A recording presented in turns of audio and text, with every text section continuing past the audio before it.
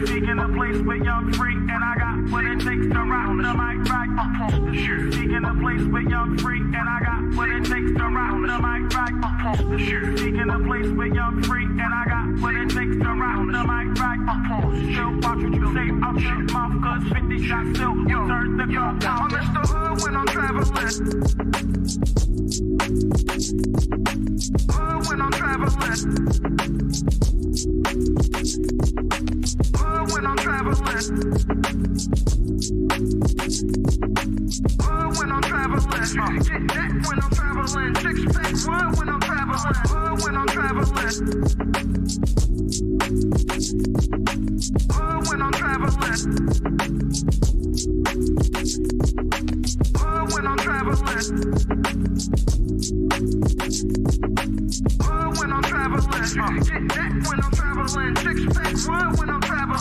Shoot. Seeking a place where young free, and I got what it takes to rock the mic right upon the shoot. Seeking a place where young free, and I got what it takes to rock the mic right upon the shoot. Seeking a place where young free, and I got what it takes to rock the mic right upon the shoot. Watch what you say out your mouth, cause 50 shots still turn the gun out. I'm Mr. Hood when I'm traveling. Hood when I'm traveling. Hood when I'm traveling. Hood when I'm traveling. Get that when I'm traveling. Six pack wood when I'm traveling. Hood when I'm traveling. Hood when I'm traveling. Hood when I'm traveling. Hood when I'm traveling. Get that when I'm traveling. Six pack wood when I'm traveling.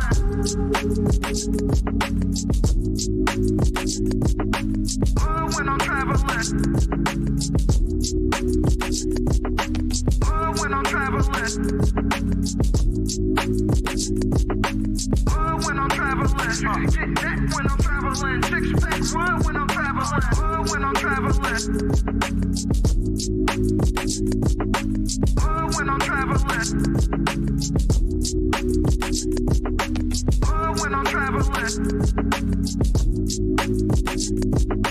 Hood when I'm traveling. Get that when I'm traveling. Six pack wood when I'm traveling.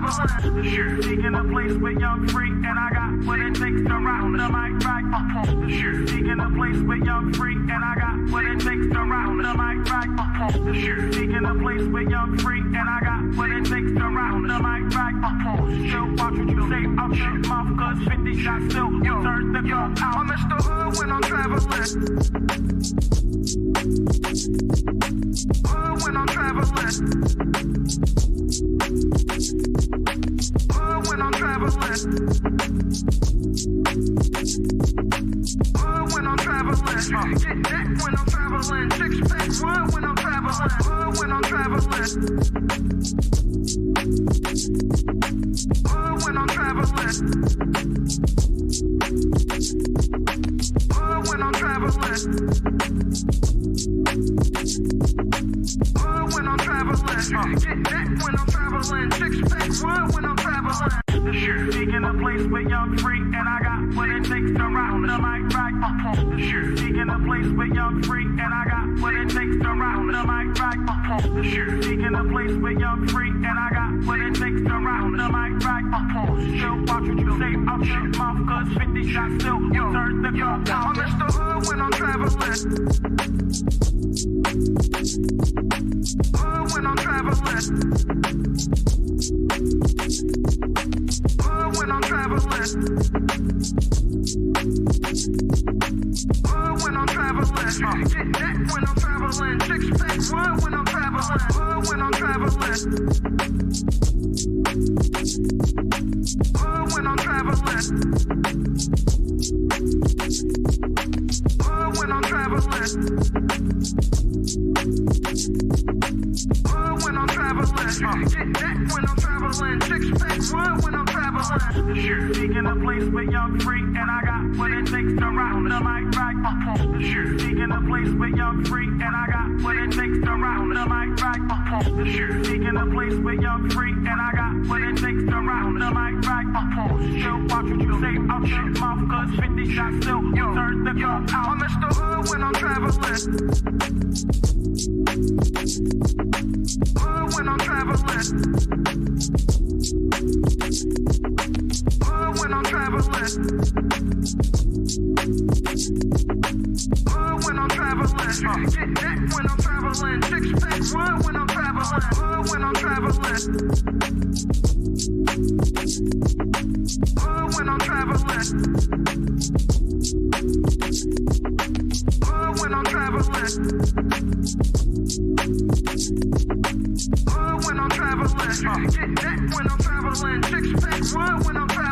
The attributes of the man that I deserve is a communicative man, understanding, patient, spiritual, and a leader. But I think I kind of want to ask, can women even handle the rejection if they had to approach men? I did. I handled it pretty well because I got rejected in the end. But if you are confident enough to go up to the man and approach him, then you should be confident enough to take the rejection. Yeah, so I definitely don't want to be rejected by no man. Women have game? A lot of women actually do have game to the point where, because we don't put it out front and we don't let you know what we're doing, you don't see it. Bro, do women have game? Only certain women have game. In states like Florida, Georgia, South Carolina, there can be successful all black communities around these racist ass white people. Who's to say that the whites are racist in the first place? I don't think that you've experienced racism in your life. If that's your opinion, we'll be able to be billionaires, have Maseratis, all this shit. I said that, right? What the fuck does that have to do with me really experiencing racism? There's no woman on this earth more beautiful than a black woman. Like, we come in different complexions, even our hair texture. I mean, like the bone structure, like that's just so like dope. Like, black people are just so dope. And we're like multifaceted. All the talents that we have, like nobody's better. First, Tyler Perry can go eat a bag of them. Women, don't miss your blessing because he makes less than you. You wouldn't date no man that could only pay the light bill? Everything else is perfect. He can only pay the light bill. You wouldn't date no man like that? All the ladies? Love, Dana, Q, none of y'all? No. And they should. How difficult is it dating modern women? I'm not going to say it's difficult. And you can take it how you want, but I don't think I've never had a problem getting women. It's about just finding the one that's, compatible to take it to that next level. Do you have fuck nigga tendencies? Absolutely. We all got them. True or false? Your value is objective based on standards set by society. Intrinsic value only matters to you. All right, so break that down. I'm a little slow. Wow. But if you know you dumb, then aren't you acknowledging that value isn't subjective?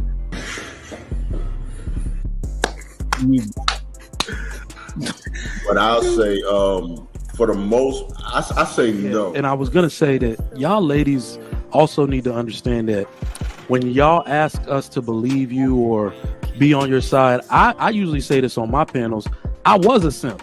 All right, I went to a HBCU. That's a simp indoctrination zone. Those that went there and those of us that graduated. Right, like, come on. You just gonna act like you got a degree. No, you have to explain. Wait, so how you did I got a disrespect degree. HBCU? You went to an HBCU, you got a degree, is that right? Yes. Okay. In fact, I misspoke. Pretty much all colleges and universities are simp indoctrination zones because the women outnumber the men by at least 7-1. So my thing is, with you feeling like you're not agreeable, is it because you haven't come across somebody that you can actually agree with that would be on the same page as you? No, what I'm saying is I should be allowed to express my opinion. So if he wanted to invest in something, which is like, say, a gamble, and it's your mortgage, would you agree with that? That's why I said something that's not detrimental. Oh, okay. So that would be detrimental. Okay. Right. Could be missing a tooth. She'll smile at you. Even the lowest of the low whites. Because she's high on meth.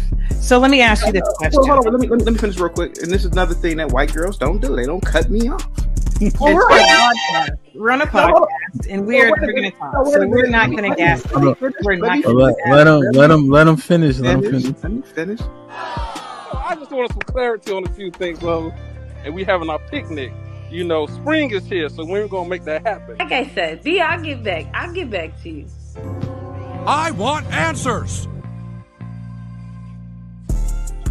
Weather outside is humid. She turn up her location. She must think I'm stupid. She wanna run the street, so let her ho, let her ho, let her ho. She doesn't show signs of stopping, so who am I to be cock blocking? I really hate to see you go. Let her ho, let her ho, let her ho. Direction, choose your own path. Don't just wear anything. Wear garments that mean something. We got hats. We got sweatshirts. We got jackets.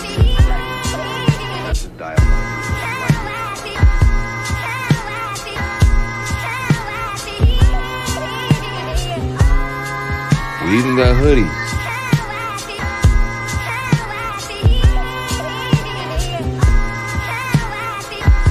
Let's not forget our classic tees. Direction, choose your own path.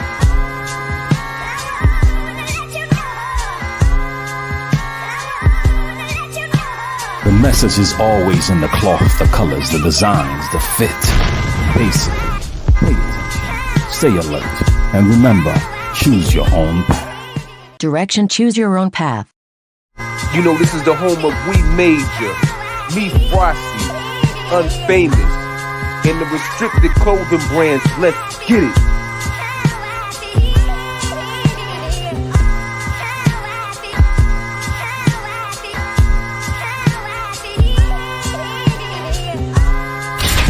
The message is always in the cloth, the colors, the designs, the fit. Basic. Pay attention. Stay alert. And remember, choose your own path. This Might Be Risky sponsorship package is here. Have your ad run on our live streaming episodes, linked in the video description and attached to our many hot take clips. The channel is fast growing with thousands of views and subscribers. Don't miss your chance to grow your business on one of the fastest growing platforms on YouTube. Join the family today. This Might Be Risky. Email us at thismightberisky@gmail.com if interested. Hashtag Indeed, hashtag do the right thing.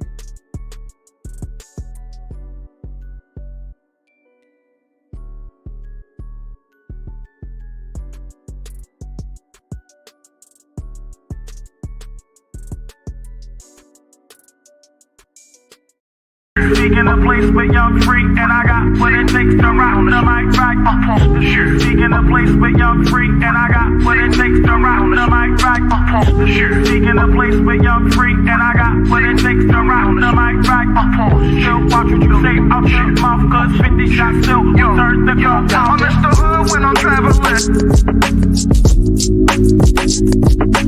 Hood when I'm traveling. Seeking a place where young free, and I got what it takes to rock the mic right up on the shoe. Seeking a place where young free, and I got what it takes to rock the mic right up on the shoe. Seeking a place where young free, and I got what it takes to rock the mic right up on the shoe. Watch what you say, I'm shit mouth, cause 50 shots still turn the gun down. I'm Mr. Hood when I'm traveling. Hood when I'm traveling. Hood when I'm traveling. Seeking a place where young free, and I got what it takes to rock the mic right up on the shoe. Seeking a place where young free, and I got what it takes to rock the mic right up on the shoe. Seeking a place where young free, and I got what it takes to rock the mic right up on the shoe. Watch what you say, I'm shit mouth, cause 50 shots still turn the gun down. I'm Mr. Hood when I'm traveling. Hood when I'm traveling. DJ Ham the Stamp. Hood when I'm traveling.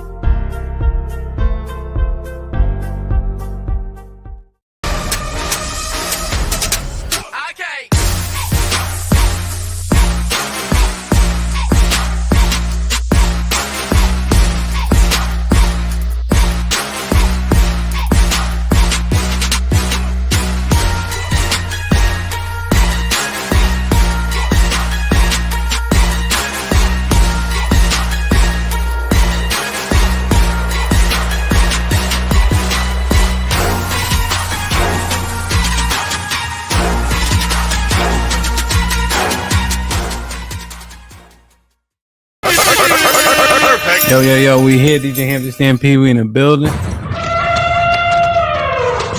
It's a stampede! DJ Ham the Stampede. DJ Ham the Stampede. Like, share, subscribe, tell a friend, and tell a friend. Hit that like button right now if you can. That helps the channel the most. You like that one? Wow. It's good. American Negro was good. Rock solid in the building. Omega was popping. Salute, man. Like, share, subscribe. Tell a friend to tell a friend. Hit that like button right now if you can. That helps the channel the most. What's good, man? I'm certainly going to drop the link in just a second, but I wanted to build the premise. Lux was popping. Let me check the likes real quick and we will get it popping. Let me see. We got 130 people in the building. We have 64 likes. Put him in the fucking bedroom. Get him out of here. Come on. Get the likes up. Get the likes up. Get the likes up, man. It's the power salute. AC in the building. I think I see my brother Truth. Cammy was popping. Miss Parker. Let me scroll to the top. Reese, salute. I like it. Matt was shaking. Hope all is well, my G. Let me scroll to the top real quick, man. Long ass day, man. I'm trying to get my energy up, but we here. Perfect. O'Shea was popping. Ezekiel, Shalom. The bell was popping. Salute.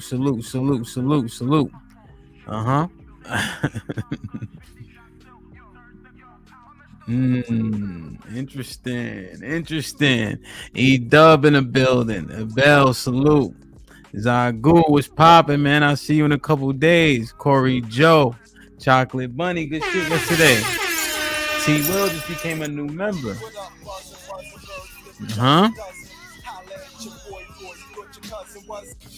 Tipsy, what up though?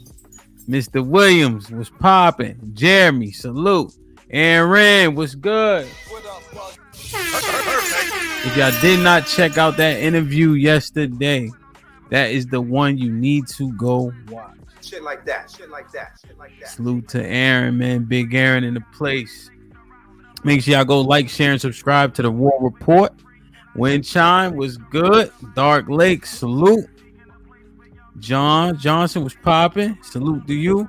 I'm definitely going to build a panel off this. Omega Dread, what's up, my brother? Tasha, salute. Tasia, my bad. I hope I ain't messed it up. It's Killer Shalom. I like it. Hood Things was popping. It's Freezy. Ramella was good. Salute. Did I see Peace of Mind? Peace of Mind was pop.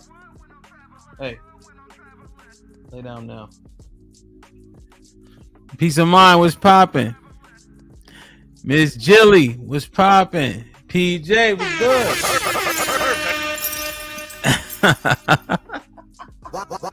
Wow. It was like this, Romello. Journey was popping. Hope all is well. Snuggle, salute. In the bushes. He knows what's good. Hey, Lux, good shit yesterday. Perfect. For sure. Get the likes up. Blue collar. Salute. Hold on, y'all.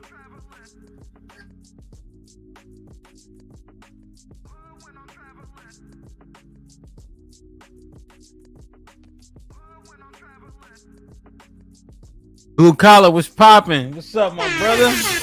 Yo, you guys gotta join the Discord, man. I'm telling you, you get to speak to so many people that are in the chat that just don't hit the panels for whatever their reasons are. Salute to that. But the Discord, man, there's a lot of freedoms, a lot of dope conversations, a lot of different rooms we have, so to speak, for different topics of conversation, man. So definitely get in the Discord. It is dope. Like, you know, it's mine, so everybody always say it's dope. It's actually dope, though. DC was popping. Let me see. Ratchet City. Quincy was popping. I think I got Miss Parker already. Hope all is well. There you go. Truth was good. Yeah, man. Wednesday, I want to use it. I like to use it for different shit. You know what I'm saying? It's not necessarily random, but we can have any topic on Wednesday night for sure. And Tom was popping. Appreciate you, American Negro, of course. King, what up though? D Majesty, we see you. I think I got Cammy already. Salute. get it popping, man. Like, share, subscribe, tell a friend, hit that like button right now if you can. That helps the channel the most. Down south, what's popping? So, here's what we want to do, man. Lauren was good. Homeboy, Shalawam, wind chime.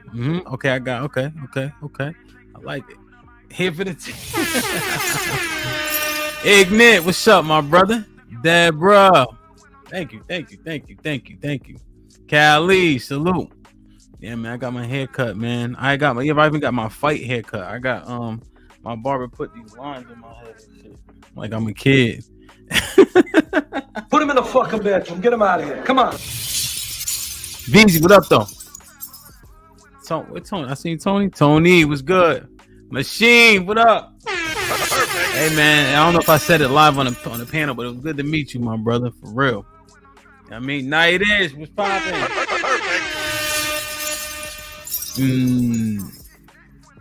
Nah, hell yeah. Word is born. Heather, what's up?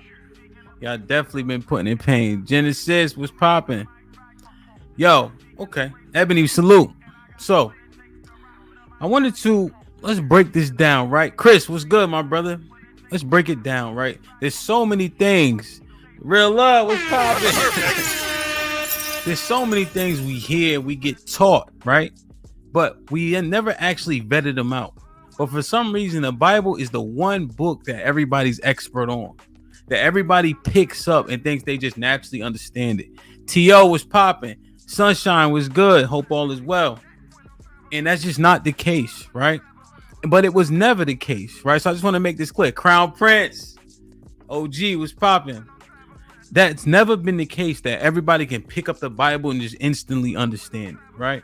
So I'm going to share a bunch of different things with you guys, and I'm going to drop the link so we can converse, all right? I just wanted to build the premise of the show, right? And then we'll drop the link to have the conversation if that's all right with everybody, all right? So let me just show y'all this, right? Like, share, subscribe, tell a friend, hit that like button right now if you can. That helps the channel the most. All right, let me show you guys this one first. Nehemiah. Okay, so this is the book of Nehemiah, right? Yeah. Hell yeah, MJ was popping. Jonathan, my brother.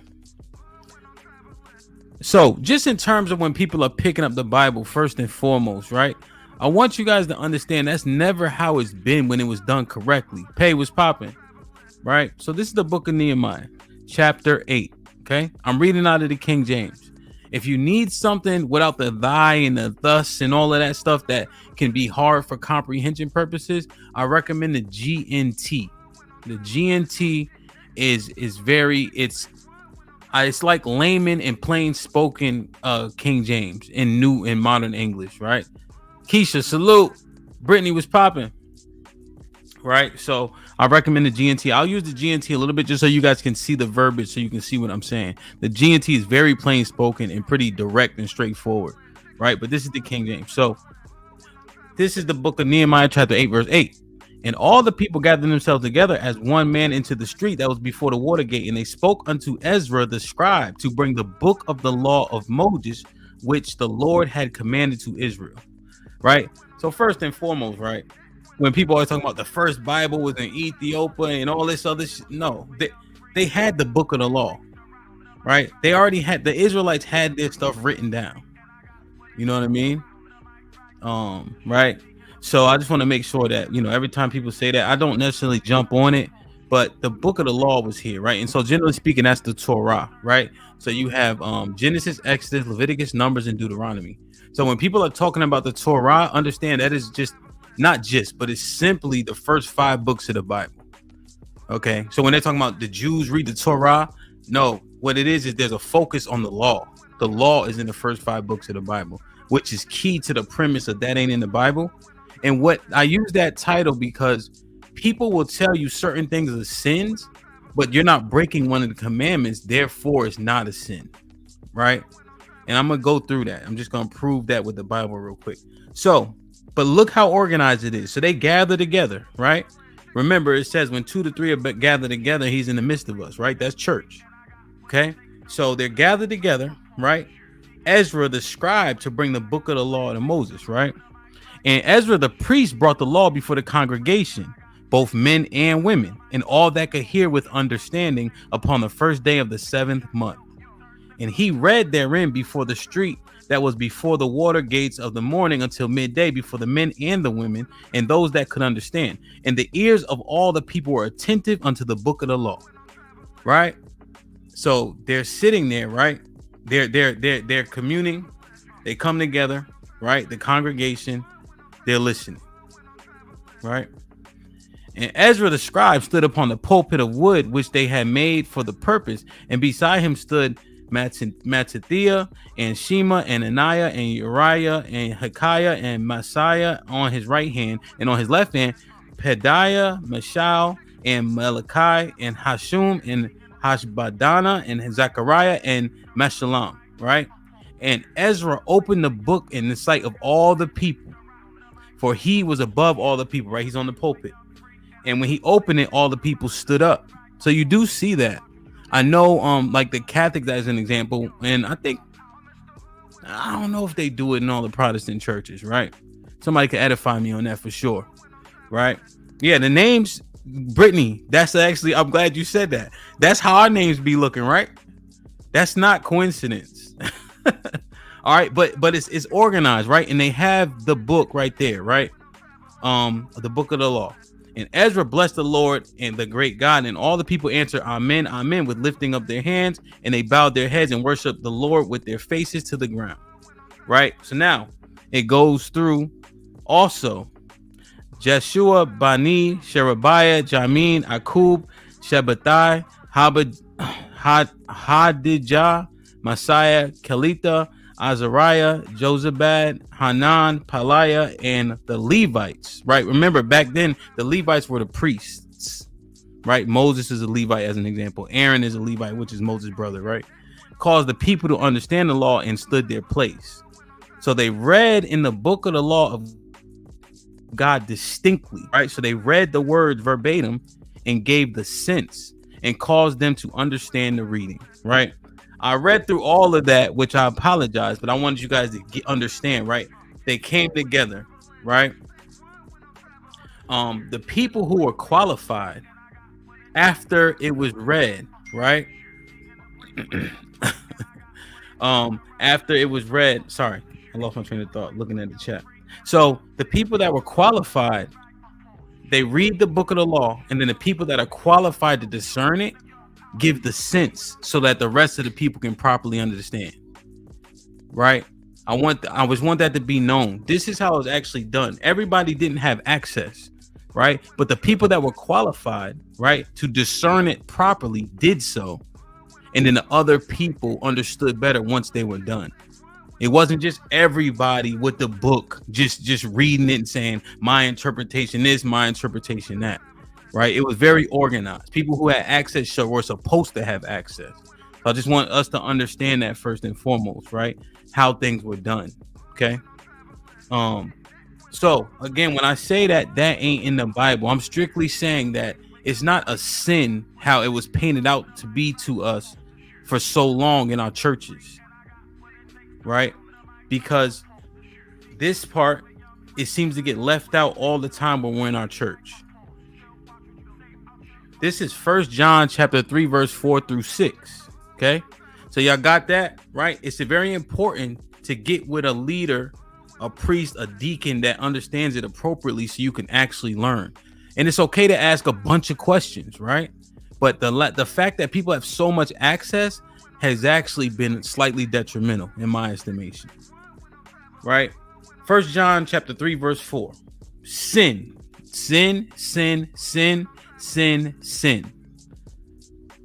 Whosoever committeth sin transgresseth also the law, for sin is the transgression of the law.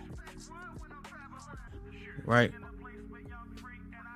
Whosoever committeth sin transgresseth also the law, for sin is the transgression of the law. Right? That's what sin is. Okay? That's what sin is. So when we're looking at things and we've been told a million times, oh, this is wrong, you sinning, God don't. That's not actually true. So that's why I picked these two specifically, because I know that a lot of us indulge, right? A lot of us indulge in drinking. You know, we use words that people deem unfavorable, right? And we'll get quickly demonized for using those words or drinking, especially around church people. But there's so many things that are being done in these churches that are actually sins per the law, right? They're actually sins per the law. So I got some verses up here for you guys so you can understand. Now, let's be very clear. Let me show you guys this. I'm going to close them out as I go just because I got so many. I don't want to, you know what I mean, repeat them and such. So this is very important, right? I want to make sure this is clear. This is very important here. Okay. 1 Corinthians chapter 10, verse 23. All things are lawful for me, but all things are not expedient. All things are lawful for me, but all things edify not. So this is just basically saying, right? Just because it's lawful doesn't mean that it's going to benefit you. As an example, something that's always in contention, right? Having multiple wives as an example, right? There's nothing in the law that says a man can't have more than one wife. However, is it beneficial? Can you handle it? Right? Is it for a righteous reason? Right? You saw King Solomon as an example, right? He's allowed to have a bunch of wives, but you saw what it did to him. Right? So I just want y'all to understand, just because it's lawful, it doesn't mean that you should indulge in it, right? So just because it's lawful to drink, and we're going to go through, doesn't mean that that's for you, right?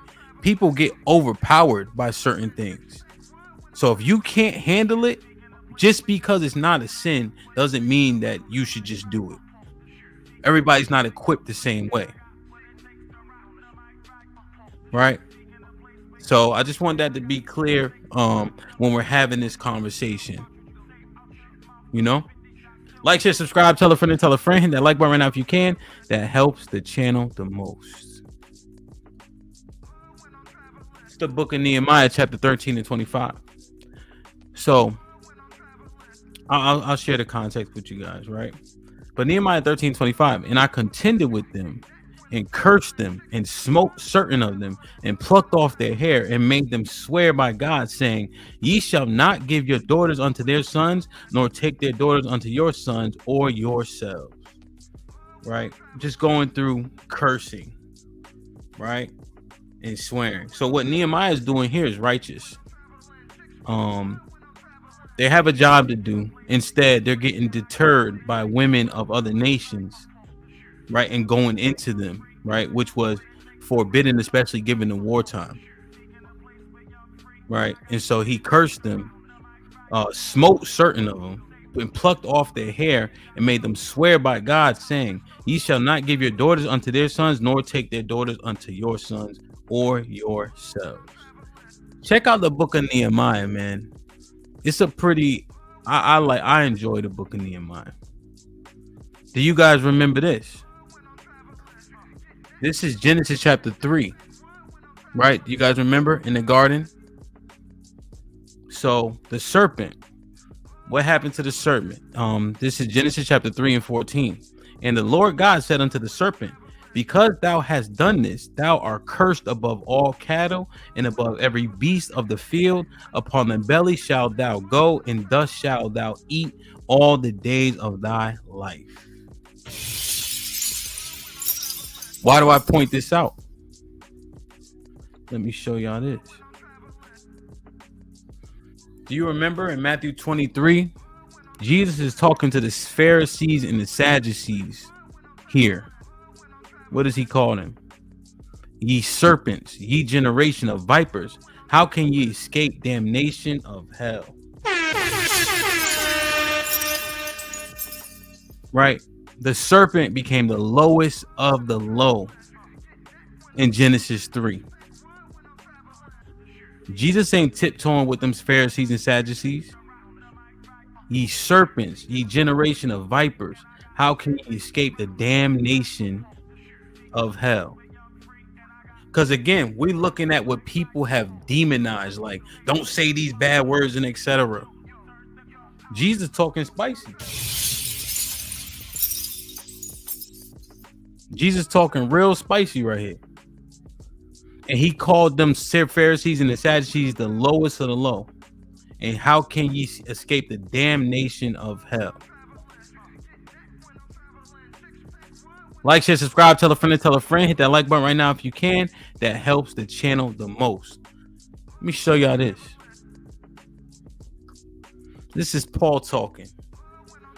We agree that I think tone matters. I think what we need to understand is, set and setting, right? Place and time. Jesus was talking spicy to them niggas because they deserved it. You know what I'm saying? Matter of fact, let me show y'all something about Jesus, right? Let's just dispel something real quick. So this is Luke 19:21 right here, right? So, and another came saying, Lord, behold, here is thy pound, which I have laid upon in a napkin. Right? So he owed Jesus the pound, right? So he came up to give it to him. Watch this. For I feared thee, because thou art an austere man. Thou takest up what thou layest not down, and reapest that thou didst not sow. Perfect. Victim Olympics, that's perfect. Jesus stood on business. That nigga was not playing. Right? Let me show y'all this right here, right? Because the word austere, I just want to make sure we understand what that means. He wasn't some meek man running around in the earth, right? Let me show you guys. This is the Oxford. Austere, it's an adjective. Severe or strict in manner, attitude, or appearance. Severe or strict in manner, attitude, or appearance. Similar, severe, stern, strict, harsh, unfeeling, stony, steely, flinty, strict, self-denying, self-abnegating, moderate, temperate, right? So I just want you guys to understand, like, Jesus wasn't walking around in the earth on his tippy toes. I got a little bit sidetracked, but I just want to make sure y'all understand this. Paul here. But though I be rude in speech, yet not in knowledge, but we have been thoroughly made manifest among you in all things. What does this mean, right? So Paul says, I know y'all don't like my delivery, but what about what I'm saying? I've been given this discernment, right? I know what I'm talking about. And you guys know Paul was educated, right? Because we get so caught up in these churches about, the fruits of the spirit and everything should be nice and for people to consume, right? Save with love, grace. But the truth is, the brothers that was outside at that time, they weren't doing that for everyone. There was a time and a place for everything, right? Ecclesiastes 3, right? There's a time for everything, right? So I just want you to understand, this is Paul talking. He probably tired of motherfuckers telling him, yeah, I don't like how I'm talking. Like, look, what about what I'm saying? Let me show y'all this. Don't this sound like us? Don't this sound like us right here? Right? Every time on the panels. This is Isaiah 30:10 and 11. Which say to the seers, see not, and the prophets prophesy not unto us right things. Right? Prophesy not unto us right things. Speak unto us smooth things. Prophesy deceit. Get out the way. Turn aside out the path. Cause the Holy One of Israel to cease from before us. Yeah, I agree, Mark. Like, he was kind, right, when necessary, but definitely not nice. I think I kind of describe myself similarly, But this is key, B. This is key right here. And I think this needs to stop, right? People don't like it. They don't like the information. And so they can demonize you when you're giving it out. Which say to the seers, see not, and the prophets prophesy not unto us right things. So literally, don't tell us the truth. Speak unto us smooth things, things that are palatable. Prophesy deceit. Right? Get out the way, turn aside out the path, cause the Holy One of Israel to cease from before us. Put him in the fucking bedroom. Get him out of here. Come on. Get the likes up, y'all. Get the likes up. Get the likes up. Matt say y'all hating on the likes. Right? This is a common trend, man. This is a common trend. This is a common trend, and it needs to stop. Right? Everybody wasn't talking nice. Nehemiah was cursing them niggas out, beating them up, killed a few of them. Jesus was austere. The man said it took him a minute because he couldn't approach Jesus. Let me show y'all this. Right? This is Isaiah 58:1. Cry aloud, spare not, lift up thy voice like a trumpet, and show my people their transgressions, in the house of Jacob their sins. Isaiah 58:1. Cry aloud, spare not, lift up thy voice like a trumpet, and show my people their transgressions, in the house of Jacob their sins. This is the Bible, man. And especially for my brothers. Like, listen, you got to give a message. You give it how it needs to be given. Pause. You give that message how it needs to be given. Right? If it's heavy-handed, so be it. Just make sure you discern appropriately based on the audience. Because remember, what did the other verse? Isaiah 30. They don't really want to hear the truth, but they need it. And let me just make sure I illustrate the point. This is Jude chapter 1. Well, it's just 1. And 22 here. And of some have a so let me read right here. Verse 21. This is Jude 1 and 21. Keep yourselves in the love of God, looking for the mercy of our Lord Jesus Christ unto eternal life. And of some have compassion, making a difference. Right? So it's right there. There's people that you need to give the word to, right? Just for lack of a better term, with compassion, and it will resonate with them. Bolo, shalom, right? It'll resonate with them. Okay. And others save with fear, pulling them out of the fire, hating even the garment spotted by the flesh. Right. And others save with fear, pulling them out of the fire, hating even the garment spotted by flesh.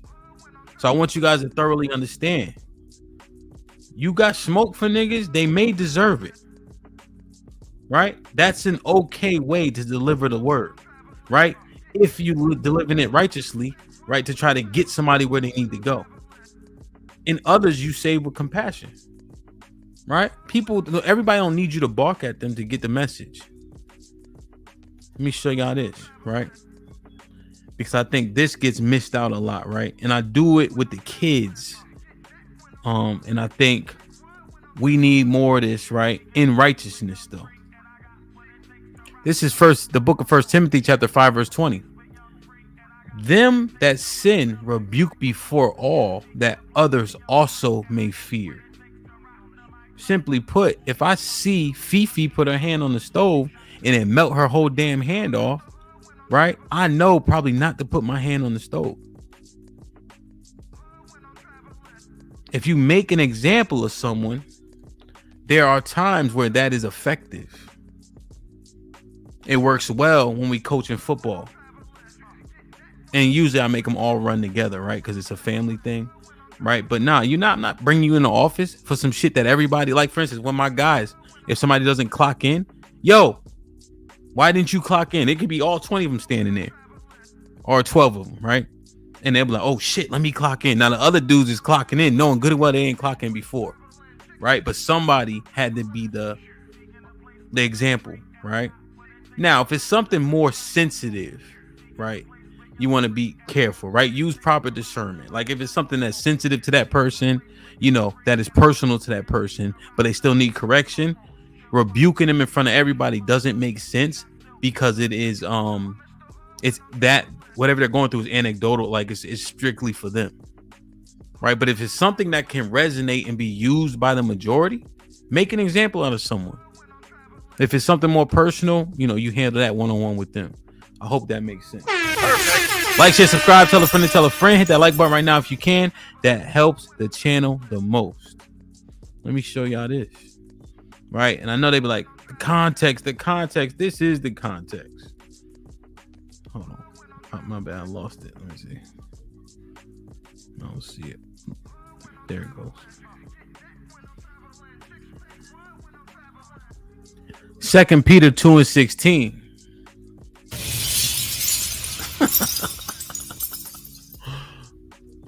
But was rebuked for his iniquity. The dumbass speaking with man's voice forbade the madness of the prophet.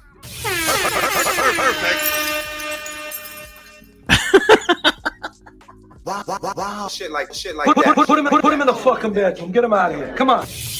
Yeah, I know that was in there, huh?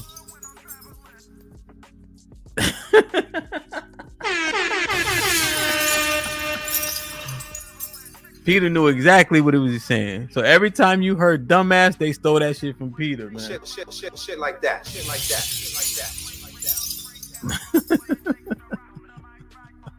Like, share, subscribe, tell a friend to tell a friend. Hit that like button right now if you can. That helps the channel the most. That's in there. That's in there.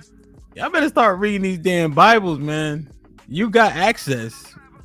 You know? I wanted to show y'all one more. And I think you guys may know this story too. Do you remember? Yeah, I'm gonna leave that up there. I'm gonna leave it up there. Y'all copy it down. 2 Peter 2:16. This one.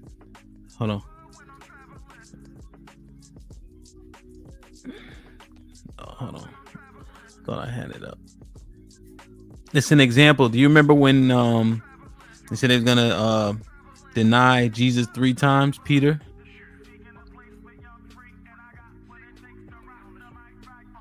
I think y'all know that for the most part. But I'll just show you real quick. So, this one here.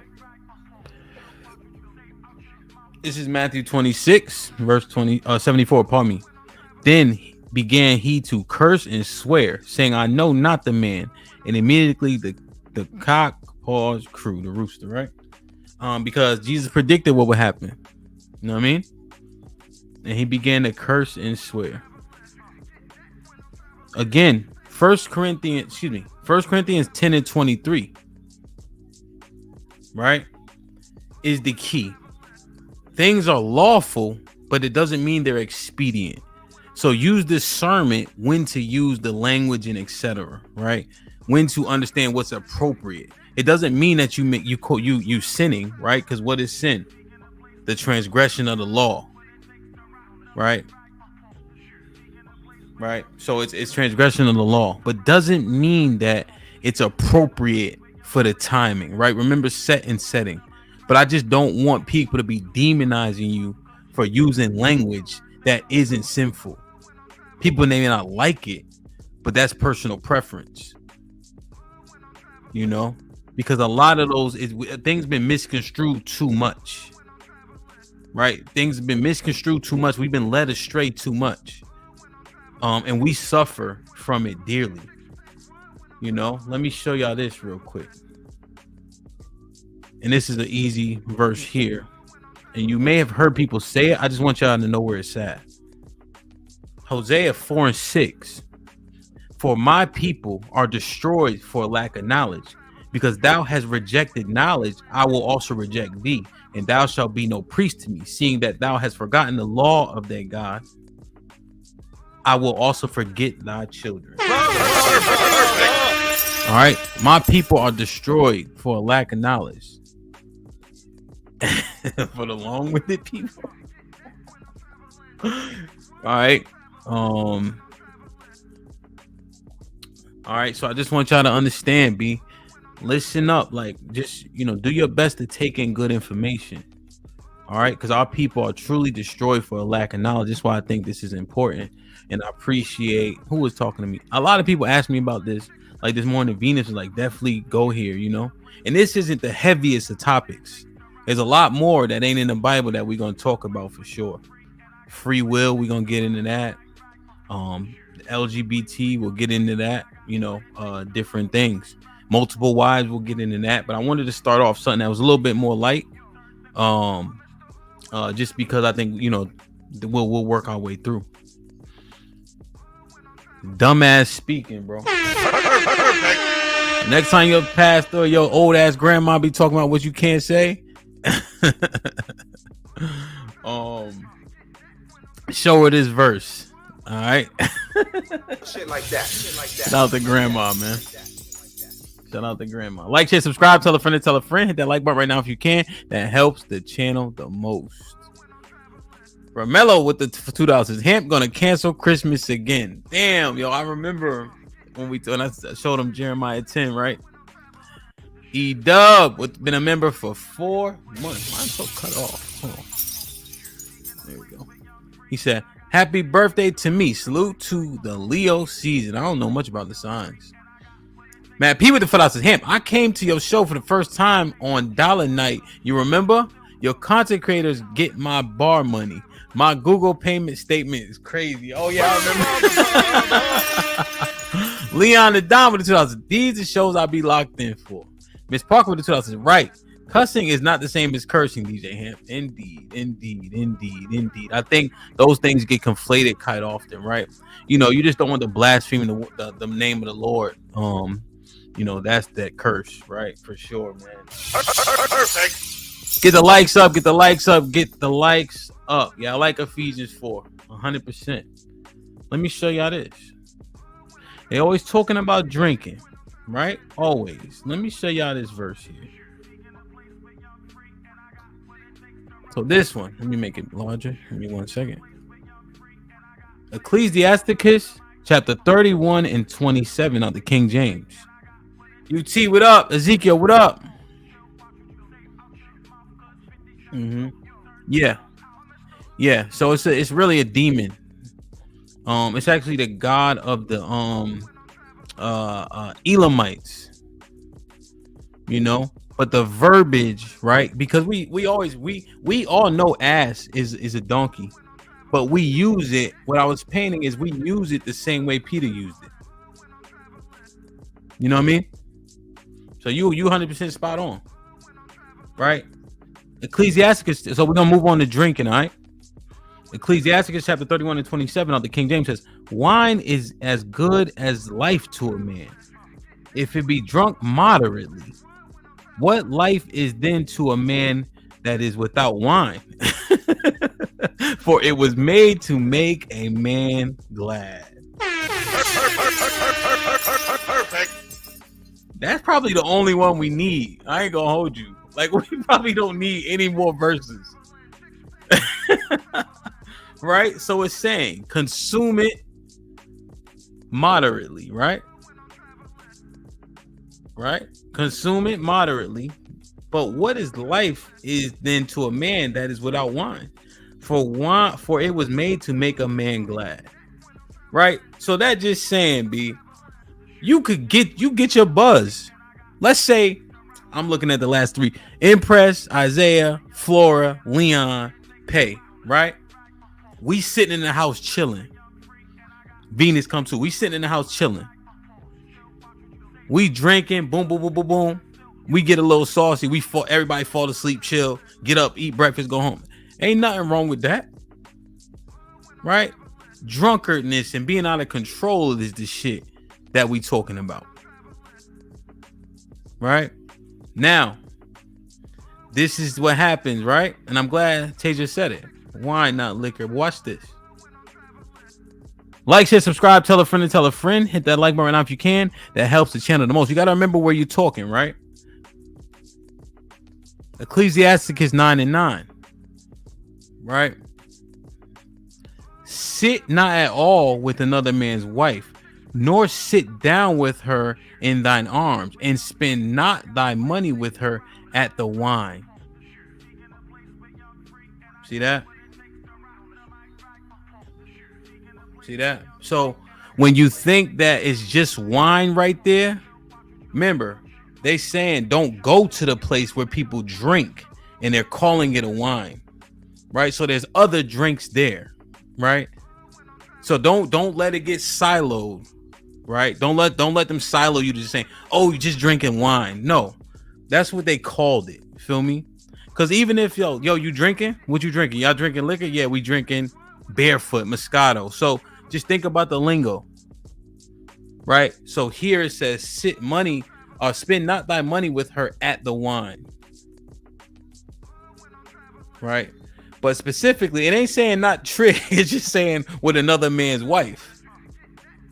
You know what I'm saying? Now, Flora, if you can handle 5 shots of tequila, right, then that's not what we're talking about. When you can't handle it, you become a drunkard. Your spirit changes. Your actions change. That's when you have to understand that now you getting into drunkardness, right? A bit of gluttony and etc. Feel me? Right? Because that's gluttonous. You just drink it, and you can't handle it anymore. And now everybody can tell. Now, remember, go back to 1 Corinthians 10 and 23. Even though it's lawful, it may not be expedient. So if you know you be wilding when you drinking cognac, stop drinking that shit. Because you're going to get into something that's going to cause you to air. Right? But if me, Salute the Reaper, Truth in here, if we drinking and we drinking 1738, that might be for us, feel me? But if you can't handle it, sit your $5 ass down somewhere. You know what I mean?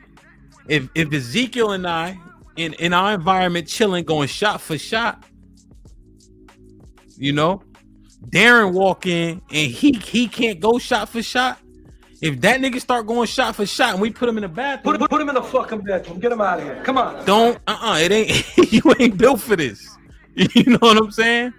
So we just gotta understand. We just gotta understand what's actually happening. You know? Just because we've been taught for so long that how our activities are wrong, right? But the truth is, the sins that we maybe need to avoid, we've been told that that's okay. But sin is literally the transgression of the law. Once again, First Peter 3 and 4. You know what I mean? So I just want us to understand, feel me? I want us to understand what's actually being said, not what we've been taught, because we've been taught wrong, unfortunately. And I don't know if it was out of malicious intent. People just didn't read enough, didn't know enough, right? There's so many people that still think that there's only 10 commandments. It's way more commandments, bro. But people think it's only 10. So I just want us to understand, man, right? Because I think we beat ourselves down on shit and we don't even know enough about it to beat ourselves down. You know what I mean? So let's just reset a little bit and just look at the things that we do every day that we maybe feel guilty about, that maybe you shouldn't. But again, set and setting, time and place, even though it's not a sin, doesn't mean it's for you to do necessarily. Okay? Yep. So, yeah, the number of laws is 613. Another word would be commandments. Yeah, all of them are in the Bible. Yep. All of them are in the first 5 books of the Bible. You know, like, share, subscribe, tell a friend, hit that like button right now if you can. That helps the channel the most. Okay. Now, when you look at the prophets, the book of Sirach or Ecclesiasticus was what we were just reading, right? When you look at the different prophets, Nehemiah, when he was cursing, the book of Sirach is saying, hey, you could drink, wine was made to make again glad. The premise here always stands as well. This is the book of Leviticus chapter 19 verse 17. Thou shalt not hate thy brother in thine heart. Thou shalt in any wise rebuke thy neighbor and not suffer sin upon him. Thou shalt not avenge nor bear any grudge against the children of thy people, your people, and thou shalt love your neighbor as yourself. I am the Lord. Right? So when Jesus says this, he's literally getting it from here. But also, these prophets understand the law. They know the commandments. Right? So when they're teaching us, like in Ecclesiasticus, right? This premise always stands. They're not suffering sin upon us. I just want to be clear, right? So when we're reading this stuff, we understand that the prophets in the Bible are under the guise of this. Okay. Now, rebuke your neighbor, right? Hold him accountable 100%. Right? But don't lead him. Don't cause him to err. Right? So I just want to make sure that we understand that. Let me show y'all this. Okay. This is Proverbs 31. And I think this gets missed a lot, right? This gets missed a lot in Proverbs 31. Because they start talking about the women in 10. But this is actually a mom advising her son who's going to be king what to do in certain times. Just to, again, just continue the premise of, you know, the wine, the liquor, etc. Give strong drink. This is Proverbs 31:6-7. Give strong drink unto him that is ready to perish, and give wine unto those that have heavy hearts. Let him drink and forget his poverty and remember his misery no more. So the alcohol has a goal. You guys see it in so many movies. So many movies where they about to do something, like, you know how they got about to get a bullet taken out, right? And then somehow they take a shot and now they ready for the bullet to get taken out. You know what I'm saying? You ever see that shit? So, you know, it has its uses, right? I just want us to understand, especially, you know, we may be a little bit younger. We are trying to understand this book. We trying to understand our path and shit like that.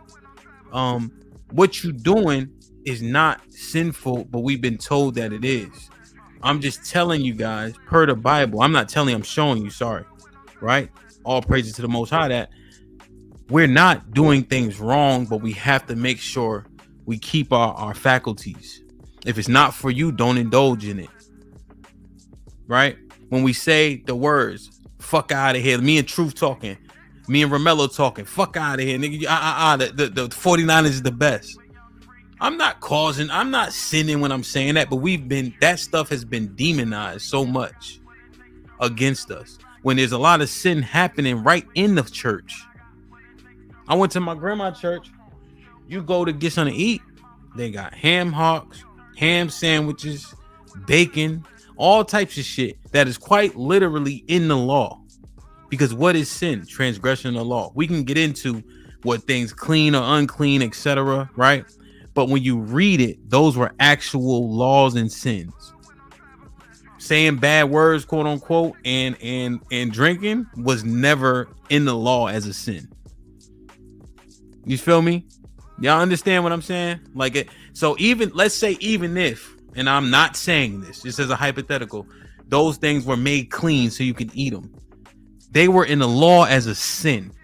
Drinking was never, drinking was never in the law as a sin. You feel me? That's what I just want y'all to understand, that saying bad words, right, was never in the law as a sin. Otherwise, Jesus wouldn't be out here calling niggas serpents and snakes and vipers when the serpent was the lowest of the low. He knew what he was doing. He was talking his shit. He was getting spicy with niggas. You know what I'm saying? So it's interesting, man. It's a dope ass book for sure. You know, it's a dope ass book. Like, share, subscribe, tell a friend and tell a friend. Hit that like button right now if you can. That helps the channel the most. Let me drop this link. Those are the two things that I wanted to cover. I appreciate all 270 people in here in just the first hour. And we talking about the Bible. Know what I mean? So we could talk about whatever. If y'all want to go more into it. You know, because there's things like what Reaper's saying. I think I saw Deborah say something. And we've talked about those things pretty profusely. But I wanted to kind of focus on these two things specifically, us as young people, us that are out in the earth, you know, doing what we do. There's so many things that have been weaponized against us to make us fold or misunderstand, and things are misrepresented too often. So I just want to try to clean it up, and we could do it together. You know, this is just edification, back and forth. Feel me? But I think it's important.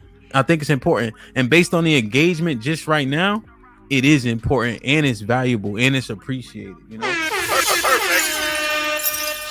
know? So I really appreciate y'all 100%. I dropped a link for you guys if you want to come up. Let's talk about it. If you have something different, it's okay if we go that route. But because this might be clean where y'all might understand it, so maybe we can go through something different. Because we only an hour in, like, share, subscribe, tell a friend and tell a friend. Hit that like button right now if you can. That helps the channel the most. Let me see. Yep. Yeah, I think this is a great. So you guys will see this too, right? Which is the other end of the spectrum. Right? Proverbs 20. Wine is a mocker, strong drink is raging, and whosoever is deceived thereby is not wise. 100%. Right? And so, Tasia, what does this mean? Right? Make sure we just thoroughly understand. Thanks, Ray. Appreciate you. Right? If you this person that this shit be having you messed up, wine and strong drink, and get you going crazy, it's not for you. Right? It's not for you. Everything ain't for everybody. Just because it's lawful doesn't mean it's expedient. Right? Doesn't mean it fits you. Doesn't mean that you should do it. You know what I'm saying? So that's all it is. Right? Solomon is painting the other end of the spectrum. Wine is a mocker, strong drink is raging, and whosoever is deceived thereby is not wise. Right? So this is good. This is good. So Tasia, if you be wildin', sit your ass down somewhere. Get you a Tom Collins. And from now on, if y'all see Tasia out, get Tasia Tom Collins. It's half water, half vodka. All right. Shit like that.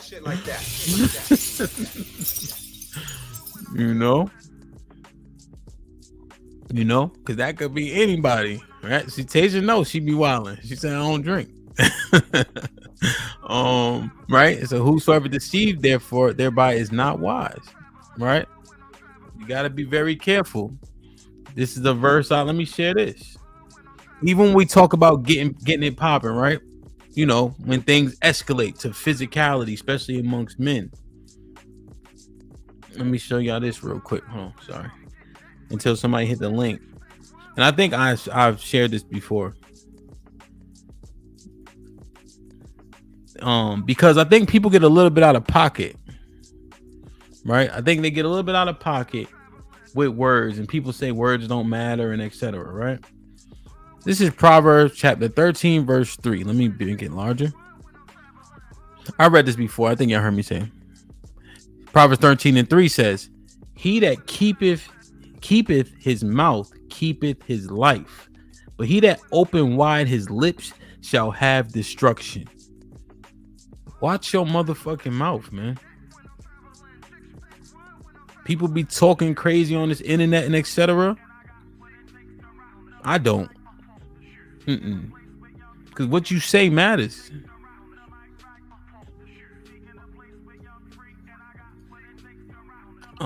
Which one did I want? Let me show. Let me show y'all this one. It's probably one of my favorite verses here. Proverbs 18:6 out the King James. A fool's lips enter into contention, and his mouth calleth for strokes. Pause. Brilla. Right? A fool's lips into a contention, and he got smoked physically. You know what I mean? Let me show y'all this, because y'all think when Jesus was saying turn, I'm gonna break down turn the other cheek, but I need a little bit of time to break down turn the other cheek. But let me show y'all this.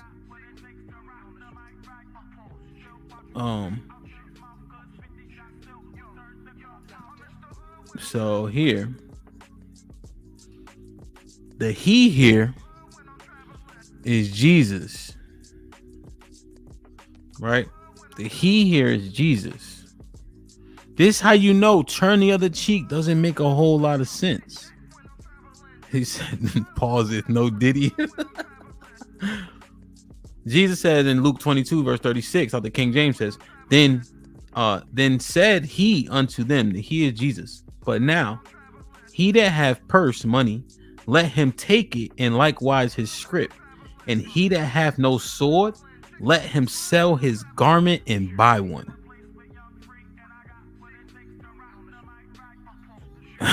So Jesus said, if you don't got the strap, go get one. It was up. You don't go through a place flipping tables and you turn in the cheek. That don't make a lot of sense, right? So we just got to make sure we reconcile, because otherwise we create contradictions unnecessarily. But Jesus said, go get the strap. Don't get caught lacking.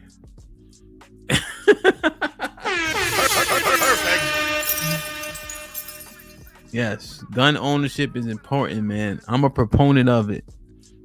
Exactly, Fred. Yo, and even if you don't like guns, man, even now and today, right? This is prophetic, right? This is end time stuff. You gotta strap up. You have to know how to handle a weapon. You know? You have to know how to handle a weapon, man. Because it's a crazy world. It's a crazy world, man. Let me show y'all this real quick. Like, share, subscribe, tell a friend. If tell a friend, hit that like button right now if you can. That helps the channel the most. Let me show y'all this, right?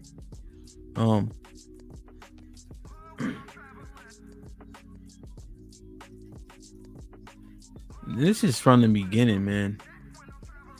This is from the beginning. Hold on, sorry. Let me see. That's the NL10. This is number 35 and 33 of the King James. So ye shall not pollute the land wherein ye are, for blood it defileth the land, and the land cannot be cleansed of blood that shed it therein, but by the blood of him that shed it.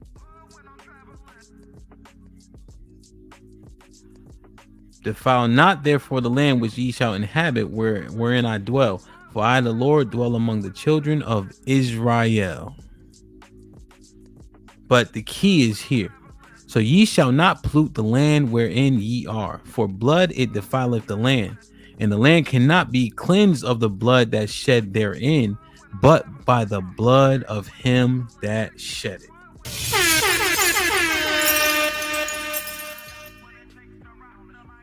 Eye for an eye, man.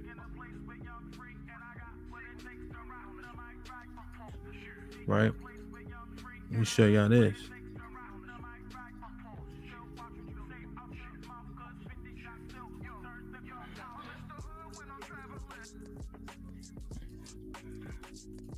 Galatians 6 and 7. Nah, I got too many ads in the chat. My bad. I got too many ads, man. I could slow them down. Galatians 6 and 7. Be not deceived, God is not mocked. For whatsoever a man soweth, thou shalt he also reap.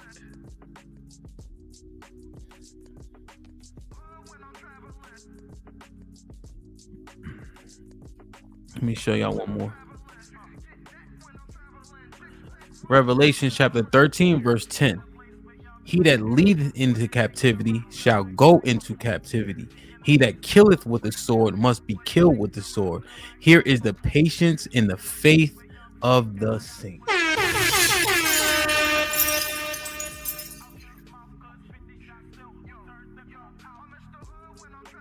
Yeah. He that leadeth into captivity shall go into captivity. It's important. This is Revelations. He that killeth with the sword must be killed with the sword. Here is the patience and the faith of the saints.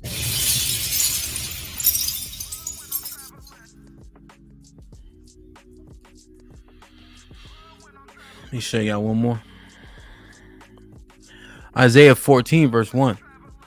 For the Lord will have mercy on Jacob and will yet choose Israel and shall set them in their own land. This is end time prophecy, right? Set them in their own land, and the strangers shall be joined with them, and they shall cleave to the house of Israel, and the people shall take them and bring them to their place, and the house of Israel shall possess them in the land of the Lord for servants and handmaids, and they shall take them captives, whose captives they were. See that? They shall take them captives, who captives they were, and they shall rule over their oppressors. Perfect. Like, share, subscribe, tell a friend to tell a friend. Hit that like button right now if you can. That helps the channel the most. I'm traveling. Dre with the $2 says, live by the gun, die by the gun type shit. Miss Parker with the $10 says, Wednesdays in the Word. Romello with the 20 ball says, Bible Wednesdays. Shit like that. For the collection plate. Reaper with the $5 says, great combo, DJ Hamp. This the shit I like. Melchizedek style. Shit like that. Fact. Son Kid, Shalom. Corey Joe, what up, my brother with the $2 says, everything in moderation. Lauren Mack with the $10 says, wine in the blood in my veins, or whatever the verse says. Sutter Holmes be glory. Oh my God. UT was popping. Salute. Yep, I think I answered this right. Like, share, subscribe, tell a friend to tell a friend. Hit that like button right now if you can. That helps the channel the most. Man, oh man. Yeah, man. Yeah, and I shit, I don't have to be here for a long time. You know what I'm saying? We got a long ass weekend ahead of us. I dropped the link one more time. I hope that those things are understood, right? Because I just think that we need to edify each other more. You know, we had a dope conversation yesterday that was a hard ass conversation, and we were able to get through it because of the amount of respect that was given and received, you know. And these conversations ain't necessarily easy either. You know what I mean? But we have to have them. But people make this shit so stiff. Pause. Like, we just talk. We talking through it. We actually looking at the verses together. Right? I'm not sitting up here like, yo, XYZ. You better do this because the Lord going. I'm not taking a bunch of deep breaths and asking. Nah, we saying, yo, here's the verse. Let's read it together. Go through it together. Y'all seeing exactly what I'm seeing. That's how it's supposed to be done. Know what I mean? We literally looking at it in real time with each other. You know? Yeah, if you got something, let's go to the Discord, man. Y'all join the Discord. So we can then we could build in there, and then we'll bring it to the show. You know? Damn. There's no math equation to get a wrench. Why y'all should be members, man. Damn, there was something else I wanted to show y'all, but I forgot in my mind that quick. I forgot my mind. Oh, the Sabbath. I think we're gonna break down the Sabbath for sure. We're gonna break down the Sabbath. Oh, let me just show y'all this real quick, man. This right here. Proverbs. People, I want us to stop saying this, all right? Like Tyranny said it a couple times. I just remember because she was just up here. Salute to her, man. She did a good job. Let me just show y'all this real quick. Stop saying this, okay? My own interpretation and all that stuff. Stop saying that. Proverbs chapter 3 verse 5 out the King James says, trust in the Lord with all thine heart and lean not on thy own understanding. Right?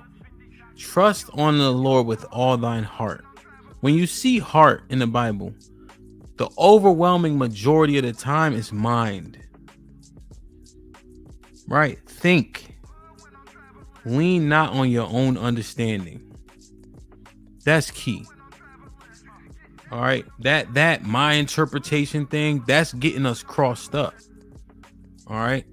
But heart equals mind when you guys see it. Okay. Let me show y'all this.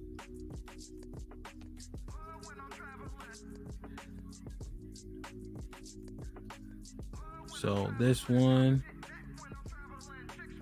2 Peter 1 verse 20 and 21. Knowing this first, that no prophecy of the scripture is of any private interpretation. For the prophecy came not in old time by the will of man, but holy men of God spake as they moved by the Holy Ghost. Okay. So if you're talking to someone, right there, somebody, if two people are talking, one person has the proper discernment, the other person is absolutely wrong. Okay, they're absolutely wrong.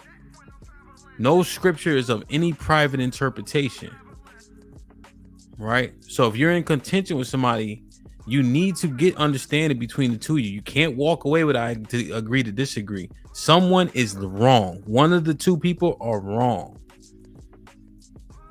right? 100%. One of those two people are wrong. So, right? And remember, Peter's the rock of the church. 2 Peter 1 and 20. Knowing this first, that no prophecy of the scriptures of any private interpretation, for prophecy came not in the old time by the will of man, but holy men of God spake as they were moved by the Holy Ghost. Let me show y'all this. So, there's one thing, and it's along this line. That's why I'm going to go there, right? When we say personal relationship with God, I take umbrage with that to an extent because people are allowed to then mold it in a way that fits them, right? And I think that, what's up, Almanize? We have to start pushing back against that. So let me show y'all this. When people say they know God, they have a personal relationship with God, right? How do you show God you love him?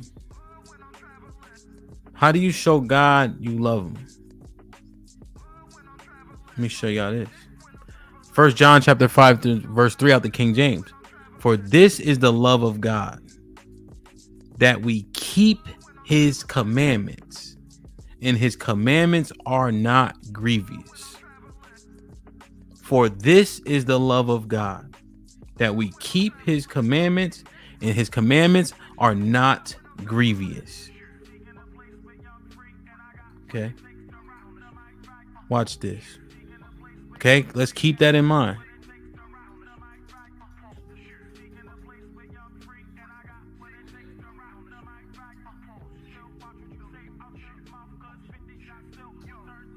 First John chapter 2 and 4. He that saith, I know him, and keepeth not his commandments, is a liar, and the truth is not in him. He that saith, I know him, and keep not his commandments, is a liar, and the truth is not in him. So, don't that sound like that shit? I got my own personal relationship.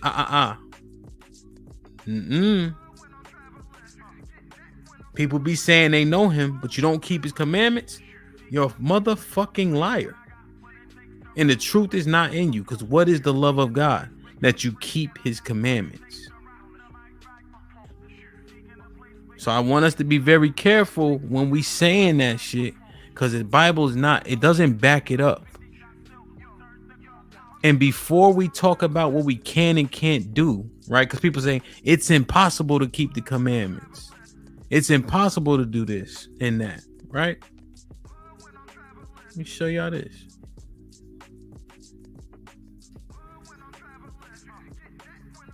Philippians 4 and 13.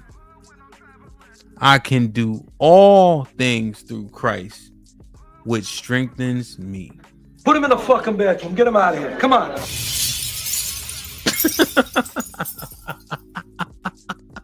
Every church, right? Until it's time to come and do what the Most High asked us to do. All right, I'm gonna slow down the ads, man. Yeah, try to show some support, and I'll slow down the ads. Okay. All right. Conservative. All right, I updated it. They shouldn't hit so much. All right. So before y'all say what y'all can and can't do, this is the verse that always get clicked on. So keep it up. All right, keep it up. Before y'all say it's impossible, let me show y'all this.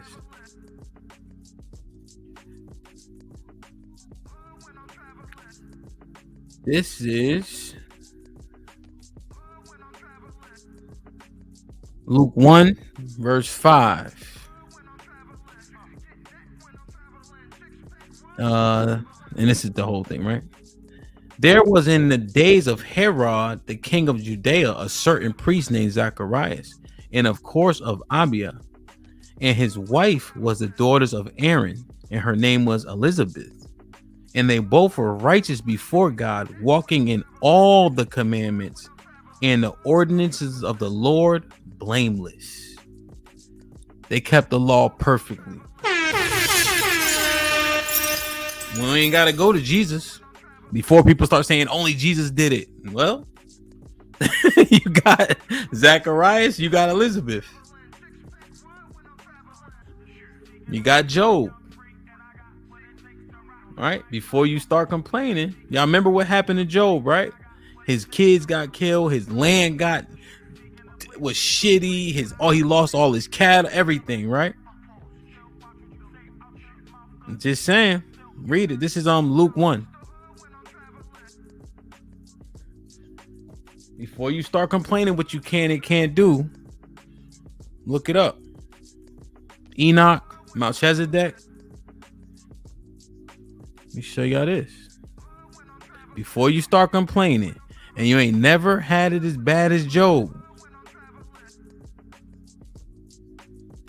When Job lost everything and he's about to go down, what did the Most High tell him?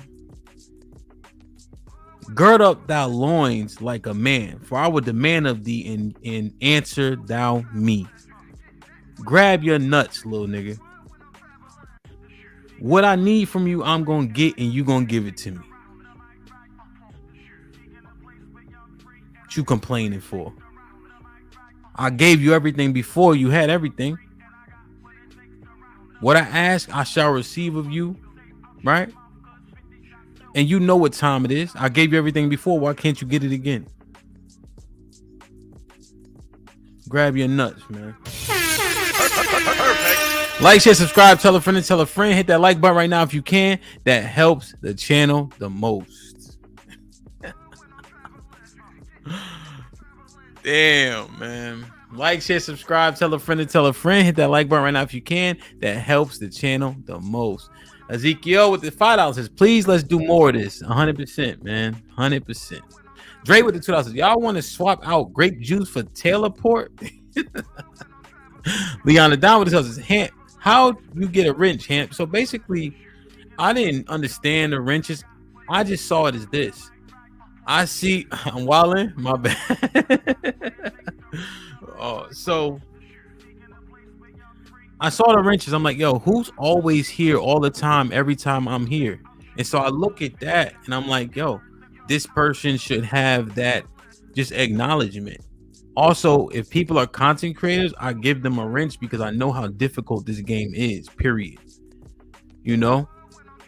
So when I look at people who hit the panels often, who support, who are always here, that means a lot to me. If they're content creators, then I usually give them a wrench.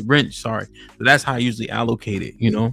And there's people that don't even necessarily super chat a whole bunch, but I just see them always here, and I gave them a wrench.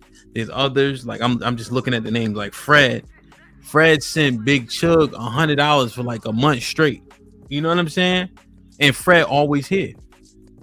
So, you know, it just made sense. So it just that's generally how I do it. Like whoever's showing a lot of love, who always here, who trying to help it grow, who's active in the chat, who's in the Discord, like people that like bought in, you know, like that makes a difference, you know. And not to say like I got it perfect, you know. I may miss at times. I'm like, I see a name a bunch, so but that's just genuinely how I do it for the most part, you know. So like for instance, Deborah be wilding in the chat, but her name always pop out to me. You know what I'm saying? I seen Chris a whole lot more, DJ Smith, like a lot of people, you know. And a lot of people had rent just because, you know, it wasn't always like right now. It's a slow night, you know. 130, we're hour and 30 minutes in, 260 people here, which I expected for these type of conversations, you know. But it wasn't always like this. Like slow for This Might Be Risky is 250 people. Before it was 10, 20, 30, 40. You know, we just continue to build and grow. But you gotta get in the Discord, man.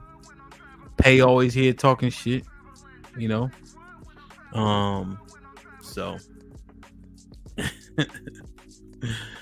yo, well, I ain't see what you said. MC Heavy Tits, salute, man. Been a member for 6 months. Yeah, you got in there. Yeah, no, y'all should definitely join. Like seriously, like you get y'all remember AIM, except it's smarter. Except you can talk, you can share videos. Like remember, it gives me that feel. Like yo, this is dope as hell. The Discord, you know. Yeah, Romello, and the thing is, and those are still cool, you know. But I think we're able to get a bigger footprint, you know, get a bigger footprint for sure. It's kind of like that, Mrs. Parker, but it's more, yeah, but we also have a voice chat, and then we also have a chat where we watch the movie together. Like we do Tubi Sundays, which is epic. You know, Tubi Sundays is crazy. I ain't gonna hold you. I was hating like, why are we watching Tubi movies? And then I'm watching one. My daughter busts in the room. I'm like, yo, shh. Like, yo. Put him in the fucking bedroom. Get him out of here. Come on. You know, so y'all definitely gotta get in there, man. That shit is good as hell, man. It's dope. Like I feel like a closeness with all the people that are in there because you get to hear voices you never heard, you know. Both with a BOFF. You know what I'm saying? Really? I'm gonna drop this link one more time. I just don't want to hit every single subject because then, you know, it'll be slightly redundant. I think it's necessary though, right? Especially as we grow, if we continue to talk about the Bible and things like that. You know, I've seen it a couple times. People will send me something or I'll tune in just like to show love, or if I'm not streaming. And I noticed that when Christians, just for sake of conversation, are having these conversations, people are clicking the link, but the reason why they click the link isn't always to build, you know. I noticed that when I do the shows, it doesn't happen.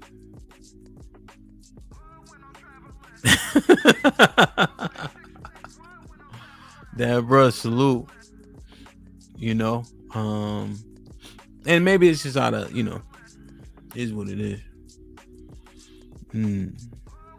Leon, you still can, right? Because we just talking through it. If you come up here, there's one thing that you will not get. Like you won't get no. I'm not gonna try. If you think something, we'll go to the verses to see if what you think is correct. Right? There's a verse in here that I probably don't know that you might know, and we can walk through the shit together. But no, I just saw it like, you know, like shout out to Venus. She had a couple panels where she was talking about it, and then, you know, she had to go to war with a little bit of it, you know. So it's interesting. I think people are overall intrigued, you know. And I don't think the majority have like malintent, but it can come across in a different way, you know. So yeah, I like, you know, if people talking about soccer, I just wait for them to finish talking about soccer, you know. You know, I usually don't get into conversation, you know. Now if they start comparing it to football, then I'm on their ass. Pause. Lauren Mack with the $5 says, I be in the Discord doing the Lord's work, serving my purpose. That's a fact, though. Love C, Lauren, Fred, Matt B. He don't be in there as much, but he definitely be spamming it. Who else? Big Bad Bull, Josh, Venus be active as shit. Jay be doing a lot for the movie nights, and I just appreciate all the participation, man. Let me see. We got a super chat here. Jonathan with the $5 says, when speaking on the body as a temple of the Holy Spirit, is that speaking of discernment with tattoos and drinking? Well, tattoos specifically. Hold on. Let me read these, John. Blue Jay with the $10 says, I'm definitely due and send more soon. Just had to pay movers $3,000. You know those guys are straight crook. You should have contacted me, man. See, because they will get you. Hey, Blue Jay, if you don't mind, what did you have to move? Chocolate Bunny tells us, this your night, Hamp. Teach. No, I got you, man. We building though. Even like the one-on-ones that I've started doing, it's a build session, man. I'm not the only one talking. You know, if I'm the authority in terms of the knowledge on the subject, I'll do the talking. But throughout the build session, we'll be having the conversation, in which case I'm like, tell me more about X, Y, and Z. You know, that's why I like to call it a build session. Yeah, and John, so the drinking, I think we carved it out pretty decently. If you are getting to the point where that alcohol is overwhelming yourself, you have to rethink that. You know, in terms of the tattoos, let me show you this, right? Because John, it's not, and again, John, I think I like that you said that, because what John's saying, yo, take care of yourself, right? Don't defile the temple, right? Those are all the buzzwords. But alcohol is permitted. But once you get to the point where you start to deteriorate yourself, it's not expedient for you. You start to get into sinful activity with being a drunkard, being a glutton, right? And we all get drunk and etc., right? But when the people don't have control, can't stop, I think John's message is very clear for them. You know, John, let me show you this. Unless we'll just cut this right here. So after this, guys, you are accountable when I show you this. So if you don't want to see it, if you love getting tattoos, log off now, because once you know it, you know it. Leviticus 19:27. Ye shall not round the corners of your heads, neither shalt thou mar the corner of thy beards. Let me go down. Sorry, y'all. 1 second.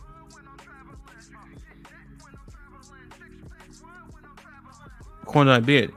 Ye shall not make any cuttings in your flesh for the dead, nor print any marks upon you. I am the Lord. So tattoos right here are not lawful. No tattoos. And don't get me wrong, I have a few tattoos. I wanted to get more, but we can't. Now that I learned, I just don't do it.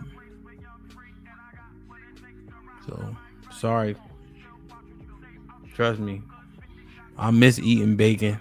I want to get another tattoo, but you just can't. Like, it's just that simple. You know.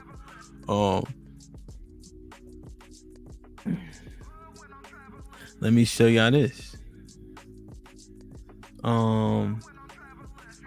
But you know, hold on, right here real quick. Leon the Don says, man, we break a lot of laws. But Leon, the key is we don't have to when we know. You just don't know. So once you know, you just don't do those things. And I'm saying it's not always that easy, right? There's things like tattoos. You just don't go get a tattoo. There's other laws that people break that they have to conflict with them every single day, and they got to fight it. Let me facts pay. Let me show y'all this. Where was I going? Okay, so earrings, no. So, and let me just also break this real quick. You know, when people are talking about we wear our gold, we wear our jewelry and all this, you know, they always talking about, you know, how we dress and etc. Let me show y'all this real quick. This is the Israelites in the Bible right here. So this is Ezekiel chapter 16 and 11. This will also address the earrings. I decked thee also with ornaments, and put bracelets upon thine hands, and chain on thy neck. And I put a jewel on my forehead, and earrings in thy ears, and a beautiful crown upon thine head. Thus was thou decked out with gold and silver, and thy raiment was fine linen and silk, embroidered work. Thou didst eat fine flour and honey and oil, and thou was exceedingly beautiful, and thou didst prosper into a kingdom. I don't know who they wear your shit. Just don't be buying shit and you can't pay your rent. But we always been decked out. You know, we always had drip. We always had earrings. We always had gold and silver. You know what I'm saying? Like, nah, bro. That's regular shit for us. Regular shit. You know? But nah, earrings were not unlawful. Earrings were unlawful. Let me give you guys this real quick. Let me see.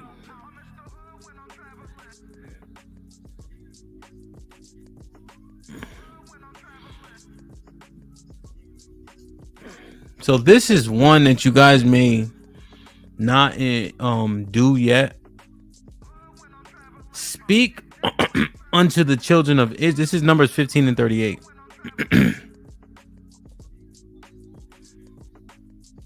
Speak unto the children of Israel and bid them that they make them fringes in the borders of their garments throughout their generations, and they shall put upon the fringe of the borders a ribbon of blue, and it shall be unto you for a fringe, that ye should look upon it and remember all the commandments of the Lord and do them, and that ye seek not after your own heart or your own eyes, after which you used to go a whoring. So the fringes, I don't know if you guys ever saw them. Let me see if I can bring some up. It just as like a constant reminder. There's some, let me bring up some pretty cool ones real quick. So there's different styles. Let me see. Hold on. All right, so these two styles are side by side. So you have these styles here. These people would refer to them as zitsis. But you put them on like your pants loop, right? Hold on. Can y'all see this? So you put them on like your pants loop, and a bunch of different colors, lengths, all that, and you just put them on four corners on your pants.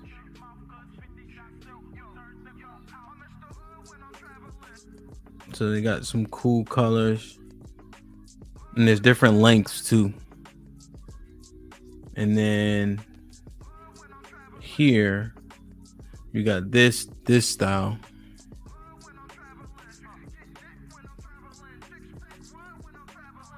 And it'll go all the way around. Like you get it sewed onto your shirt or something. So these ones are pretty cool. Just a different style.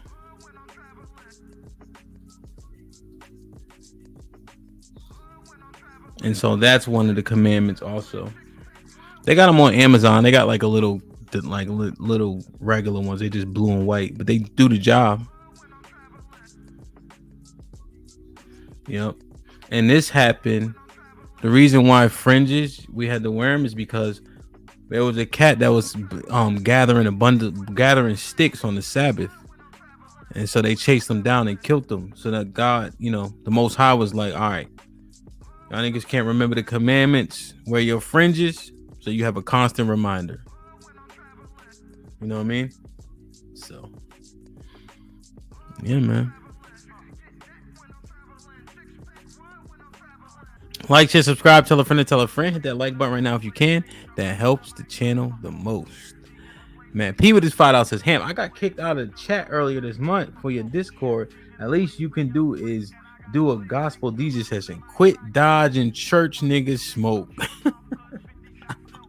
Man, I'm supposed to do that shit. Alexis asked me to do that. I gotta like figure that shit out. Figure it out. I don't listen to that shit that much. What up, buzzing, birds, if it doesn't, holla at your boy, you thought your cousin was. Sue, salute, man. Appreciate you. Welcome to the family again. UT with us. What you think about what I text you about slaves? I forget. UT wrote. You gotta remind me a little bit. I get them from Ezekiel with the $2. Where you get your fringes? I get them from everywhere, bro. I got a few from Amazon, from Etsy specifically. A couple people just like made them for me. Let me show y'all something too. Hold on. Lauren Mack with a 20 ball. Tubi movies might be hyperbolic, but they always spark a conversation. Sometimes those combos turn into topics that could be a part on the show. That's a fact. You can still share via chat or voice in Discord. Don't wait. Join today. Yeah, man. Zeke, if you make them or something, send me a website or something. Darvel, what's popping, my brother? Leon the Don with this. Has the church failed us, i.e. selling hope? Well, you saw the scriptures, right, Leon? Speak unto us smooth things. Prophesy, sell a seer, see not. Prophets prophesy not. So most certainly, right? It's too much prosperity gospel, right? And you can't pray your worries away, right? Faith without works is dead. You have to have action. So a lot of that it can be very detrimental, and then it's very contradictory, like for instance, my grandma, right? She a pastor. She been a pastor forever. She 85. So I said, Nana, my mom said, Nana, right? Well, she said mom, but she hurt her shoulder or something like that. Oh, I look at it. And she wouldn't go to the doctor because God gonna heal her, of course, right? God always gonna heal somebody, right? Then my mom said, hey, Ma, read this for me. You know what she said? Let me go get my glasses. Put him in the fucking bedroom. Get him out of here. Come on. So let me get this straight. Them eyes couldn't be healed, but that badass shoulder can. So she tripped her up with that shit. You know what I'm saying? Damn, man. Salute. Perfect. What up, buzzing birds, if it doesn't. What up, buzzing birds? What up, buzzing birds, if it doesn't. Holla at your boy, you thought your cousin was. 20 memberships gifted, man. Oh, 20? Yeah, Fred. Fred, all right, I got you. Damn, Ezekiel, man. Yo, you gifted so many memberships, bro. I hope people maintaining them, man. We on our road to 1,000 memberships for sure, man. Salute, man. You're right. You gotta play the EBD. Where EBD at? There you go. Oh, hey, get him.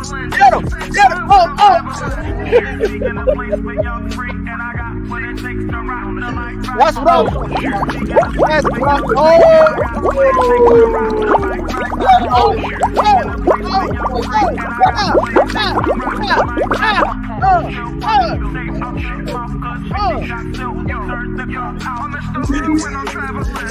Yo, even you gotta stand up, bro. You gotta stand up. You gotta stand up. Go ahead, boy. Stand up. Hit him, man. Hit him. Okay. That's how you do it. That's what I'm talking about. Go hurt him. Go hurt him. Oh, traveling. This is what I'm traveling. Yeah. That's what I'm talking about there.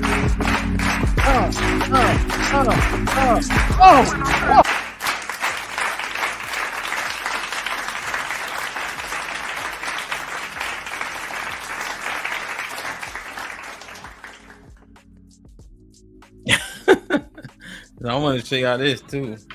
So this is a staff that I have. Hold on, let me move this from Fred real quick. So it's like I dropped it a couple times, and it got it's like the handle. So pretty cool. One of the brothers made that for me.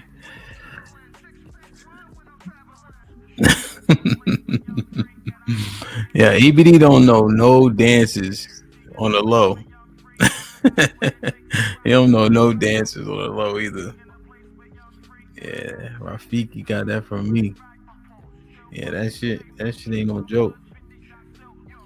All right, y'all. Nobody want to talk. I gotta finish packing anyway, man. I'm about to hit the 2-hour mark. And again, it could be about anything for sure.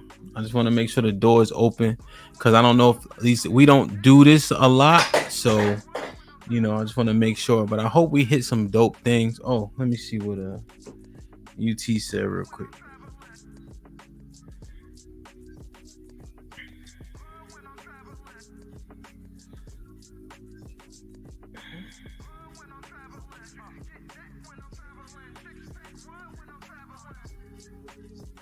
I gotta break this down.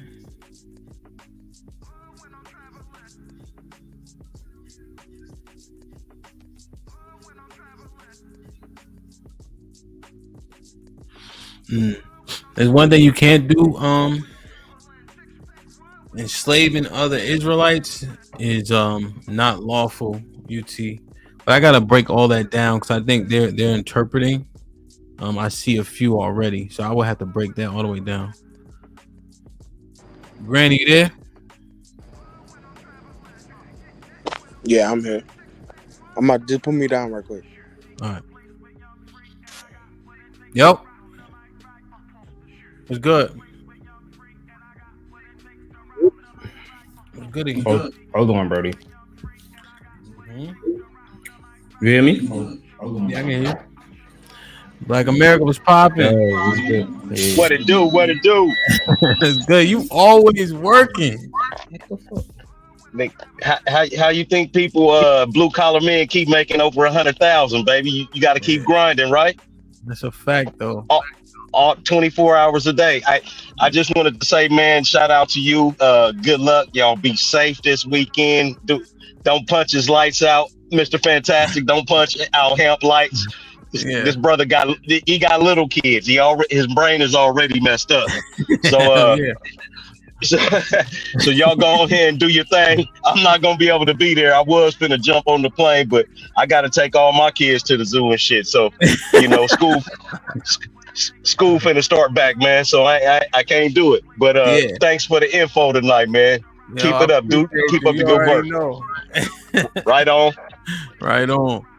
Yeah, man. Black America used to be here. I had 30 people in the chat. That's it. 40 people. Black America been here since day one, man. Always on that type of time, energy. You know what I mean?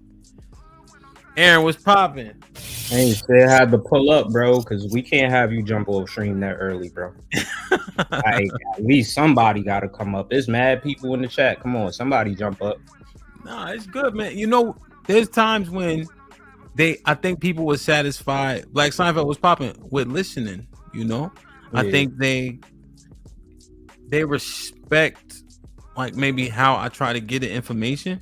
And so at times, like you kind of just want to sit and be like, okay, I understand that.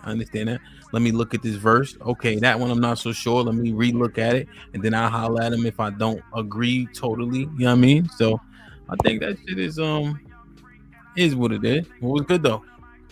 Shit, no. You want to talk about because it's kind of on topic to what we was talking about on Instagram.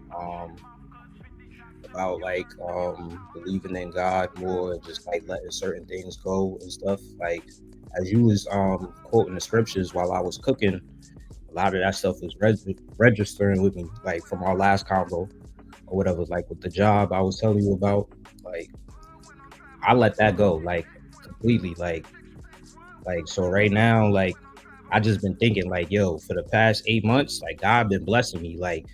And I got to be more grateful for that. Like, I got to stop looking for bigger blessings. And like, I need this, I need that. Like, for 8 months, he been holding it down. Like, it's just been him. Like, I don't know. I tell everybody every month, I'm like, I don't know how I made it this month, but like, he got me. Like, so I got to like, I'm glad that you was reading certain scriptures because it made me think like, yo, I got to be more grateful. I think grateful is very important. And remember, you're doing something, right? God ain't just gonna the Most High ain't gonna just give it to you for free. Yeah, you're doing something, right? But at the end, he get all the praise, right? Even this, and this doesn't really align, but I thought about this when you was talking, you know. But you know what? To be grateful and thankful is key, right? And I get tired when people asking shit when they need it, and then when they got everything they need, they don't talk to the Most High at all. You know. But even this one, right? When we pray, just like how things just been taught to us differently. So this is how I do it. When thou hast eaten and art full, then thou shalt bless the Lord thy God for the good land which he have given thee. So I eat and then I give thanks. Because I don't eat anything that's unclean. Oh, yo, thank you for that. That shit like a few streams back about like the shrimp and the crab legs and shit. Yeah, I stopped touching that shit. Like, like all you had to say was like, that's some gay shit, and it was over. Like, like it's that simple. Like people, like they should know. Like you could keep the laws. Like the laws is like you just gotta fight against it. Like, like you talk about bacon. Like you want that bacon. Like I remember when I first gave up pork, that was like a struggle. But then like eventually the smell, everything about it, it was just disgusting. And it was like I just want to get away from it. I ain't gonna hold you. So you better than me, man. When I smell like bacon or like yo, I'd be like, damn, son. I miss this shit. The tattoos, bro. I'm fighting it, like, but like it's been like 6-7 years. I ain't get a tattoo, but like I want one so bad, bro. Like you gotta chill, you know. You gotta chill, man. Shit ain't. I ain't saying nothing easy. I'm saying that we can do it. You know. Leon, what's popping? What's going on, huh? How you? What's going on, Aaron? It's good, Brody. Not much. Just got off checking out the panel. Okay. That's what's up. Leon, you just find this might be risky, or you been here? Yeah, you can say I just found it. I just started watching like avidly probably like 4 or 5 months ago. Okay. Yeah, man, that's what's up, man. Did you want to comment on something, or you just coming up and see what's up? Yeah, I might as well comment on piggyback off the comment that I had put in the chat.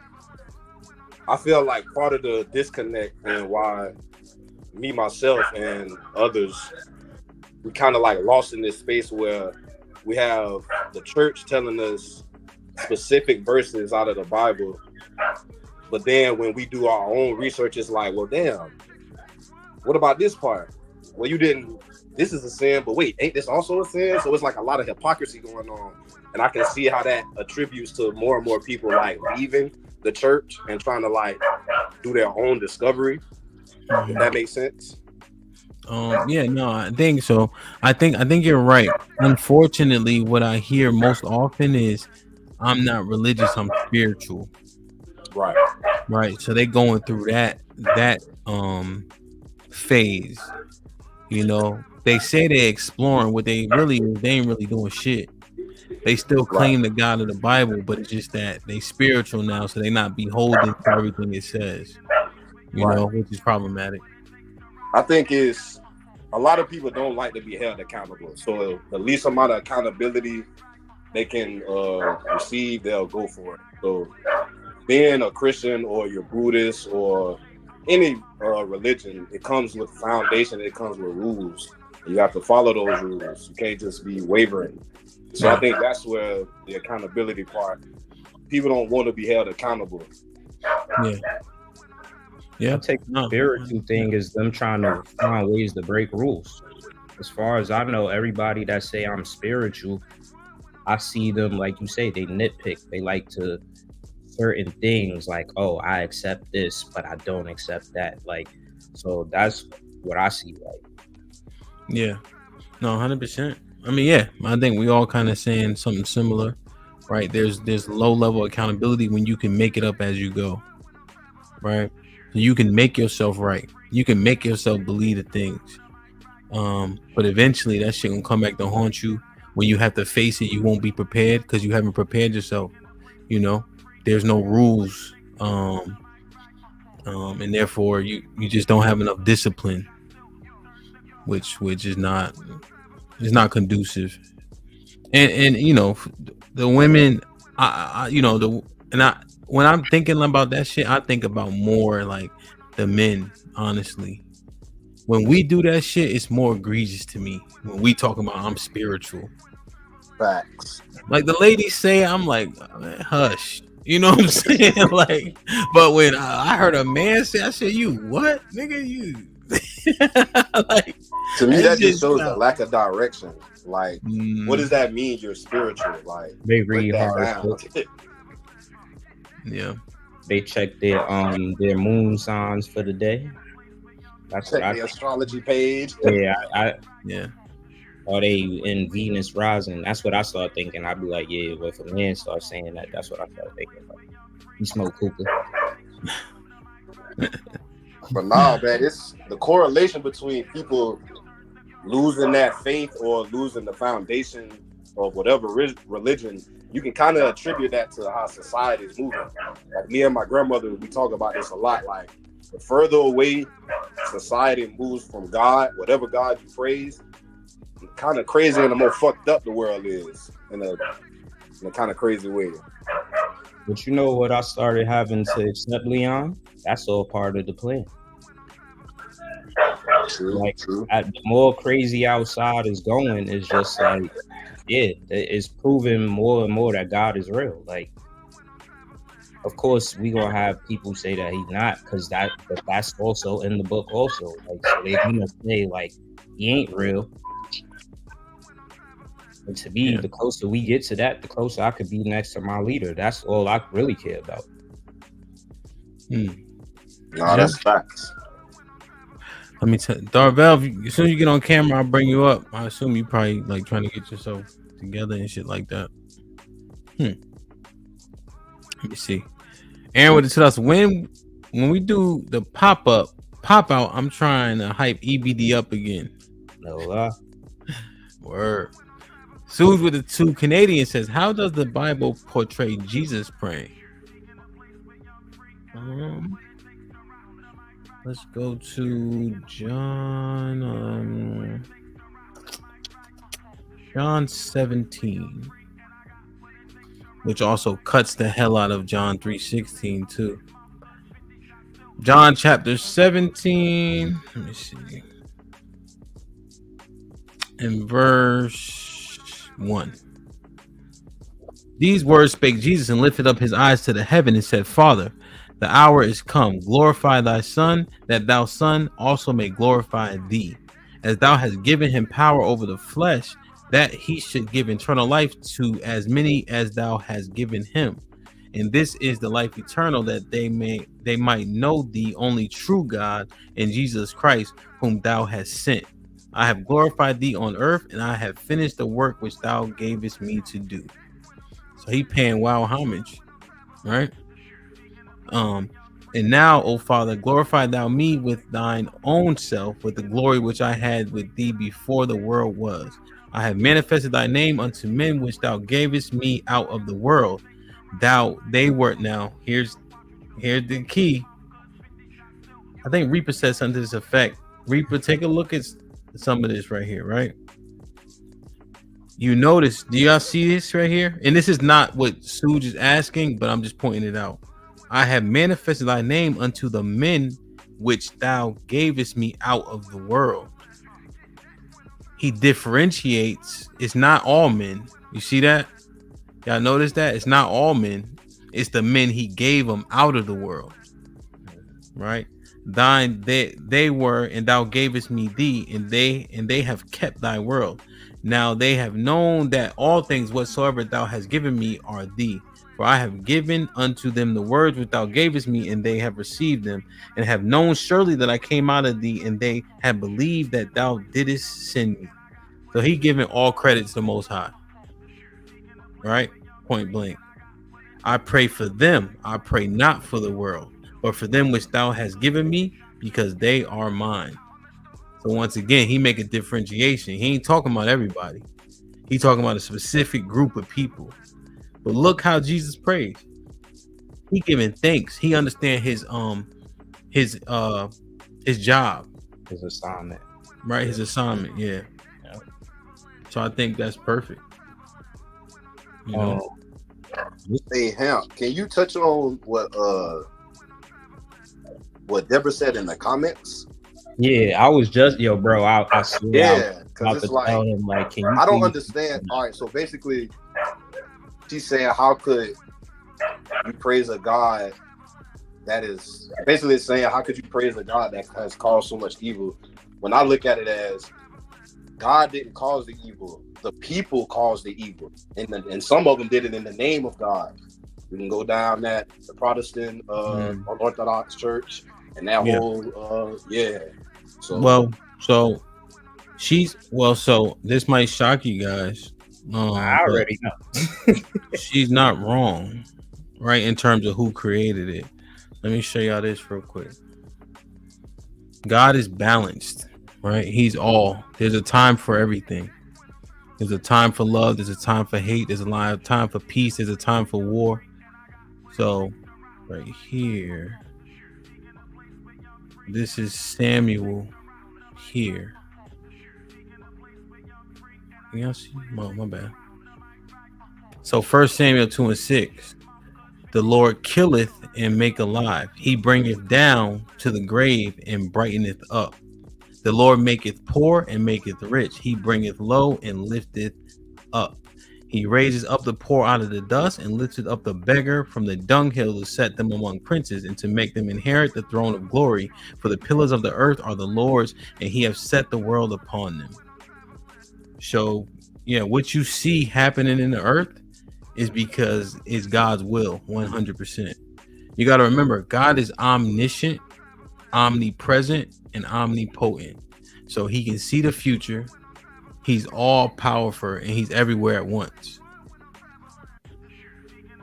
So with that, I think people take exception with the fact that because they don't like the bad things, right? But you wouldn't know what was good unless you had bad things to begin with, right? You can identify what's positive because you understand the negatives. Yeah, I might be wrong for saying this, and it sounds up, but really, it's just real. Like this part. If you have a dog, and Aaron, you could jump in. If you have a dog, right, and you never hit that dog never flinches. It doesn't know that getting hit is a bad thing or it hurts, right? But when you hit a dog, it understands, okay, pain comes with this, right? But if it can't identify it, it don't even know how good it got it. You see what I'm saying? That dog don't even know how good how the pit bull's getting the Snoop Dogg shit beat out of him, but the poodle ain't. The dog, it don't have no idea. But when you understand both sides, there's a more of appreciation. Ron Mack, what's popping? Let me show y'all this. What it do, brother? Goodies. Let me show y'all this too. Yo, see this? I feel like when it comes to that though, him, I feel like well, be very careful with the I feel like stuff. Okay, but go ahead. What people gotta understand is that it's not just in the Bible that talk about that. If we go to any religion or anybody that talks about a presence of a God, them gods don't be caring, bro. Yeah, but that's irrelevant, right? Yeah, but make the point, but as a creator, yeah, you can love, but you can also hate. Everything that exists is a part of you. So like there's times in the Bible where God even said, like, if I wanted to destroy Israel, I could just destroy Israel and choose a new people. Like, because I am God. That's my option to do what I want to do. Like, yeah. Yeah, I think so. I understand what you're saying. I'll show her this. I'll show her that. So to her point, right? Isaiah 45:7. I form the light and create darkness. I make peace and create evil. I, the Lord, do all these things. Yeah, I think human mind want to understand what we deem as bad and good, and you're like, how can we follow a God that does X, Y, and Z? Can you go to that scripture where he say that we'll never understand? Like basically, like Aaron, would you? I'm in the middle of talking, and then you start talking. Where that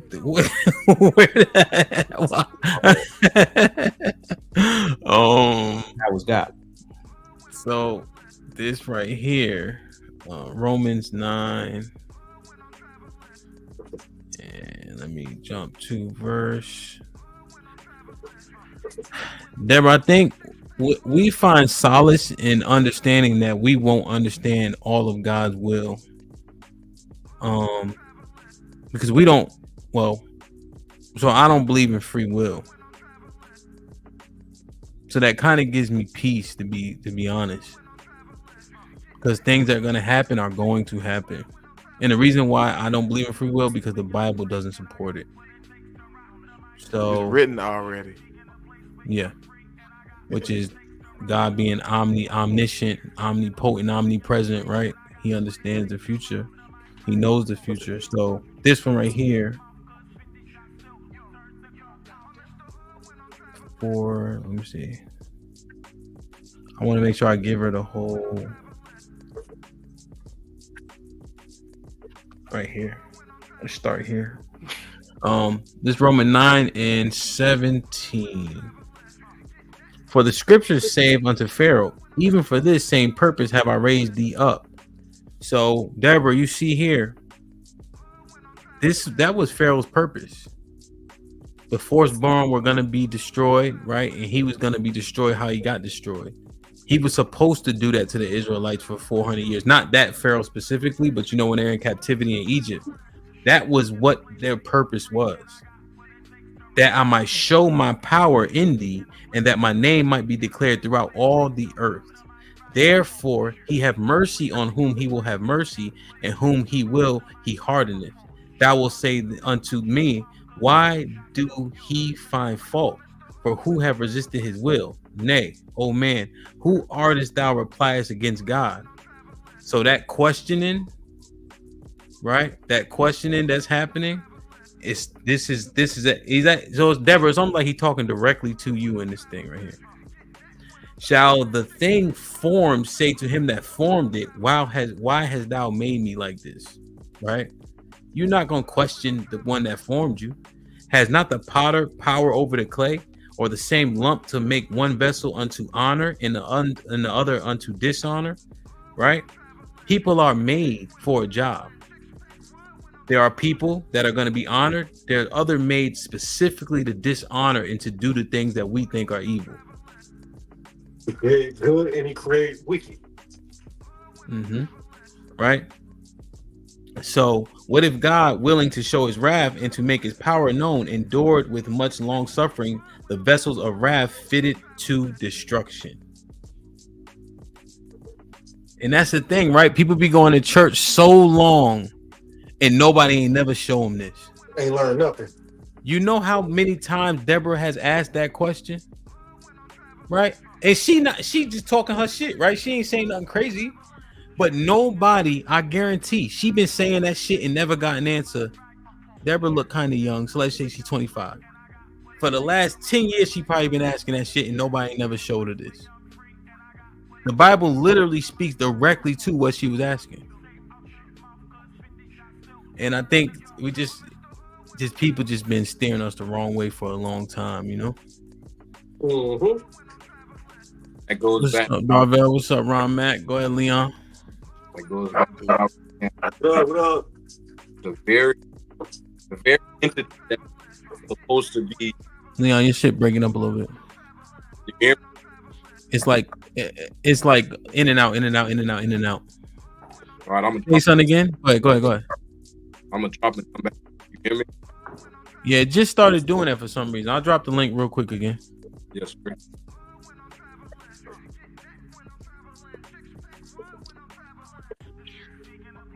Ron Mac, what's popping? Man, you know, same shit, different toilet.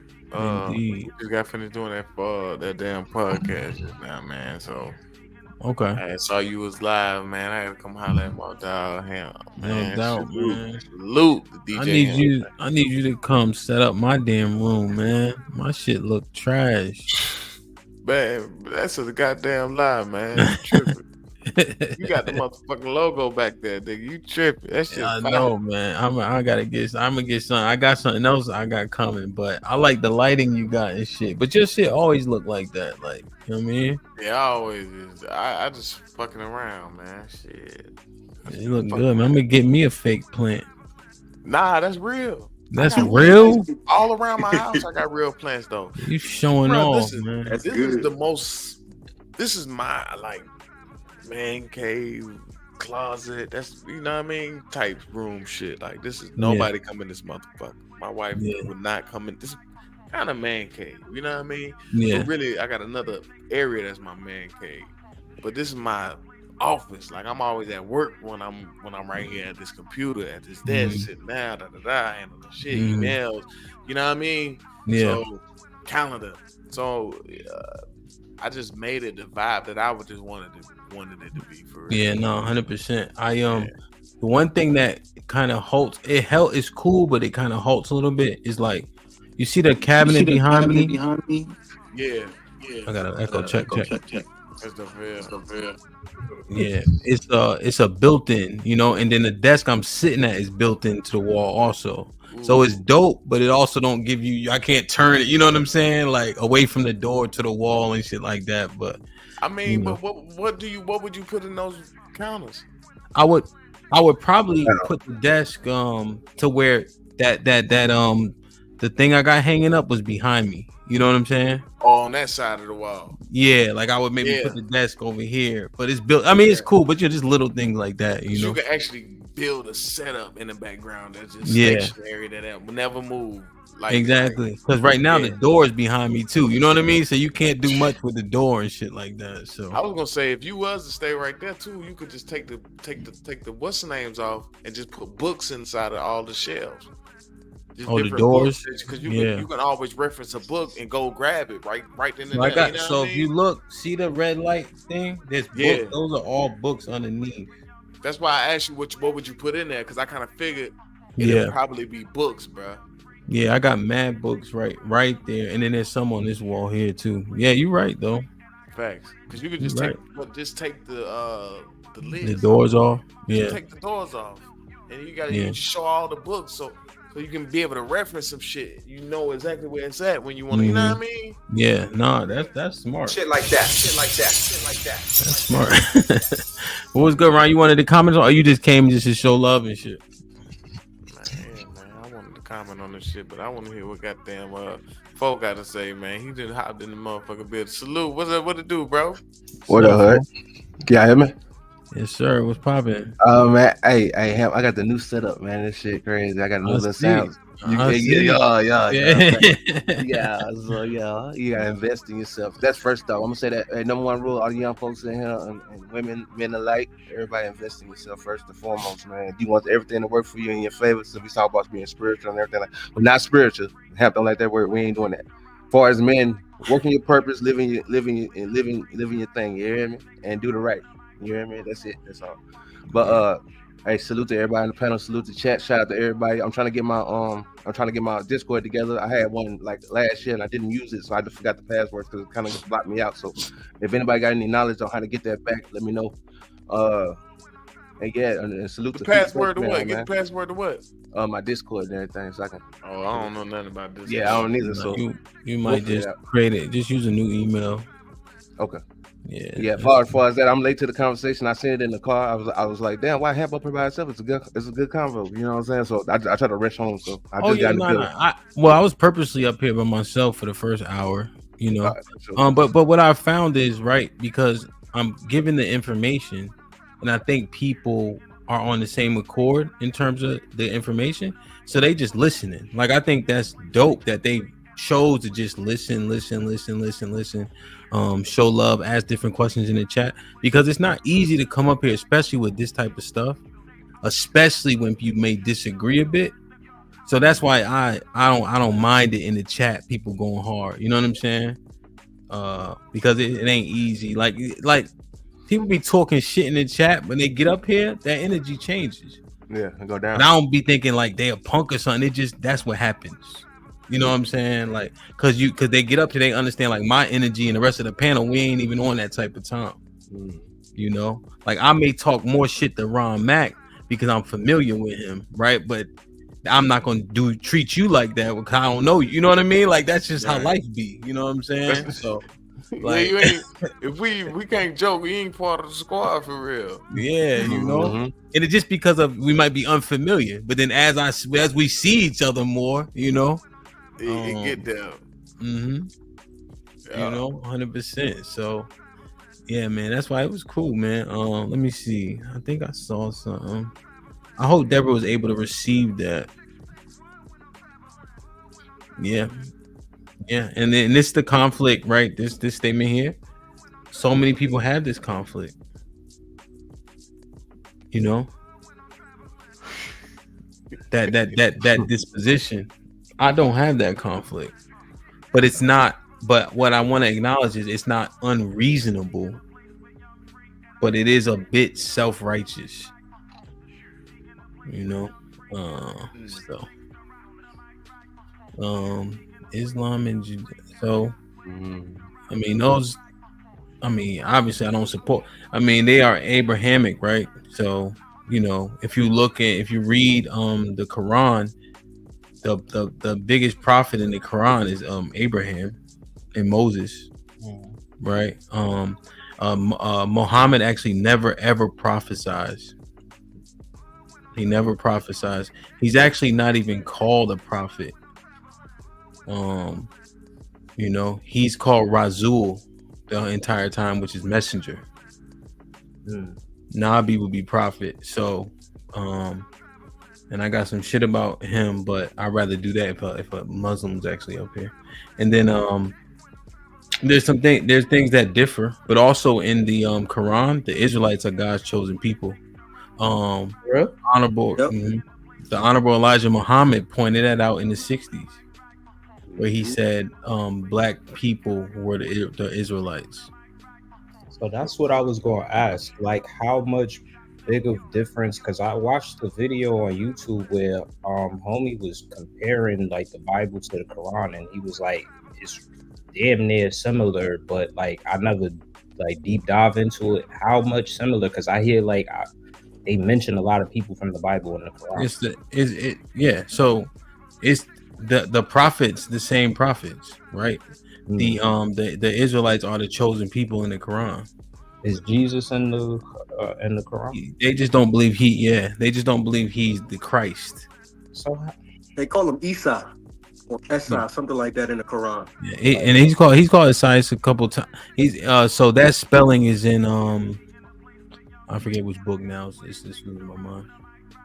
Who's But trying to- yes, they believe, but they do different things. So, like for instance, if you don't have anything to eat as a follower of Islam, you can eat pork if you don't have any other options. The Bible doesn't give you that. And this is Ishmael's kids, right? That's what we, in terms of whose religion it is. Yeah, we know them to be. That's the book of the Arabs. Okay. But there are have you heard of the hadiths? No. So the hadiths are like outside writings, not in the Quran, largely about Muhammad. There's a couple of the more respected hadiths who say Muhammad's a white man. I've heard that before. I've heard he was Roman, or like somehow that connect back to the Catholic Church or something like that. I don't know that part. I just know the hadith say he a white. Who's that white man on that horse? and he also had black slaves. So maybe he was Esau. But yeah, definitely. They say was. that. I'm just saying, yeah. They say the Arab is Esau. It's like I be wanting to like not read it, but like look up stuff on that. But why not read it? Because it's like, yo, I want to, but when you go talk about certain topics with Christians and even certain Hebrew Israelite brothers, like my brother, he don't want to hear nothing about that. And I just like, bro, I'm just telling you what it says. I'm not saying that's what I'm on. Like, I'm not on that type of time. I'm not Muslim now. He like, man, I don't want to hear this shit. I like, nigga. It's like, it's a part. It's kind of like part of the same history, like, bro, like. But don't get deterred by your brother. And there's a regular thing, and Ron Mack can probably can speak to this. Do y'all have kids? Anybody else? No. So, Ron, you got any sons? Yeah, 3. Okay. They older? Yeah. So, if they play sports and things of that nature, right? The moms can't get these niggas to do shit. They say they're gonna call Coach Hamp, the motherfuckers straighten up. You know what I'm saying? Because what it is the familiarity breeds a level of contempt at times too. And so you may have to switch out the messenger. That's no shit. So like, let's say I was a football coach and Ron Kids was playing, right? I may be like, do X, Y, and Z. It'd be like, nigga, I've been telling y'all niggas that for the all weekend, But for some reason, when Coach said, but that's just how it is, it's not nothing to him, it's just how it be. So when you think about your brother, he may not be as hard-headed as you think. He may be hard-headed to your messaging. True. That's how it was in my family. I tell them about like history and Israelites and stuff like that and who we are and the history and things like that, and my cousin be like, bro, I don't care about none of that. I'm still gonna be black. I'm gonna do what I want to do. I'm gonna turn up. I'm like, all right, you do what you do. At least I told you the laws. At least I told you what it was. I told you. Well, so Darvel, what I would recommend is to slow it down a bit, right? Because you're fulfilling Ezekiel 3:18, right? When you tell him about his sin, then his blood ain't on you anymore, right? But don't just throw the shit on them because they not getting it. And all you doing is saving yourself. You see what I'm saying? So I recommend slowing it down. Like he like, man, I'm on these bitches. Well, Solomon was too. Yeah. Huh? Nigga be like, huh? I said, David. Yep, David. Look the nigga over a bitch. You gotta say it like that. And then you be like, that girl that you like down the street that you be fussing over? You and David the same nigga. Then niggas be like, what the fuck is you talking about? And then they start to kind of listen. Like, so it's just different ways to do it for brothers who's outside. One time I was teaching by myself, right? And I'm outside. I'm outside in DC. On Good Hope. If you know Good Hope Road. But so Muslim brother come up and I had the Quran on the ground, but I didn't do it on purpose. I just kind of put my bag down. So he act like he want to fight and all that. I said, bro, I ain't gonna hold you. I can't lose this fight because I gotta come out here next week. You know what I'm saying? And he's trying not to laugh, but he couldn't help but laugh. And then it was like it kind of calmed down. Like, I gotta come out here next week, bro. You know, like I can't lose. So, you know, like just little shit like to help things resonate, you know. So my family Jehovah Witness. So like when I tell them about Mine like too. the background and stuff, Charles Taze and how he was a Knight Templar, and you know I get deep into it. They go crazy because it's like I'm going against what they raised me up, you know, to be up on, and then I'm going against what their beliefs is. So it's like all they know is, you know, Jehovah this, Jehovah that, and then when I hit them with that's not his real name, you know. I mean, it is his real name if you go to the Dead Sea Scrolls and you translate it to modern You can't times. translate a name. That's the can't. only thing you Yeah. can't translate. That's what I'm saying. So there's no like, way you can translate a name. That's There's what no I'm saying. translation of a name. So But they say that. That's and why. that's why I feel what you're saying, because you know it wasn't no J's and it was Y's and shit like that. Alphabet and all that shit. But that's just the thing. The way you say a name is you can't even almost. It's impossible for you to say it wrong. Right. That's what breathing is. You can't even help but say God's name. You gotta breathe. So that's you a say fact. his name soon as you do that. Yeah. And then in the book he say I don't change. So like you can't change the name if you wanted to, because he said I don't change. You can't change my name if you wanted to. So, I understand. No, real shit. But dog, I know that zeal that you have, but you'll understand, right? Because you're gonna get kicked in the face so much, and I mean that figuratively, and then you'll be slightly deterred. It's like when I first in college, I became a member of Omega Psi Phi, right? Mm-hmm. And so I used to wear boots, them gold boots with anything, didn't matter. In a suit, nigga, like it didn't matter, you know. And I wasn't even the most overzealous, but you just on it. You on that type of time once you when you so new to it, because you like, nigga, everybody should know you. You know what I mean? And then you start to calm down and realize like my bubble little as hell. When I went back home, none of my friends knew what the fuck a Q was. Them niggas like, you don't sit your happy ass down. You know what I'm saying? So like we just gotta get, you know, but when you knew you have that zeal, so I understand it, you know. And when I have conversations, oftentimes I'll say black, I'll say Jesus, because that's what people understand. You know, you now I gotta might break be it down like, to layman's terms with people. yeah, I might be like so-called black, right? I may say it like that. That's what I say. I use that all the time. So-called. But I may not say it purposely because people will get thrown off by it, right? So I'm trying to figure out, you know, you start with the milk, right? Just like a baby, and then you start to build on to it as they get a little by little, you know. That's what the book say too. The book say that. Yeah, Hebrews 5, yeah. So I got stampede on when I first started trying to bring that knowledge to people. That's like I got chased off, like, because I was, like you said, I was throwing too much knowledge out there. Like it was too, some people was listening, and then at a point it was like, bro, all right, like, damn, nigga, like every time you find out something, you got something to say, and it was like, that's how I started. Yeah, like that's what I'm here for. I'm here to tell you this shit, motherfucker. But Ron, I had The to way I'm realize saying it. camp rape. You have to spoon feed certain people. These people, like, yeah, that'd be the problem right there. Trying to figure out. If are you guys trying to teach people, Aaron and Darvell? No, I'm not really teaching people. I just like what I do is I just like I'm not teaching, I just educate like from time to time. So like say if they talk about like some type of heritage or like history, I'll break it down like, oh yeah, this is because of this and that's because of that. And you know, if you go back into this, you will you know, like it all relates, it all corresponds. You know what I mean? So I will bring current event times and I'll bring that back to like biblical into the scripture. You know what I mean?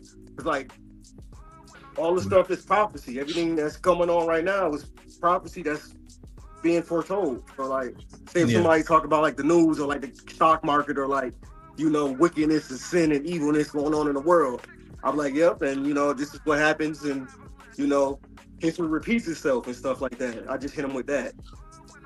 I try not to teach because I'm not in a teacher's how can I say, I'm not in a teacher's footsteps yet. You don't feel I like have teaching that them. knowledge yet. You know what I mean? You tired of telling these people. Mine's It come come with a more lot just of people asking responsibility me now. questions. Mine's just come more people just asking me questions like something simple at work. Why don't you want to wear the ugly sweaters with everybody in the department? I can't. It's just simple.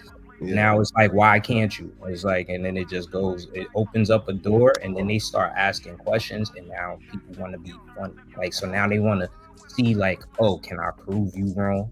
Or like, how you know this is right? So then it goes into me explaining myself. Like, No, you. So this is what you gotta recognize right here.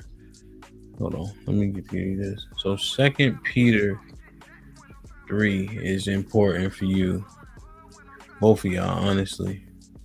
So 2 Peter, this is simple verse 3.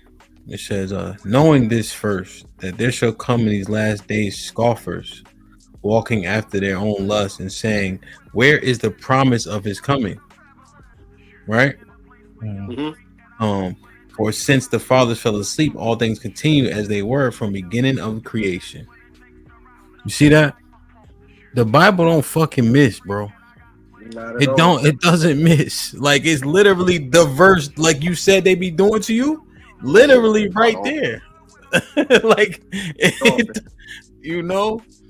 So when you identify them, qualify them as this, and move on. it's funny you say that because I just feel like the evil spirits. I ain't even now say it. when starts Well, like I ain't say it though. I ain't say it. This is 2 Peter 3 verse 3. That's I ain't God. say shit. And that's the Bible. You know what I real mean? talk, bro. Like, yeah, man. You know, and then when you study so much, like, I can pull the shit out of everywhere. You know what I'm saying? So, and it's just a matter of studying. And in terms of the just to hurry up and address the fraternity thing, that was when I was in college. So I didn't know the truth until 2018. I graduated college in 2009, and I pledged in 2008 or 2007, 8. So, but just as an example, like, it was something I thought was so cool. Niggas ain't know shit about that. E Black was popping. Yo, what's good? What's good with y'all? What's goody? How you doing? What's good? I'm blessed, man. I'm enjoying the conversation. I love having brothers talk about religion and what it means to them. I think these days people don't want to talk about what motivates a man these days, and what outside of just sex and work, and what we actually are looking towards. Hey, E Black, can you turn? I can hear you. Okay, can you turn your cell on your side a little bit? It's all the way up on my side. Yeah, I know it's. Yeah, I try. I spent the last 5 minutes. I thought I was boosting it, but and It my sounds- mic pause is right here. So. Oh yeah. It sounds okay though. Yeah. Yeah. So But y'all go ahead, just E, don't my talk bad. over me, man. Just don't talk. Go ahead, you got it. But yeah, I think a lot of times we forget, as far as black men, we've always been connected to God, and I think that's a thing of the past. Now we talk about anti-religion. The church don't do nothing. The mosque don't do nothing, and I tell people it's bigger than that. It's what are these motivations of men that walk the earth? Like, when we were slaves, like, they still have a concept of God, and yeah, it's things get homogenized through generations and a lot of things, but God has always still been in the forefront of a man's life, not just black man, but a man. And I think we've really lost that ability to really teach or pass on. And I've made it my point to pass it on to my child. Like, I go to church, not necessarily because I believe in an institution, but I believe in teaching something, how to pray, bowing down, submission, family, community. These are things that we need to be teaching each other. So Some type of structure, some type of order, you know what I mean? And it all goes back to a religious type of aspect. Because that religious aspect or that religious institution is going to create the order or the structure within the nuclear family or just in society in general.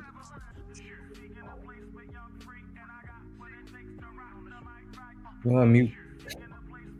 No, I think what E's saying, it resonates in the sense of like the things he named. You know, I'm not a proponent of the Christian church because of what I know to be the truth, but he's saying those old school tenets that he's locked into help a community, help a man because he has a standard. At least he's beholden to something. You feel me? So I think that that's pretty righteous and solid, you know, and that's certainly one way to get it. E, do you think that because you know it's seemingly like a mass exodus from the Christian church, especially with the men? Do you think it's because they saw a hole in it, or they were running from that level of accountability? I would say that as men, it's there's a lot of things, and I'm not trying to waver from the question, but the way that I see it is that the church was taught young, and it's always been about community. A lot of times, us as men, we have to separate from our household. We have to go and get it. A lot of men went to different areas, and our work is at our forefront. The 6-day, 7-day work week is now official. You got to understand, certain small towns even today are shut down on Sunday. Try to go. Some of these small towns in Texas, try to go out and go to your favorite restaurant and your places. They're shut down. So a lot of these things are no longer. Men are now working longer hours during the day, during certain days, working on Sundays, more entertainment. I think there's a lot of things in terms of society that has really broken down from a masculine or men's point of view. If I was to be the one to say I should be the one that not go to church, but I found myself having a realization and a conversation with God that I needed to have. So I returned back because I knew what I needed as a man. I think that's why you see a lot of older men there. When we say men are not in the church, I think we're not equating the fact that younger men are not in the church. Yeah, that's fair. I think there's still older men. A lot of my deacons are still old. A lot of the people who run the PA system, a lot of the assistant pastors, they're still men and they're older. But when we talk about younger men, I don't think they have a motivation because they feel like they're going to get to it when they get to it. And the message hasn't been conveyed that your salvation is now. It could be today or tomorrow. When you go to sleep, you might not wake up in the morning. So, and I don't want to get all churchy on it, but I think that's kind of the missing component. I don't think the church is really advertising towards younger individuals because the younger individuals' lifestyle and their work lifestyle and a lot of what they doing now don't really align with taking off on Sunday between 7 a.m. to 3 p.m. Yeah. Like there's no fun in that. There's nothing that you'd have to advertise brothers going to do that. So I think for Christianity, that's their downfall. They need I hate to say it, a new marketability thing that resonates with men in regards to their salvation. And I don't think young men at that particular age right now care until they find family or they've grown up in it. I think you're giving it a little too much sauce. I just think the church has left the community. That's what I really think it is. The church. I don't think so.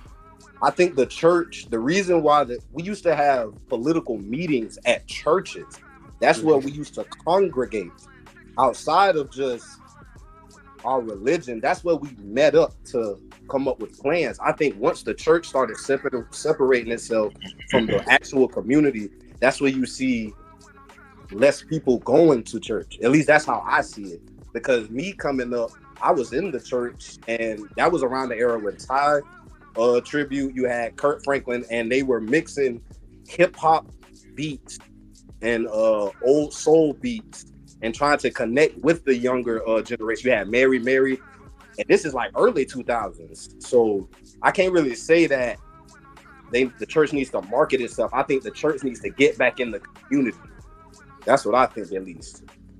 I would disagree with you on that because the church is still in the community. A lot of times when you see national disasters or natural disasters, you see the church there. People are still going to the church for votes. That is still the largest black population of individuals and wealth. I think, like I said, we're at a cultural divide in regards to it's not cool on Facebook.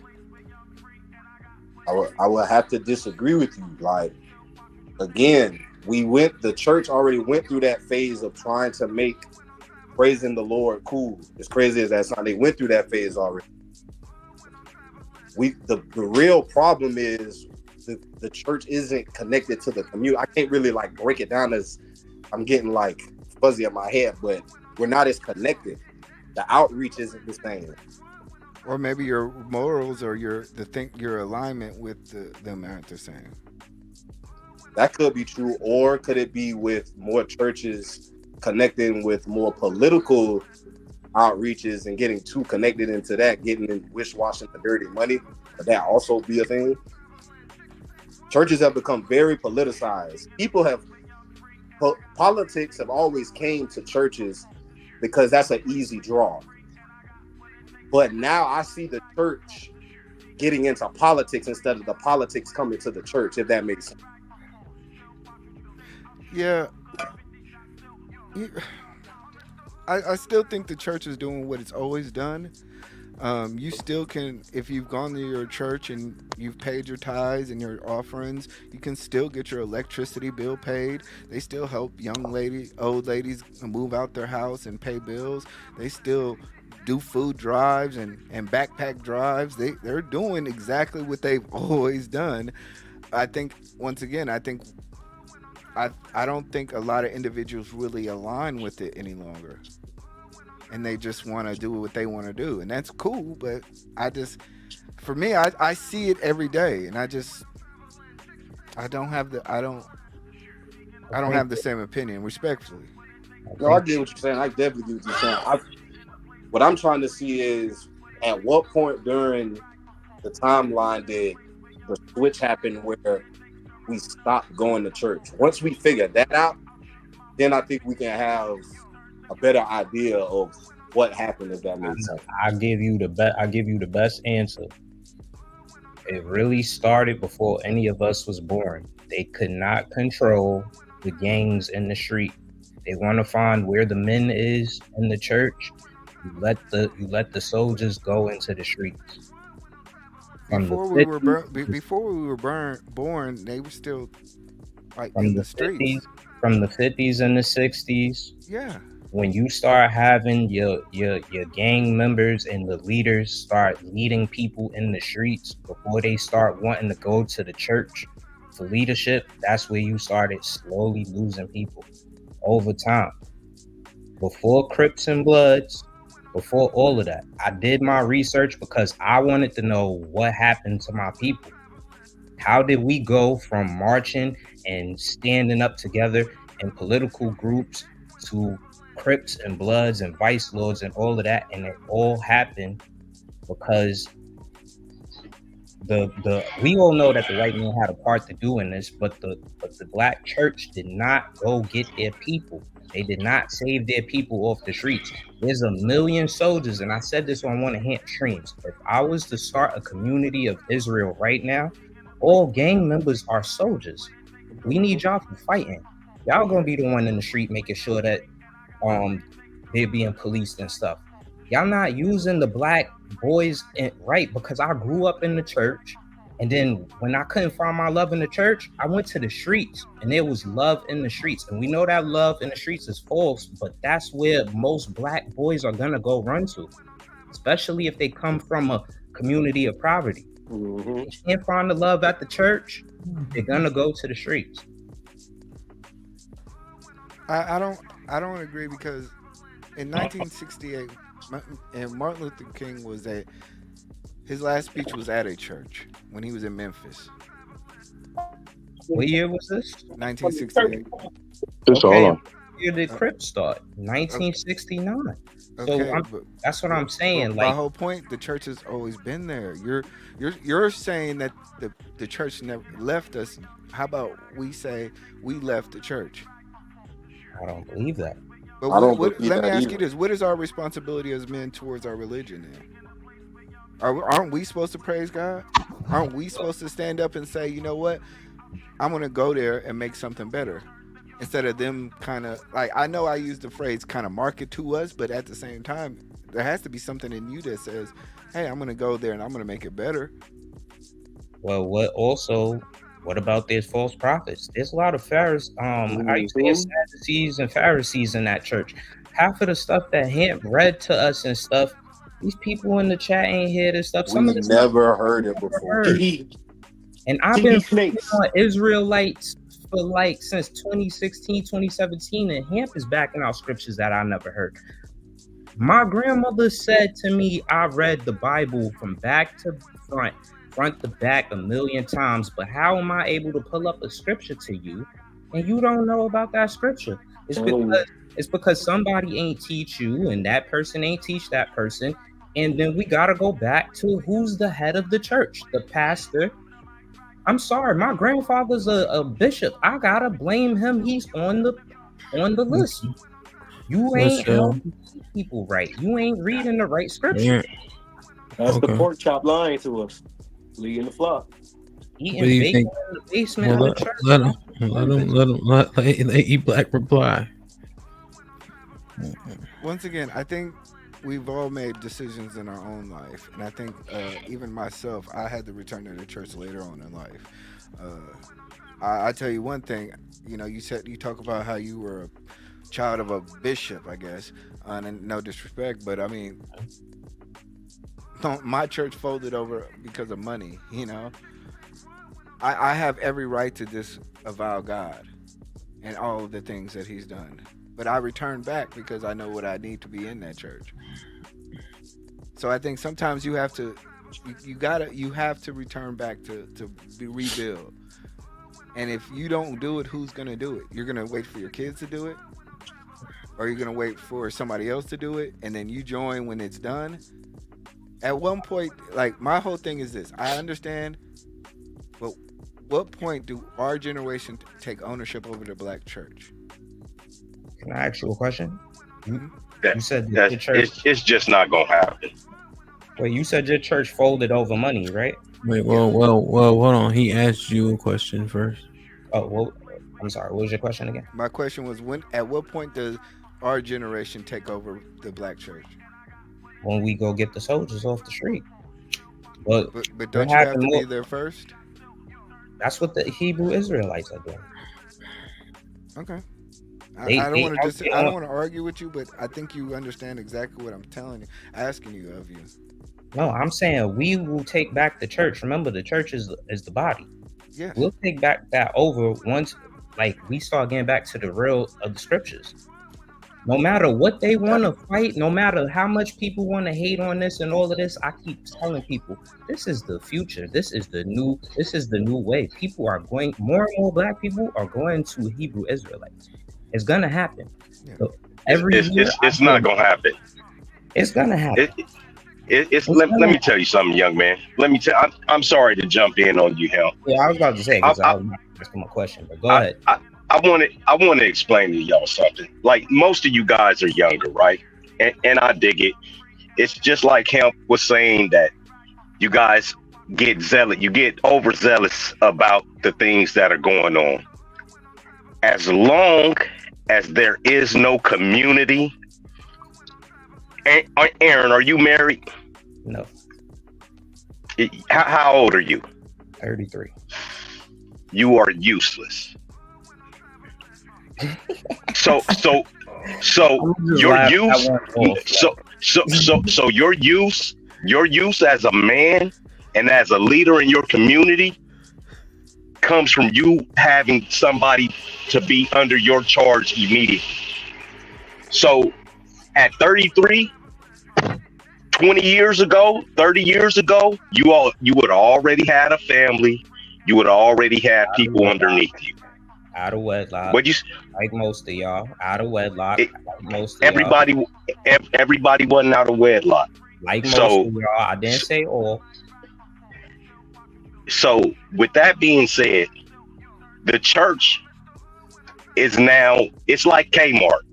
A lot of y'all don't even know what Kmart or Zodi's or McFrugal's is, because Amazon and Walmart has took over these things. The church is now it's like a bookstore. It's no more any good.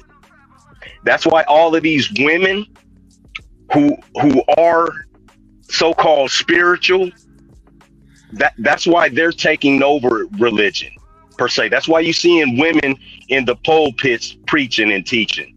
You see women in all of these things. You guys have lost it. If you don't have a woman underneath you, that's where you, just like Hemp want to say all the time, when people gather, that's where the church is at. You can't force what you want somebody to know. You can't force it on them, brother. It's like the Muslims. The NOI have been in this country for what, 40, 50 years? They have 50,000 members in NOI. Okay, it's 50,000 members in NOI. It's not progressing fast enough. It's not moving fast enough. Most black people, if it's 47 million black people in this country and it's only 50,000 NOI, most black people don't get down with the way that they're doing. Black women will not get on your program. You at 33 and don't have a woman or a wife have proven that. Okay, let me ask you a question. Hold on, Darvel. Is he talking to me? Let me ask you a question, bro. So there's no men in the Bible that never had children, never had a wife, and they wasn't a righteous leader for the community? Is that what you're trying to tell me? You can come off mute now. Tell me, every man in the Bible had a child and a woman, and sir, they were successful. Sir, Elijah had a family? Sir, you are none of those men. I'm asking you a question. You said I'm useless. You don't know nothing about me, bro. Listen. About what I'm about. Listen. What I would do for my community. I will ride for my community more than you, bro. No, you got your chance to talk, bro. I asked you a question. But you told me to come off of mute. I thought that was you giving me to go ahead to speak. So answer. You are none of those men. How do you know? Because I can look at you. How do you know? Off of a look? Listen. You ever been in the streets? Wait, how old are you, bro? How old are I you? am 51. 51. Are you married? 50. Yes. You're married. Yes. How many kids do you have? I got a bunch. And they all. You don't even want to know. No, I'm a whoremonger. Come on, was you married? What does that have to? What does that have to do with anything? So chat, y'all see the leaders of the community trying to tell the young boys that we useless, bro.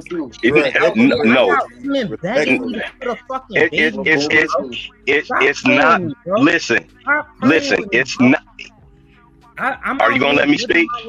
God, nigga, I'm not out here trying to be no fucking wedlock father, nigga. Get the fuck out. How many people you got following you? Stop playing with me, bro. How many people? How many people you got under you? Hey, nigga, somebody. How many people? How many people you got under you, bro? Fucking scriptures to people all the fucking time, nigga. That's not what I'm talking about. Older, younger. I got young man begging me for advice. Young man, that's not what I'm talking about, young man. In front of a fucking pulpit, nigga. No, nigga. So what was the question? What was the question he asked you that set you off, Aaron? Now that talking useless shit, bro. Get the fuck out my face with that shit. So bro. What does he mean by useless? Talking about, I gotta have a wife and kids to be something. Nigga, you got multiple baby mamas. No, what he asked you was, who do you have following you? No, he specifically said you don't have. Am I lying? Anybody up here? He said you have no woman under you. You have no kids. You're Right, he said that too. 33. Yeah, I know what he said, but the summary of that is, answer this question: who do you have following you? I don't need right now. I need guidance. I need to get myself together. Let me ask you a question. Who do you have following you? That's one question that stuck out that I didn't hear answered yet. No one. Okay. If you Black America, nobody's following him right now. What's your follow-up to him answering that question directly? So the thing about that is don't take being useless as a derogatory term. Okay, don't get in your feelings about it. You are just, when I mean useless, it means you're just an average man. You're just like every other man. Hemp always say, hold on a second, brother. Hold on a second. Hemp always says he's a 4. He's just a regular average man. You are just an average man until you get something.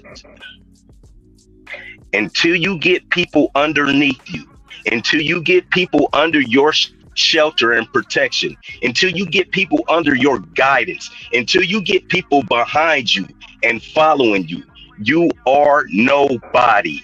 You are just a pawn. You are just a pawn on a chessboard. It's not a bad thing. It's not you younger guys don't understand the way this shit really works in life, brother. I'm trying to tell you, Hemp say he got 5 or 6 kids. His life has changed because of those kids. He was outside. His life has now changed. He has changed into a completely different person. He's now a father. He's a leader. He's now a husband. He's a leader. He knows the word. He's a leader and a teacher. That's what I'm talking about. Until you obtain that part of your life, and you still got time, but right now you are a pawn on the chessboard. You are a piece that can get knocked off and nobody's going to miss. And that's exactly why niggas don't follow y'all old niggas, bro. Man. Hey, listen. Exactly why young niggas don't follow y'all young. Is what I said not true? Is what I said not true? Let me holler at you. Up here and trying to figure out. Slow down real quick. Let me ask y'all a question. Let me ask Leon and Aaron a question. Can a man? It's a yes or no, but I'm not trying to pigeonhole you. I want you to understand your ideology. Can a man have legacy with no children? No. So even though he used the term useless, which can be triggering, do you guys understand a little bit why I asked that question? Because that's what I'm gathering from what he's saying. Yeah. Right. I get it. Well, that's why you're allowed but to teach. He shouldn't be teaching. Yeah, that's what that was the point I was trying to frame it in a way better way. This is exactly what you said earlier before any of us jumped up here about certain people shouldn't be teaching. Hemp, you gave it to them with kid gloves. They don't like BET Raw and Uncut. Maybe we go to MTV. Maybe we go to MTV for them. You know what I mean? It's a complete different way of looking at it. But if it's a fat girl, right, and she thinks she's beautiful, Lizzo. If she thinks she's beautiful and everybody's just keep giving her a pass, and she keeps getting passed around, hold on. She's useless to the group as a pass around.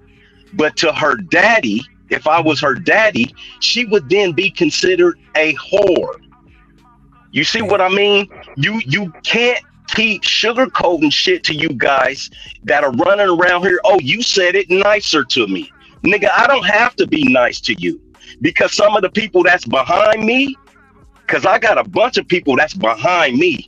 Some of the people that's behind me will stretch you all the way out. I'm talking about listen, listen, That violent come. shit. Y'all niggas Yes, look, sir, bro, like, sir. y'all all has Listen, listen, gun shit, bro. listen, listen.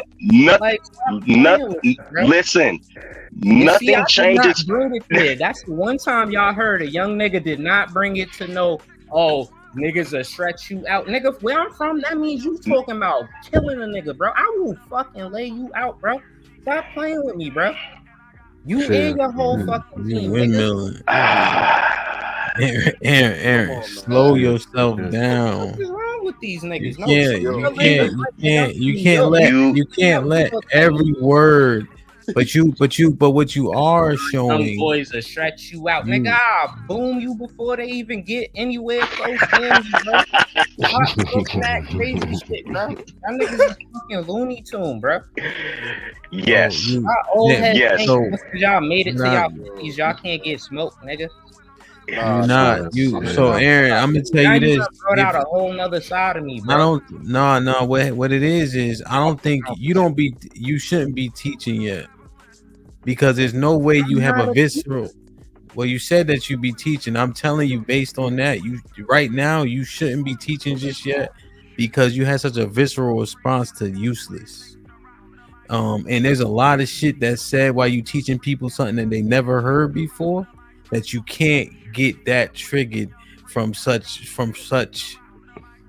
I understand it annoys you, but you got to control it if you're gonna be out here teaching people in the streets, people that you don't know and shit like that. If he never brought up the wife and kids, bro.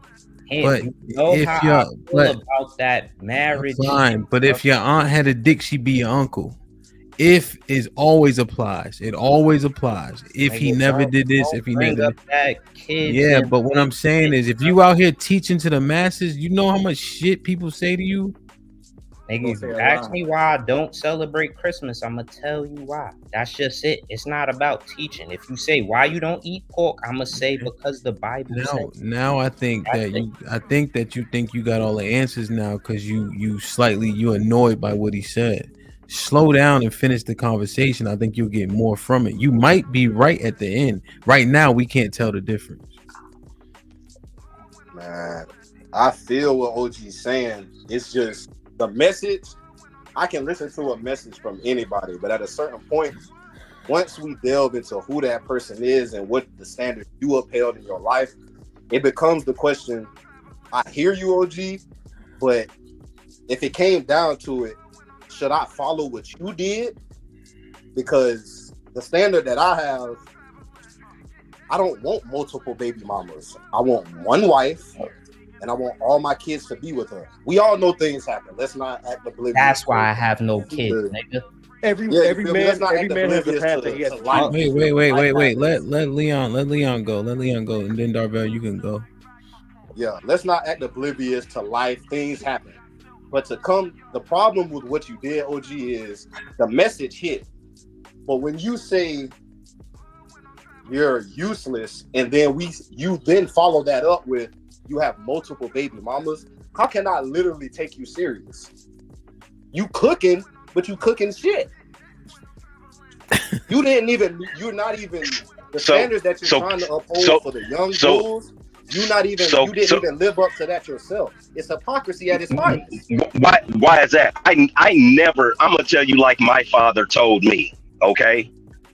My father told me, have as many kids as you can afford. Okay? I don't know if your father ever told you that, or your grandpa, or whoever. My dad told me, have as many kids as I can afford. And I've been making money for decades. Not a couple of years. I've been blowing it out the park since I was about 15, 16. I'm a 70s kid, so you got to know what's going on in the late 80s, early 90s. I've been making a whole lot of goddamn money. Yeah. Huh? You 2 years younger than Pops. But go ahead. Right. Go ahead. So our era and what we were doing, and I've never been a drinker, and I never used drugs. But I was in the streets 24 hours, 7 days a week. You see what I mean? My dad said, always have a job, and you can have as many kids as you can afford. Okay? So yeah, I got a bunch of kids. Some women break bad. You're not going to be able to keep the same woman out throughout your entire life. That means you're high. Real quick, how many baby mamas is it? Because that does make a difference. Solomon ass nigga. What do you mean? Why does that make a difference? How many baby mamas do you have? Is it one, 2? I got 2. Did you marry any of them? Sound like a possible. Yeah, I'm married. I'm married too. Okay, go ahead. Okay, so listen, I've been kicking it with the same broad that's been in my life since I was 17 years old. Okay, so let them go. So don't call you. Keep going, bro. Nigga, all these females ain't shit. The quicker you learn that, the quicker you learn that, it's the better. I'm fucking with them. We good now. It's the better. I'm telling you. I'm telling you. So, bro. But see, don't let him lose his outfit, dog. Go ahead. Problematic. I watch Hamp Show a lot, and a lot of the topics dudes be talking about baby mamas are a detriment to society. You are the perfect example of like kind of what's wrong with society. Having multiple kids with multiple women. Hold on. Badge of honor because your father told you to multiply. My father told me to multiply, but do it with the same person because you don't want to have to worry about another person's household. That's too many households I gotta afford for. Even if you do have the means, you not there every day.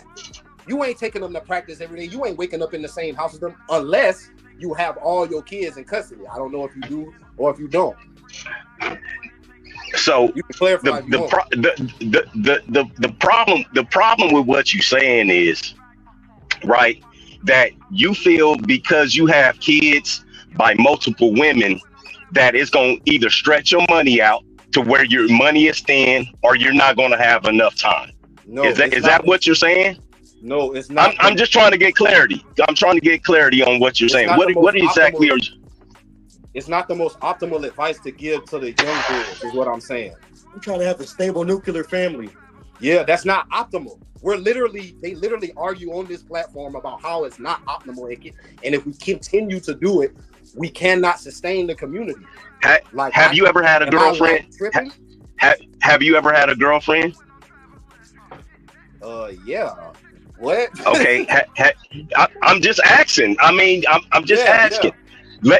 Let's say you got her pregnant when you was 15 or 16, right? Yeah. And you married her. Okay. Mm-hmm. Let's say she left you. Mm-hmm. Okay. Do you have any control over what that woman has done at that point? No, it's out of your hands.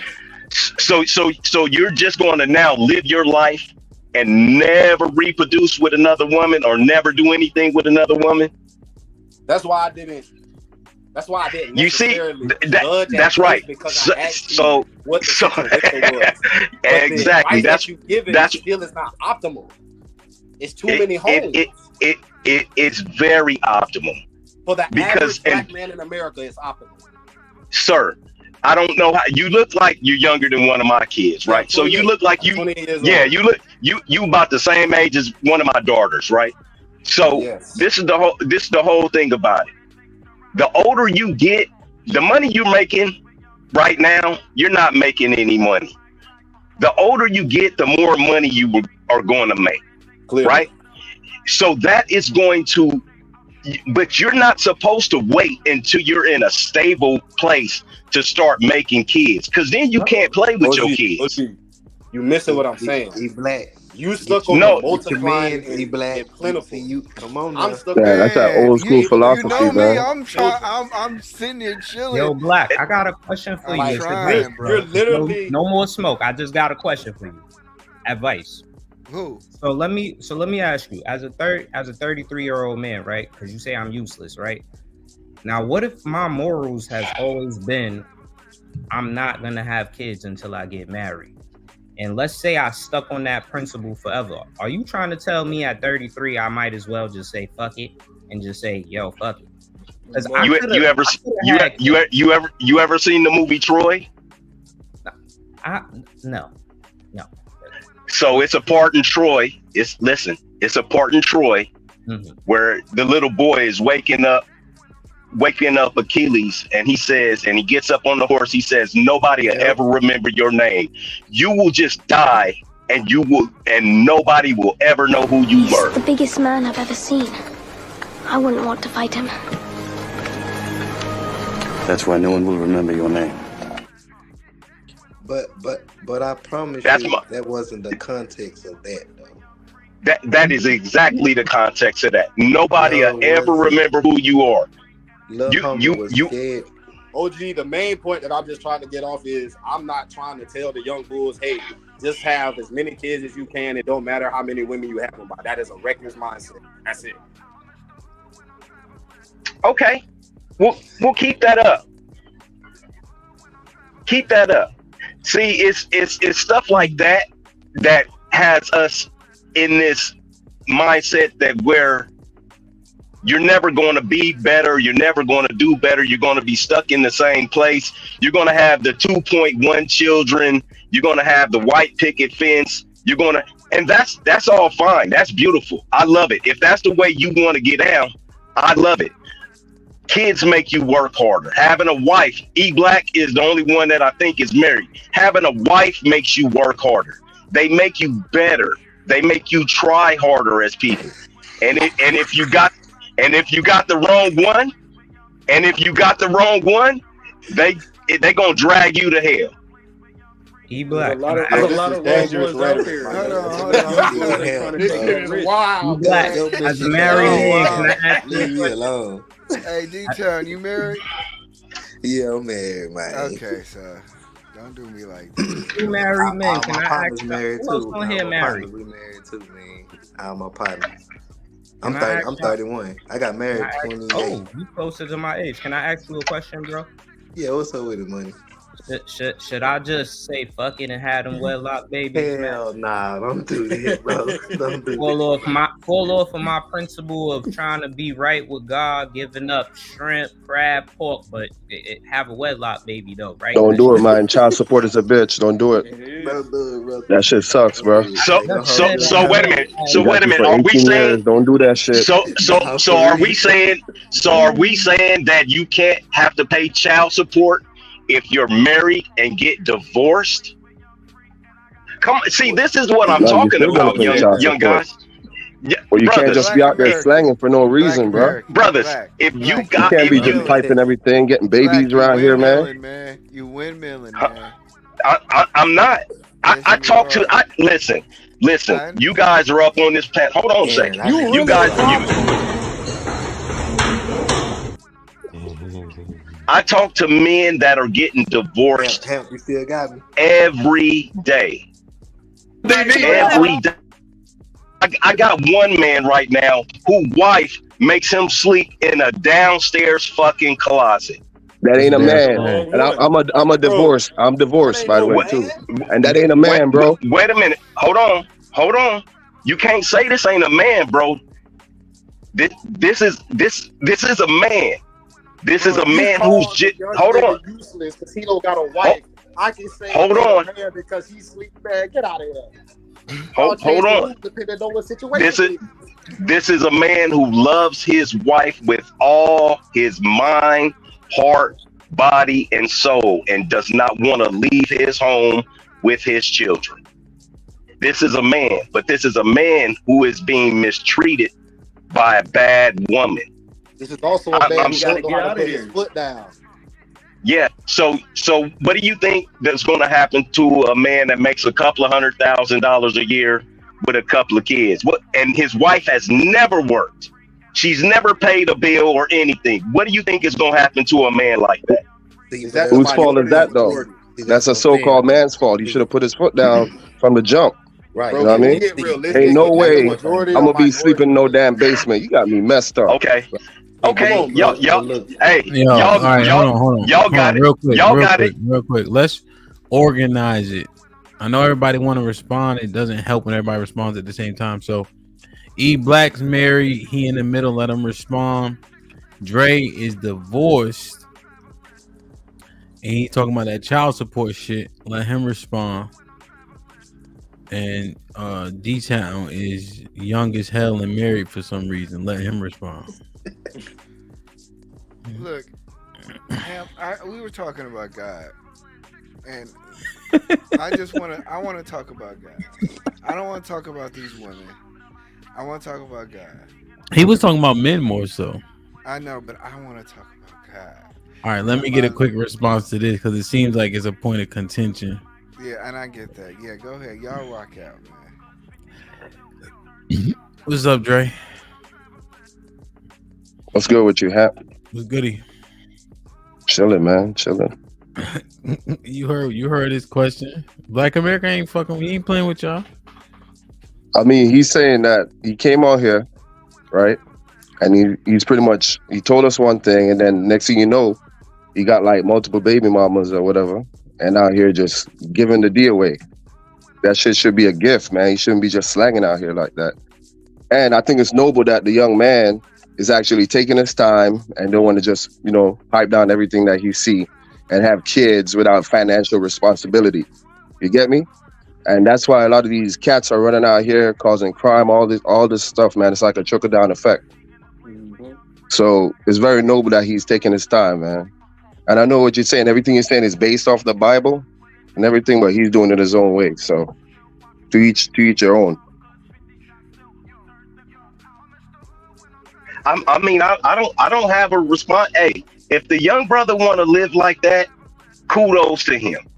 But once again, he can live his life like that, and then he's 33 now.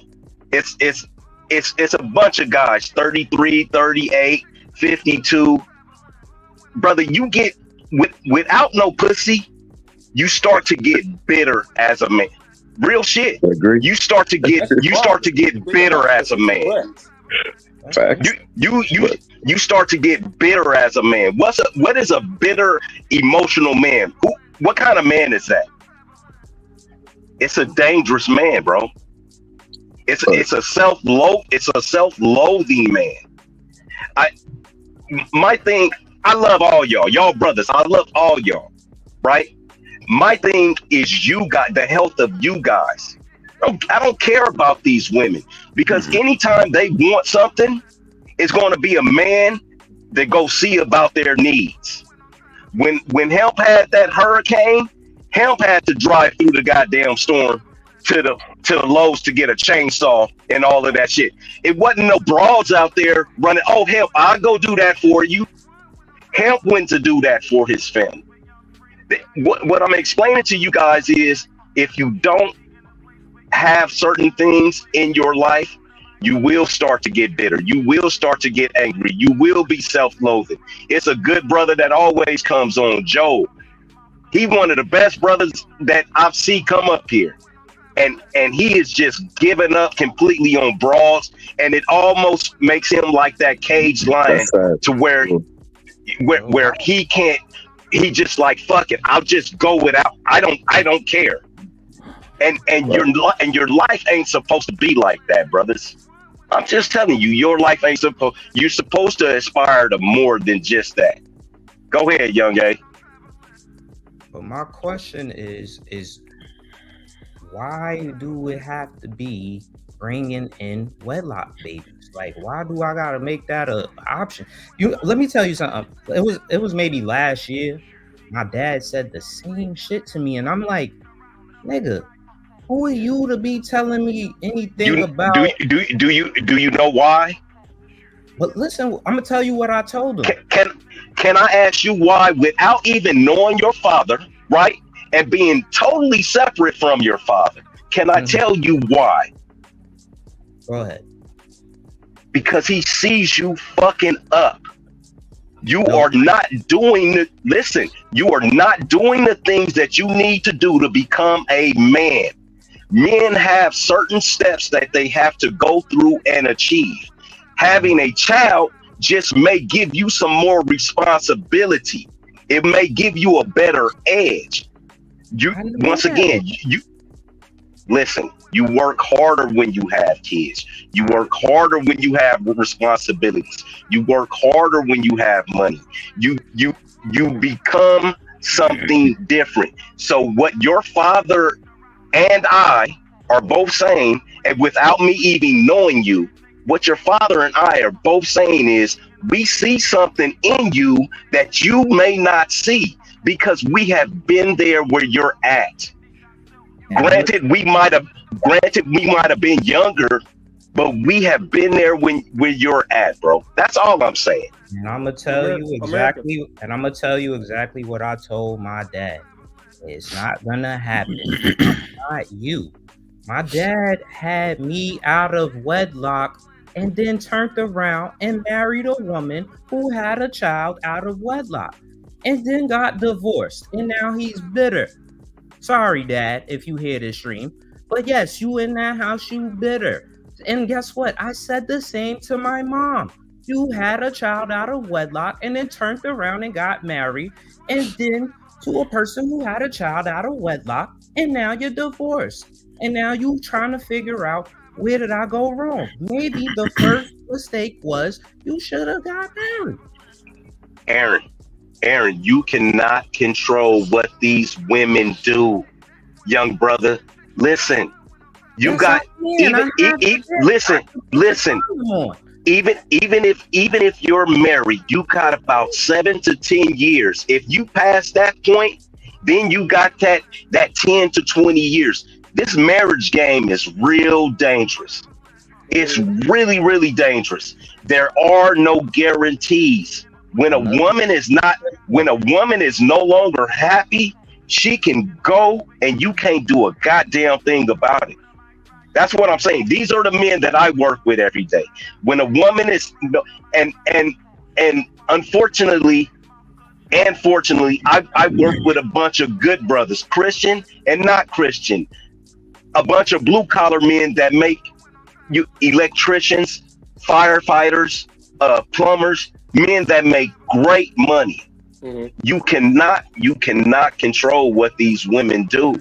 So you just marrying a woman. As soon as she unhappy, you snore, nigga, I'm out. She take her 2 kids and go. Now you're paying for child support for those 2 kids. That's 17 or 21%. You see what I mean? Are you going to live your life? Are you going to live the rest of your life without a woman? 100%. See, this is the choices. That's all I'm saying, brother. It's like picking between Kamala and Trump. You want me to choose one of the evil when I don't have to vote? Damn, man. So how do we get over to that? Go ahead. So I fucked everything up. I fucked up the whole street. All of this ties back though, even though we windmilling like a motherfucker right now. All of this Black America, back, you useless, back man. to the Bible. Useless, man. It ties back. This is all about false profiting. We got a bunch of dudes telling us one thing but lived a completely different life and then judging us based off the new life that they trying to live. It's false profiting at its finest. Your wife wait a minute, hold on. Have I ever said don't go knock down a bunch of bitches? No, but I never. What you're insinuating. Wait a minute. Has any man? Hold on. You're putting all the blame on. Listen. I don't give a shit about intent. It is you are going. Listen, it's you're going to do what is best for you. What's best for you is not what's best for me. It's just like Aaron. What's best for Aaron, he feels like this is his path, then that's his path. If you want to be intentional, you need to start working on that intent. You see what I mean? That's the road that you intend to go down. I haven't said. But the question becomes, what is the most optimal thing to do? That's my the most optimal thing. All right, let me. It changes from person to person. It changes from person to person. Let me show y'all this. So one point that he prefaced his comments with is the money to do it, right? So I think that was one key thing. So this is Exodus 21:10. It says, if he take him another wife, her being the first wife or the wives that exist, her food, her raiment, and her duty of marriage shall he not diminish. So if you were to have multiple women in the example and procreating with them, you have to make sure that you can maintain all of them the exact same way from the first to the last. So that wouldn't be whoredom. You have to keep those women and invest in them if you're gonna take multiple women. So I'm not a whore. But Hamp though, No. it's very direct. With the scripture is very direct. It says, if he take him another wife, not another woman. I know, but another what happened was you pulled the Aaron and interjected while I was still talking. Oh, damn, my bad. So, oh, so yeah, right. So, right, he's responsible for that woman after that time, that woman and those children. And if he does have more than one wife, they need to be treated the same. So, hence, they both got to be driving Porsches. Can't one of them be driving a Porsche and the other one driving a Honda? No shade to the Honda drivers, right? So, that matters when it comes to dealing with multiple women having multiple kids and things of that nature. You got to keep them and maintain them, and that's what he was slightly alluding to. Maybe not under this specific guise, but this is what I pulled from it just to bring it back to the conversation.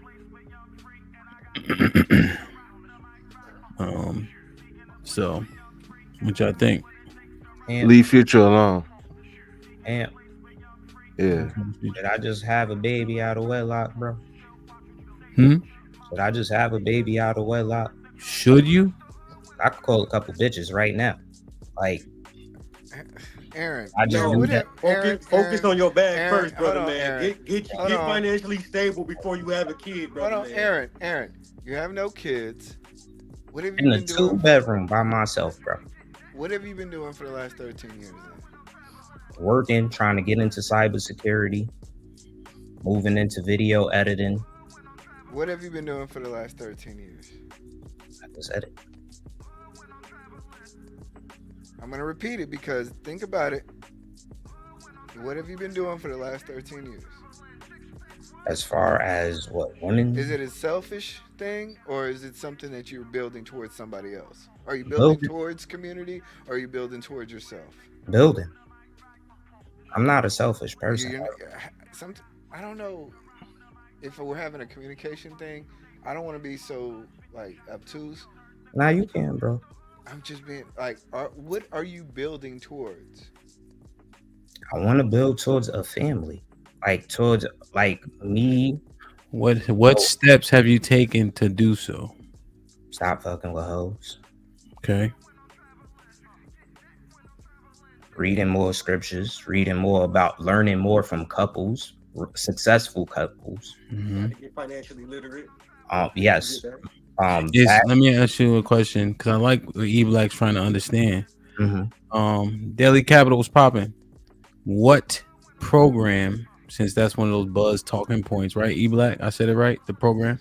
What program do you have, biblically speaking, if you want to go that route, for that woman to step into? That's what I'm building. You Black?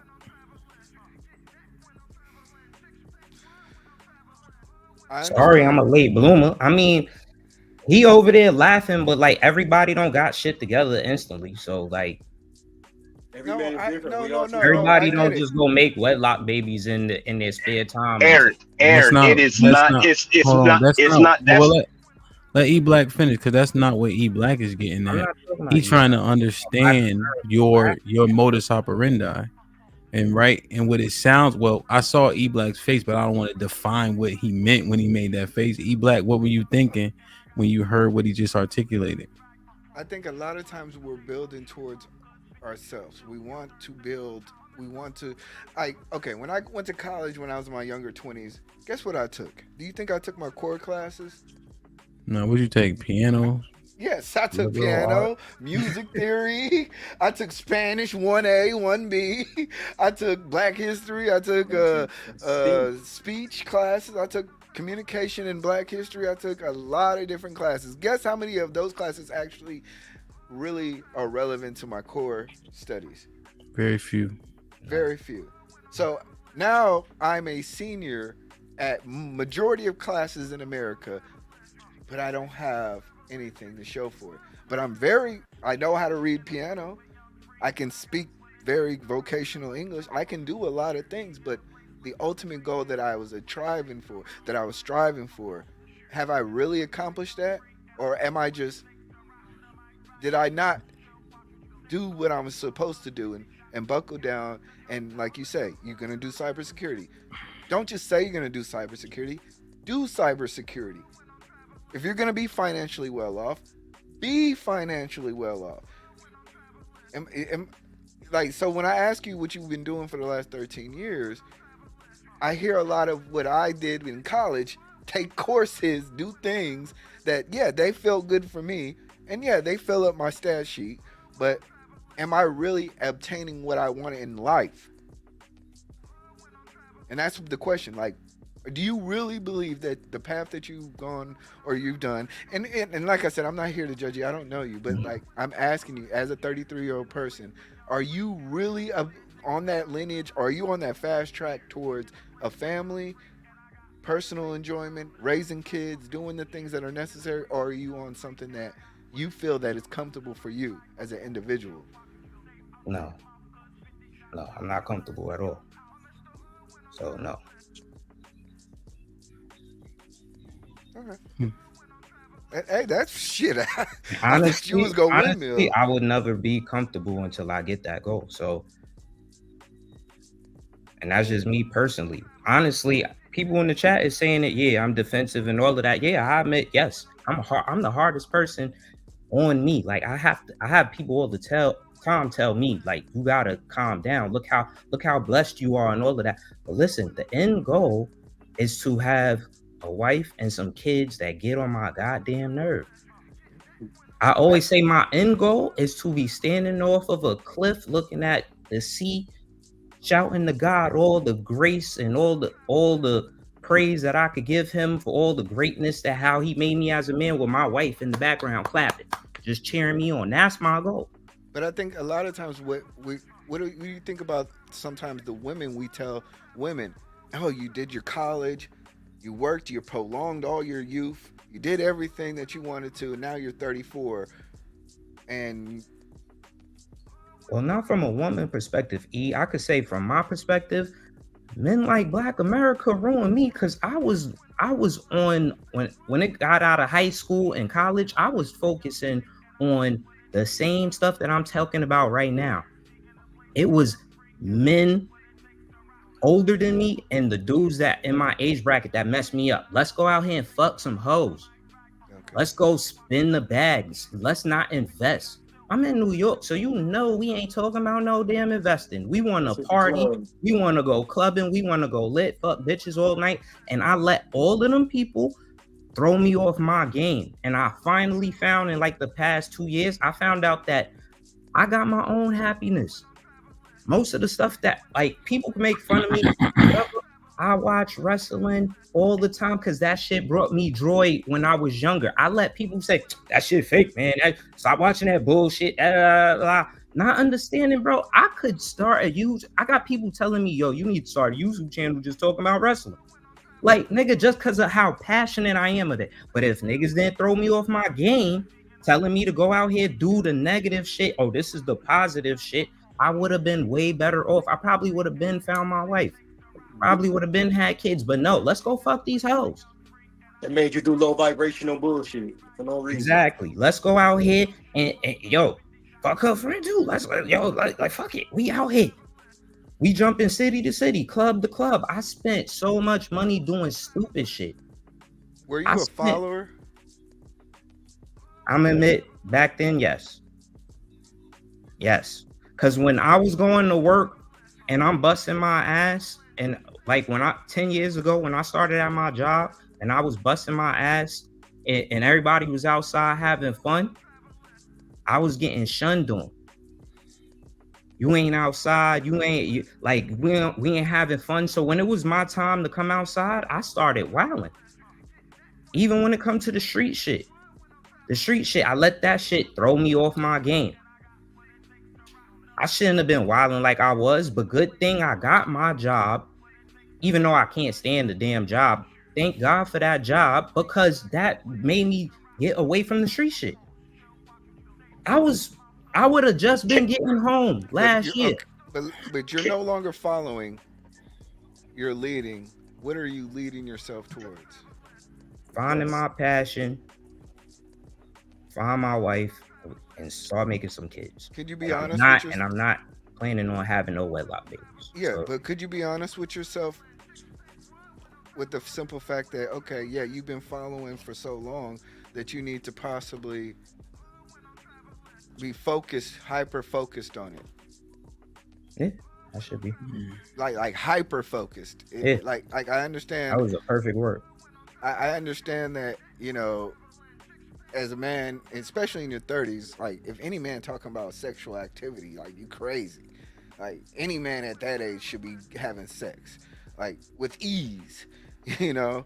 So, but right now, are you really focused on the family aspect? Are you really focused on the future aspect? Are you really focused on trying like to connect spirituality with community and spirituality with self and spirituality with the way the last 3-4 girls put me through the ringer. So yes, I'm trying to stay away from that.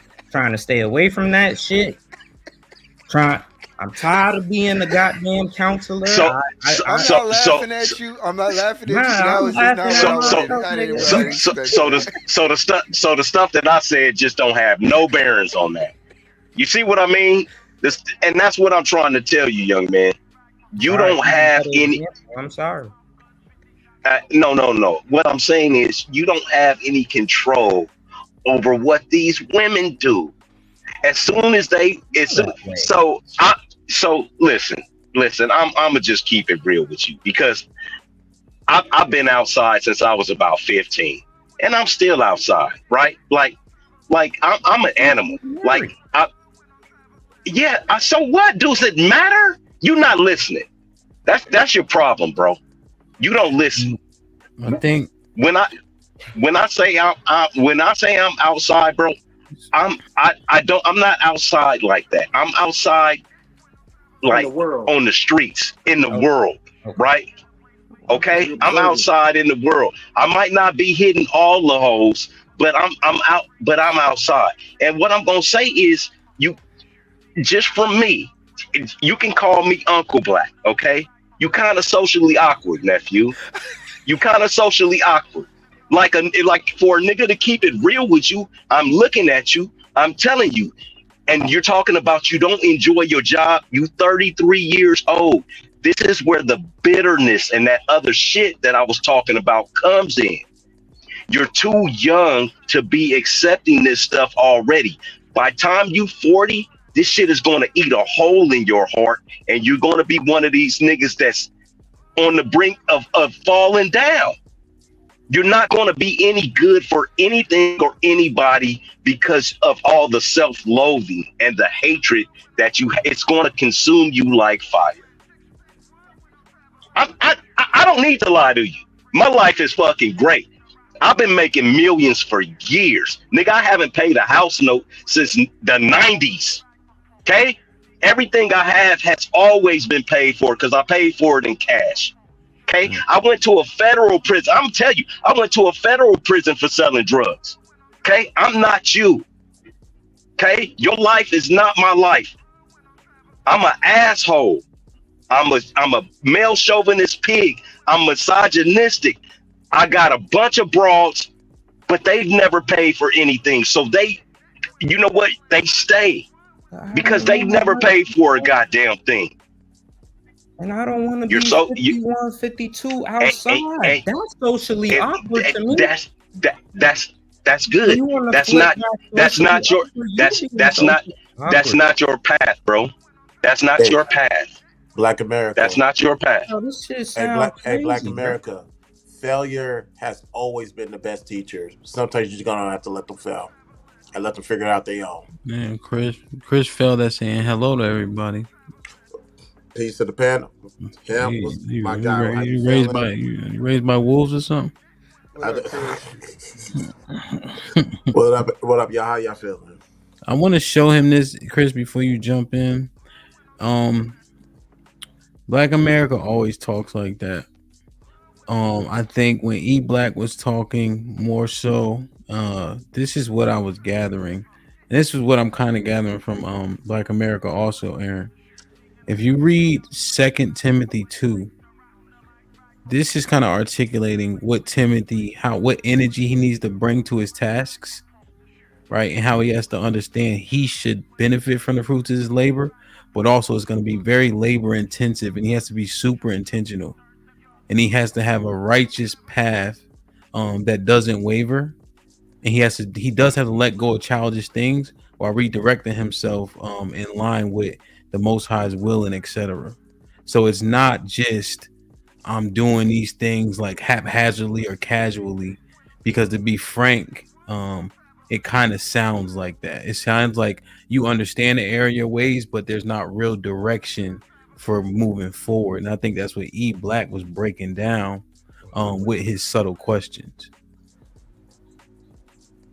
And Black America is telling you he's using his foresight based on what he knows and saying, hey, the end is dreary if you don't put some real direction behind your newfound understanding about being a follower and not being that anymore. I respect that. Chris, what's popping? Yeah, I just tuned in late and I was just hearing you guys talk. And I'm hearing E Black's question. I hear what Aaron is saying. It's like, right now, who is Aaron submitted to? Because we always talk about women need to submit. I also tell women, don't submit yourself to no man who hasn't submitted himself to a higher power. So I would like to ask Aaron, do you know who you're submitting yourself to right now? God and Christ. God? God and Christ. God and who? Christ. Grace. Christ. Oh, okay, that's new. Okay. You saying you're submitting yourself to God. That's cool. Do you know where you're going in the next 5 years, the next 10 years? No, not a clear path, but Maybe the volume's down and I'm tripping. What path? I said it's not a clear path, but no. Okay. But you do know where you would like to go. Yes. And that is? Yes. I would like to be financially free, where I don't have to work a 9 to 5. I don't mind working. I'll work forever as long as I have to. But I would rather be able to have more of passions of stuff that I like to do. So, for instance, I do like cybersecurity. It's kind of interesting to me. I want to say that would be the final. Get your punk ass to work. What that, Granville? Yeah, it's been Black America. Different stuff that I'm passionate about. I think, not to pivot a little, but I think a lot of people took away a lot of stuff that I was passionate about just to throw me out there to just do the 9 to 5 work. I want to have a family. I would rather have a successful marriage. Okay. I don't want to cut you off, Ms. Drive, but I think the best thing for you to do is to prioritize a level of importance and focus on one thing at a time. So you say you want a family. I think we all could agree to that, but we all know it takes a lot to take care of a family, raise a family, and make sure everybody is self-sufficient. So I think with your passions, because I also overheard you saying you like wrestling, there's nothing wrong with that. But whatever your passion is, you're going to have to be able to monetize it and put some financial value towards it so you can get that back. So that way you can then disperse your income to take care of your family and hopefully empower you in other things. So I think what it is with you, we all been there before. We all focus on a lot of things. We just need to focus on one thing at a time, focus on a level of importance. So we would like to have a family. It's hard to do that if we broke. Nah, So you 100%. You've partied right. enough, Aaron, right? Hmm? You've partied enough, right? Yeah, like I just went out with my sister on Saturday. So Google has a cybersecurity course, and you can do I'm that. on the third subject. Don't You're worry, on the bro. I'm third. right Okay. there. Like, Okay. yeah, I'm on the So you third. can do that and not party and get Yeah. hyper focused, right? I haven't partied in years. Okay. I've been trying to lock down since, like, I would say the end of 2019.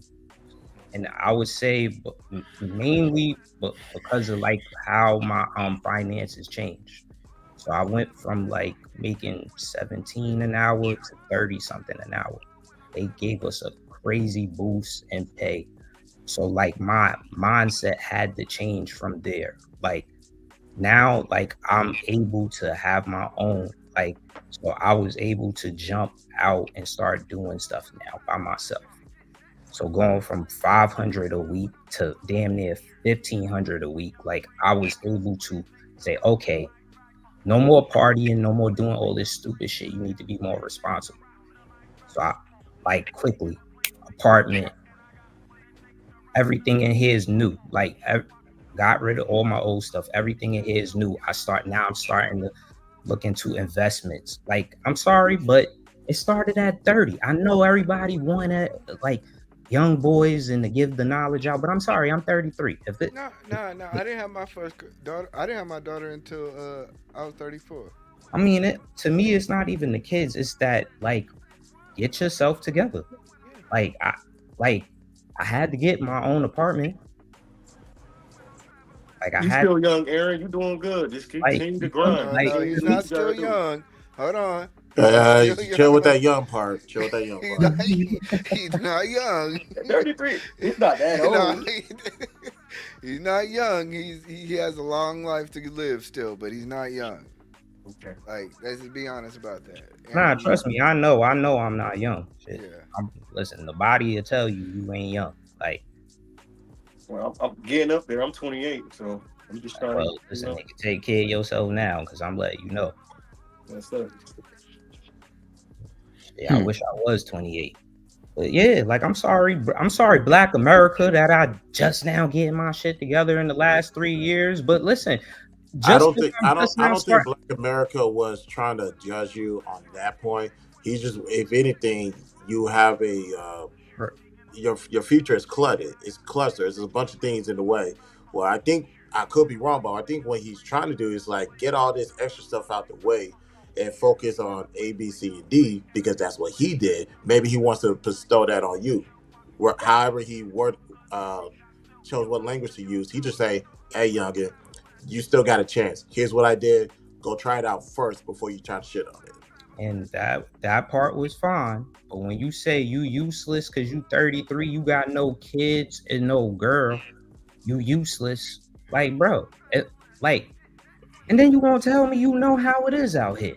So if I'm telling you I want to get married first and then have kids, but you telling me like I know how hard it is out here for my young boys, but then you telling me to jump out the window. He probably didn't mean it that way in that type of terms or nothing like that. But at the time, when he said, he was here, Darvel. At the time, when he said, that's why I calmed down, because I'm like, okay, he obviously didn't mean it that way. But listen, when he initially said it, everybody's face was like, wait, what? Like, that's why I had to follow up with like, what's your situation with women? And then like the peel the layers back. I'm sorry, you just not an example that I would want to follow. I'm sorry. Like, listen, my shit is great. I live in Vegas and we don't have nothing but raw meat out here. Don't send your bra to Vegas. Okay? Like I say, nigga, listen. I knock them all down. 8 to 80, young, crippled, and crazy. I'm trying to tell you, don't send your bra to Vegas. Okay? That's what we do out here. That's what we do out here. I'm not here to be your friend, bro. It's like I say, I'm not. You just need to focus on one direction. It really sounds like, and I'm not calling you no bitch, but what you're saying really sounds female-ish. It really sounds girly. Well, I wanna. I listen. I wanna do this, and I wanna. Nigga, it almost sounds like manifestation to me, nigga. It sounds like I need to get my crystals and shit. We as men cannot do that shit. We can't. We gotta get You on. you gotta get your a fire underneath your ass and start running. See, now I got. Hey yo, well, real quick, Black America. I think they wanted you to clarify something in the chat. What's the youngest chick you'll knock down? No. No, we ain't doing that. That's Okay. Chat don't, 20 chat, and yeah. up. I mean, mid 20s and up, or something. Mid 20s and up. Let me make sure. All they gotta do is super chat. No, don't. Oh, my bad. Yeah, it's just free shit. If they want to ask that man a question, they can super it. All right, my bad. Mm-hmm. Wait, Black America, you say you ain't gonna call him no bitch, though. Like, my whole thing is this, right?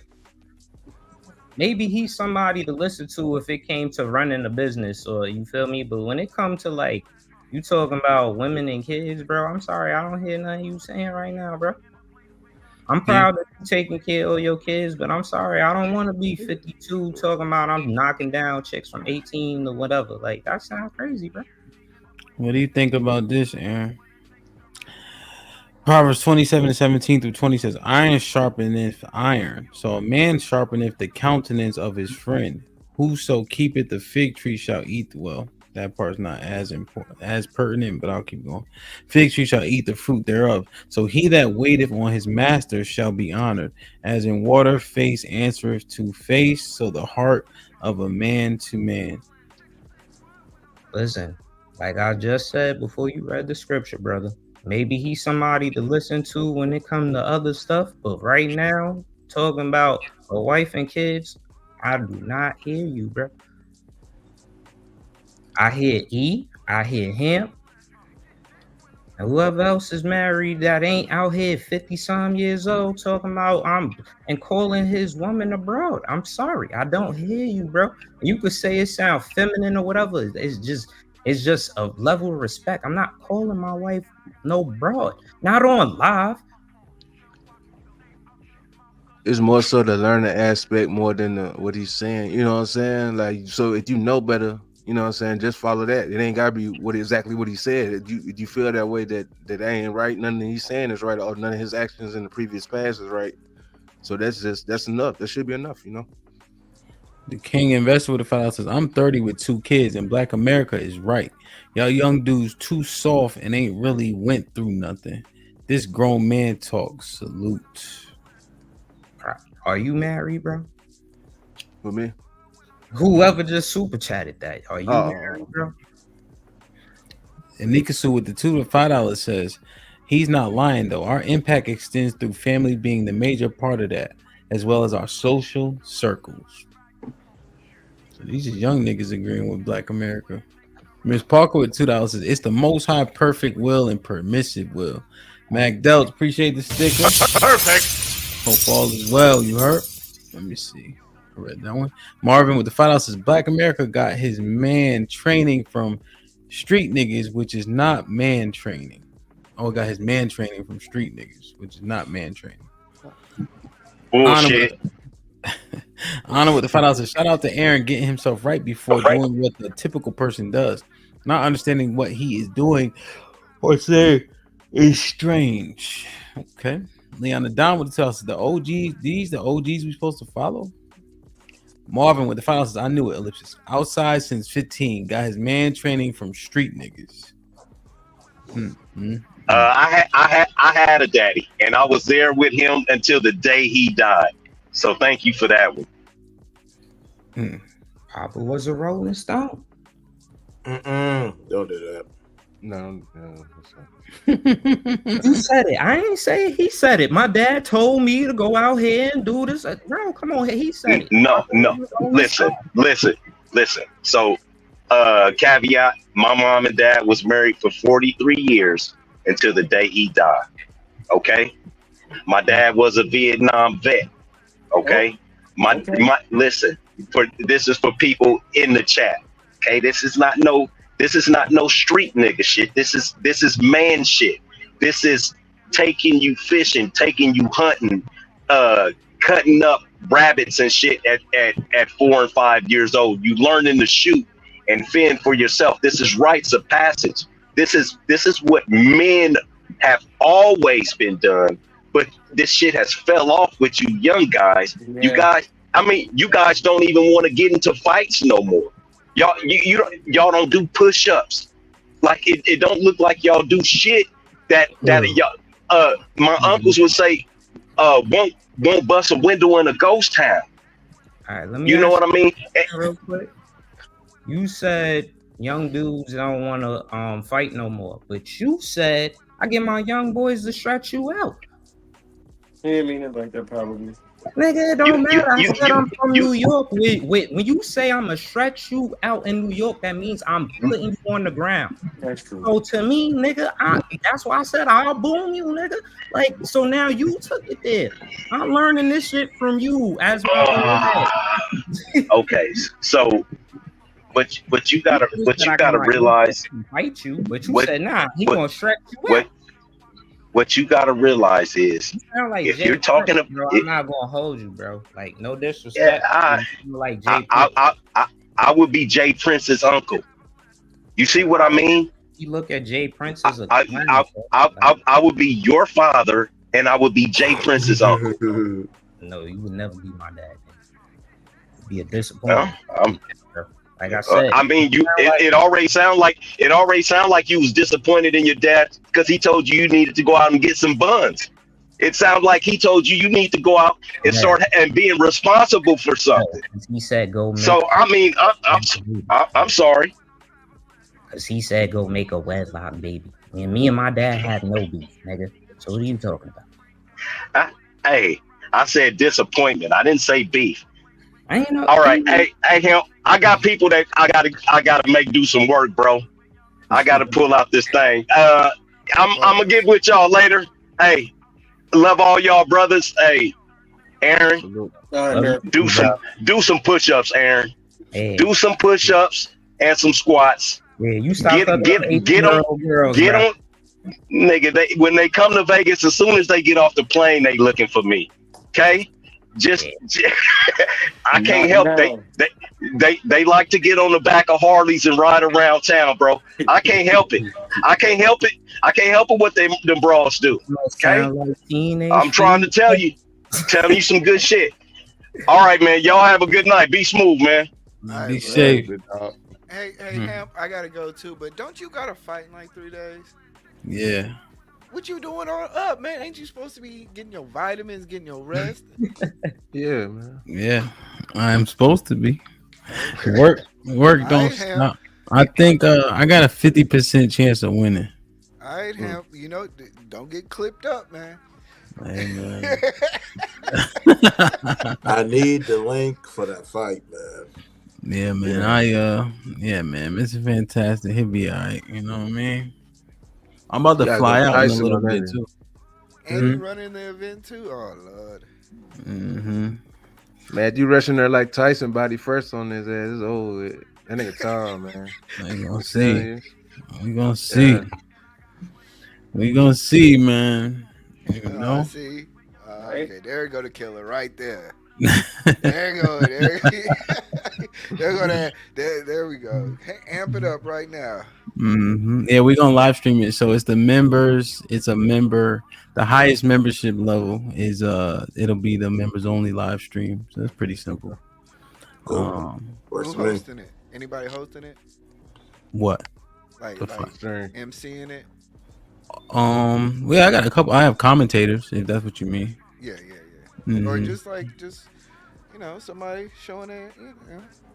Yeah, we're gonna do a lot because I get up there on Friday, so everybody gets there on Friday. So we're gonna try to do some IRL stuff. Obviously, the day before the fight, shit like that. And then it's lit, man. Man, I wish I would have made it, man. I was waiting. Well, I'm gonna do it so the next one, I'm definitely do it again at Houston, my gym. Right? Yeah, because it's gonna be in Houston next time. 100%, yeah. Okay. At my gym down here, so It should be good, man. So Houston, I'm thinking November. I want to do it like consistent. You know, not consistent, but you know, like a 3-4 months, like once a quarter, maybe. So many people be like, I'm gonna try to get Aaron and Black America set up if I can. I'm shooting. He said, "How we shooting, bro?" Here we go. See, you just prove his point. Bro, who started it, bro? When I finish shit, Aaron, nigga, you're this the useless, problem. When I Aaron. finish shit, it's always I'm the bad guy, nigga. Who started it? He said, "I'll get my young boys to stretch you out. I will clap all y'all niggas as soon as y'all walk." Is he from New York? Is he from New York? Yes, I'm from New York. Is Black America from New York? He from Vegas. He's from Vegas. Stretch out. Different lingo. Might be different. Stretch out in Vegas. I'm just throwing that out there. That's what I said. I say, yo, I'm from New York. Do not say that shit because Stretch is stretch. What stretch. Either I knock you out and stretch you, or the other way around. So either way, it's down. Yeah. That's straight violence. Nigga. You talking bullets, nigga? What's up? I'm upstate New York. What borough are you from? Mount Vernon. Well, okay. I got a cousin No, out there. nigga, Murderville. We don't fucking play that shit, nigga. I'll clap you. Oh, chill out, nigga. You on the internet with 300 people listening. Come on. How to tell on yourself. Allegedly. There you go. Damn. But no, I hope you get it together, man. And I don't know who that is. But I'll say this, Aaron, and they keep it biblical. When somebody told me that, you know how God looks at us is how we look at our kids. And then when I realized that it was true, it is exactly true. The way that I look towards God for a lot of guidance, for a lot of direction, mercy, and sometimes punishment and direction is the same way that I look at my kids. I try to guide them. I try to tell them the right thing to do, and I see them looking at me the same way. So, you know, I don't know what you got planned. I don't know, man. Trust me, it might be a year from now. You're a whole different individual. But whatever you got going on, good luck to you, man. That's the plan. Right. It all boils back. It all boils down to development.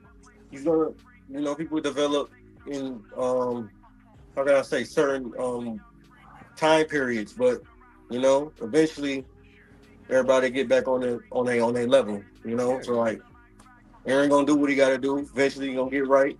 I'm gonna get right. We all got our own how can I say paths to transpire or go by, you know what I mean? Yeah. One thing, you're right. One thing Aaron mentioned, financial freedom. Entrepreneurship is, and I did a stream on entrepreneurship.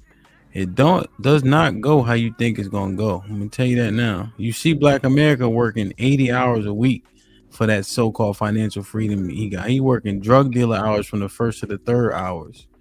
You do not get a break. You do not get vacation. Everybody problems are your problems. So when people start talking about that, just understand it's a heavy burden. You know, in terms of just being an entrepreneur. And I would argue that it's only about 10% of people who built for it. You can work for someone and gain a level of financial freedom, right? You also have different freedoms and luxuries working for somebody that you don't have working for yourself. I'm glad you said that. That's what I meant. It's not entrepreneurship, more of a sense like just saying like I'm happy with what I'm doing. I get up every day to say like I can't wait to go do this shit. Like Following the passion.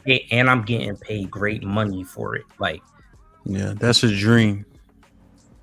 I don't think so. Yeah, because I'm doing you loving it. I'm doing 80 plus hours right now. I'm about to jump back to 90 just for the next couple of months. Yeah, everybody's not built for this. You know, it's a dream, bro. What you doing here? What? Which one? Well, I DJ like a zombie now, bro. I've been doing that shit so long. They be like, "Yo, DJ," I be like, and then when I pack up, the owner called me. He's like, "You pack up faster than anybody I ever seen." I said, "This is work." You think because I'm yelling on the microphone, I'm having fun? I'm yelling on the microphone because that's my job. I'm taking shots like if people buy me one because that's the job. You know what I mean? Like it's not the same thing. The moving company that sure as hell ain't. Oh shit! You know what I'm for saying? shit. And I go. So the reason why I don't stream on Thursdays, I strategically put out big jobs on Thursdays. So we'll have houses up, just bigger jobs, and so we go.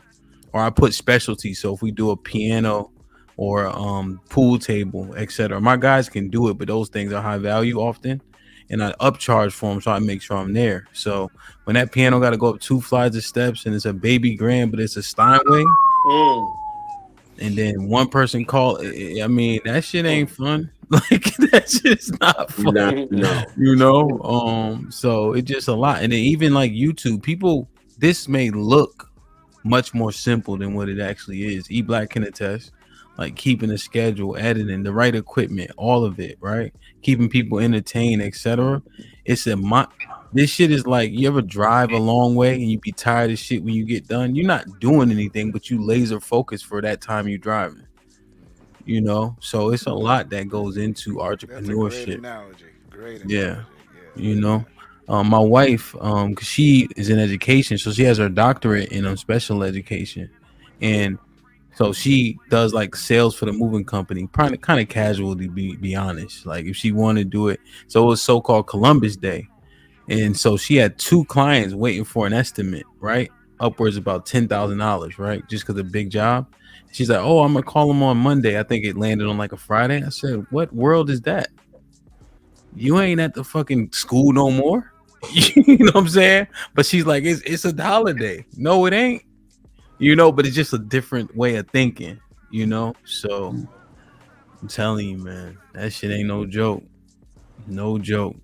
Working for yourself. Gee, my dream is to open up a shop. I want to get my own garage. I've been in the cars ever since I was a youngin. I went to school for it. I got my certificate in automotive technician. And, Oh, my bad. Just trying to work towards getting my garage and getting, busting my goals out. Yeah.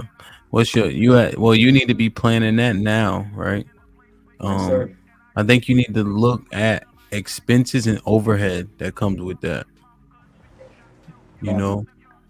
See what it takes to actually have a shop, right?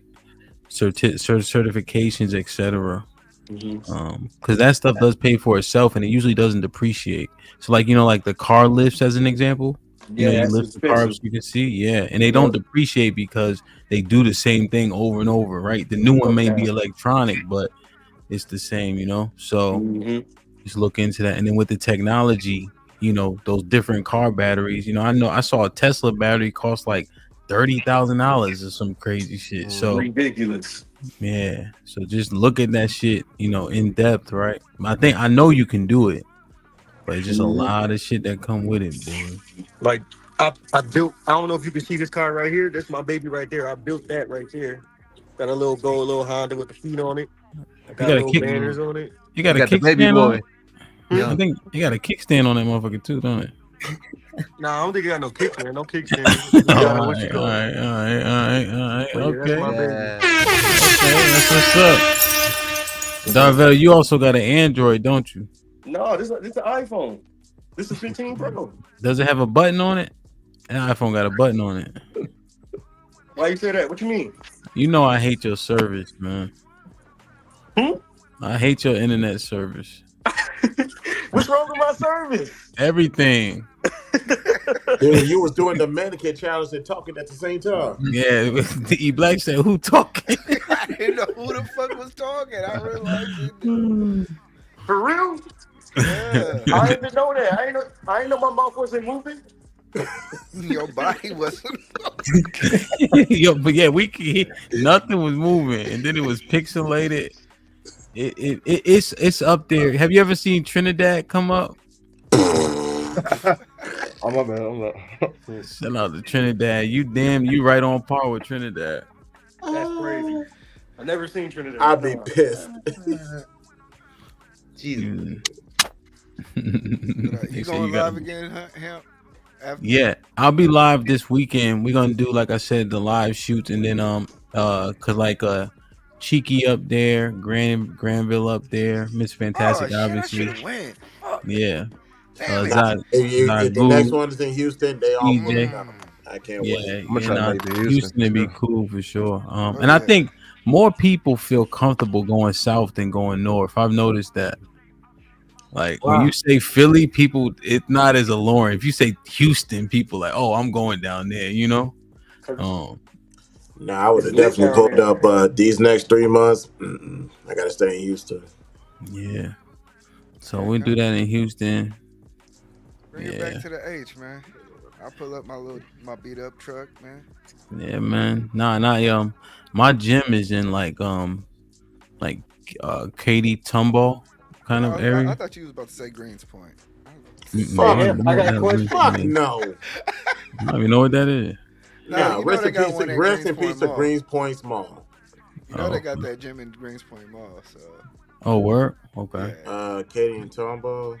I heard the H got a syphilis epidemic going on. We out there. debunked that. Stop it. I debunked that on Thursday. My damn self. We're not Okay, doing because that. my boy Anton, he was talking about that. And I will tell Anton to his face I debunked that shit. So he gonna kill that narrative. Yo, Houston or Dallas, man.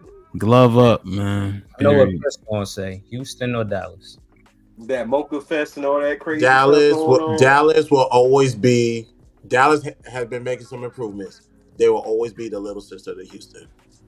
Yeah, but Dallas like looks nice. Like it's more expensive, that's for sure. Dallas don't have a beach that's like an hour away, so Yeah. Hell that's no, the they thing don't. about it. You can always go to Galveston. All right, vacation in Houston or Dallas. Vacation? Houston. Houston. I ain't never heard no one going to Dallas for vacation. Everybody want to go to Houston. It's lit down there right now. Yeah, Dallas is Like the new nice, Atlanta. but yeah, Like I Houston said, they're is. making some upgrades. I'll give Dallas his credit, but it's not Houston. I just Yeah. can't stand Dallas freeways, man. Them motherfuckers, man. But I'm gonna tell you though, I ain't gonna hold you. This ain't traffic. DC is traffic. This ain't traffic. Like I thought it was gonna be worse. How much niggas be complaining? This ain't traffic. Not like up there. It's 6 lanes down there, ain't it? Yeah. Is it 6 lanes? On the I-10 Katy part, but Yeah. But they Fucking with New York traffic, here. New York Nah, traffic it is ain't, horrible. definitely ain't New York traffic. I The ain't got reason no why fucking DC is worse is just because it's not on a grid. Like if you ever use Google Earth and you look at DC and you look at New York City's on a grid. You know what I mean? DC look like like Candyland. You know? Make a wrong turn in DC. You right. That highway is crazy. Yeah. You know, because they built it, it's like in a moat for all intents and purposes, and then there's no straight line to the capital. So all the roads is just there's 4 different C streets. You know what I mean? Like She made a wrong turn on the highway and was headed back to New York somehow. I was like, what the fuck? That's easy. Darvell, what you looking at?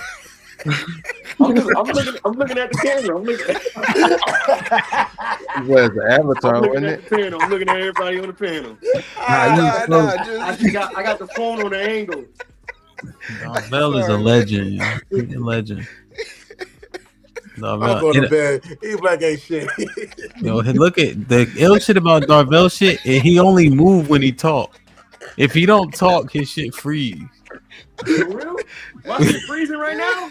Hell yeah. Oh my god. Hold on. Let me see if I can switch the internet. Hold on. Man, Crazy.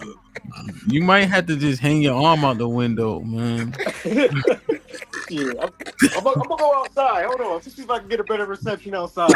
No, I need some air anyway. Hold on. I think the chat makes kicking his ass for Where sure. my keys at? Listen, you turn that Wi-Fi off, man. I'm about Go to turn ahead. Yeah, sometimes Wi-Fi makes the service worse. Just Yeah. go Wi-Fi. Turn that. Is it better now? Yeah, It could be. It's TBD, man. You know, you second to second with that internet, man. Where did my keys go? This is hilarious. Darvell, you still live in Buffalo? Yep. Or That Yes, shit sir. mad far, bro. Still here. That shit mad far. Yeah, Buffalo far as shit.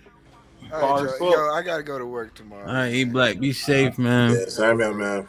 Salute All to right, y'all, Mike, man. Chris, easy. I'm about to get out of here. So I gotta finish packing my shit up. All right, man. Hey, be safe. If I don't talk to you before, DJ Ham, good luck to you. What's the Yes, sir. odds? You said it's 50-50? I think. Well, that's what I said. I think the majority of people picked Mr. Fantastic. I think just because like sheer like size difference. Yeah. Oh, you fighting Mr. Fantastic? Because his opponent couldn't fight. That's why. That's why. Yeah. So. Okay. You get 3-1 odds, 3-2. Yeah. 3-1. Yeah, we gonna see. We gonna see. I don't know, man. You being too calm right now, man.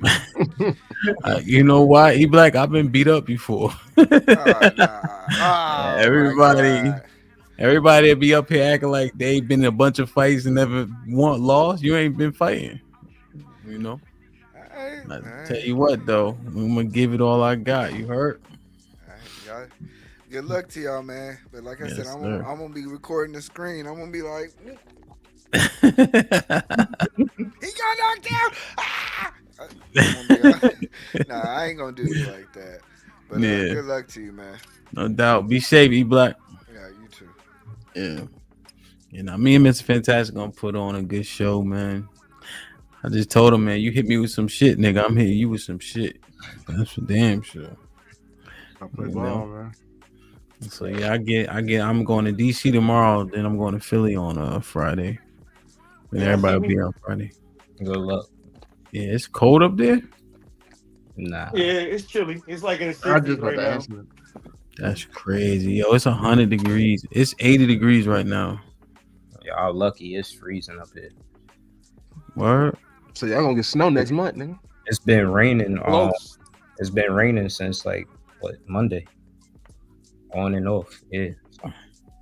Yo, let me see your card, Darvel, before we get up out of here. All right, I got you. Walking up to it now. My little baby right here. 2000 Yeah, that's that baby boy joint. Hell yeah, yep. Yes, sir. Yeah. Okay. I built this. Salute, my dog. A little feet on it. With a little banner on that joint. I don't play. That's what's up, man. That's what's up like that for the little turbo. I put a turbo Yeah, it on was it. 98. Oh, Shaquille, you in Houston too? Yeah, it was 98. It's supposed to be 101 tomorrow. Nah, yeah. Okay. Out there. That's too hot. A little baby. Custom Word. emblem on front. Yeah. When you in Brooklyn tomorrow, Chris? So is a storm passing through the north right now? We had a tornado in Buffalo. The tornado came through. We never had a tornado here. But now there's a storm though. I think it's in like the DMV right now. I don't know nothing about that. That's crazy. That's it's gonna rain till Saturday. Oh, Friday? Okay. Hey man, look, man, I hope that everybody enjoyed this show. Obviously, it was situated differently. I hope that we got something from it. Because I think we need more things to pull something from. You know what I mean? On the internet. I like this segment that you did too, Hamp, with the biblical stuff. We should do some more of that. And I joined it too late, but I got a lot of zeal, and then I was an Israelite. I mean, I still am. We all are. But like I was a part of like HOI. I don't know if you know HOI, House of Israel. Yeah, I know Priest about. Yep, Priest Abad. What's his name? Chief Ephraim, all them boys. So Yeah, Chief Ephraim, cool. Yep. So like I just indulge in all the information. You know, I always wanted to learn about history and stuff like that. So I always just wanted to just, you know, deep dive in our history. No, it's cool. It's good, man. I'm proud of y'all. So make sure y'all get in the Discord. We have a theology chat, you know, and so topics. Oh, I think my camera. What's the Discord? I'll join. Can y'all hear me still? Yeah. My camera just got hot. That's all.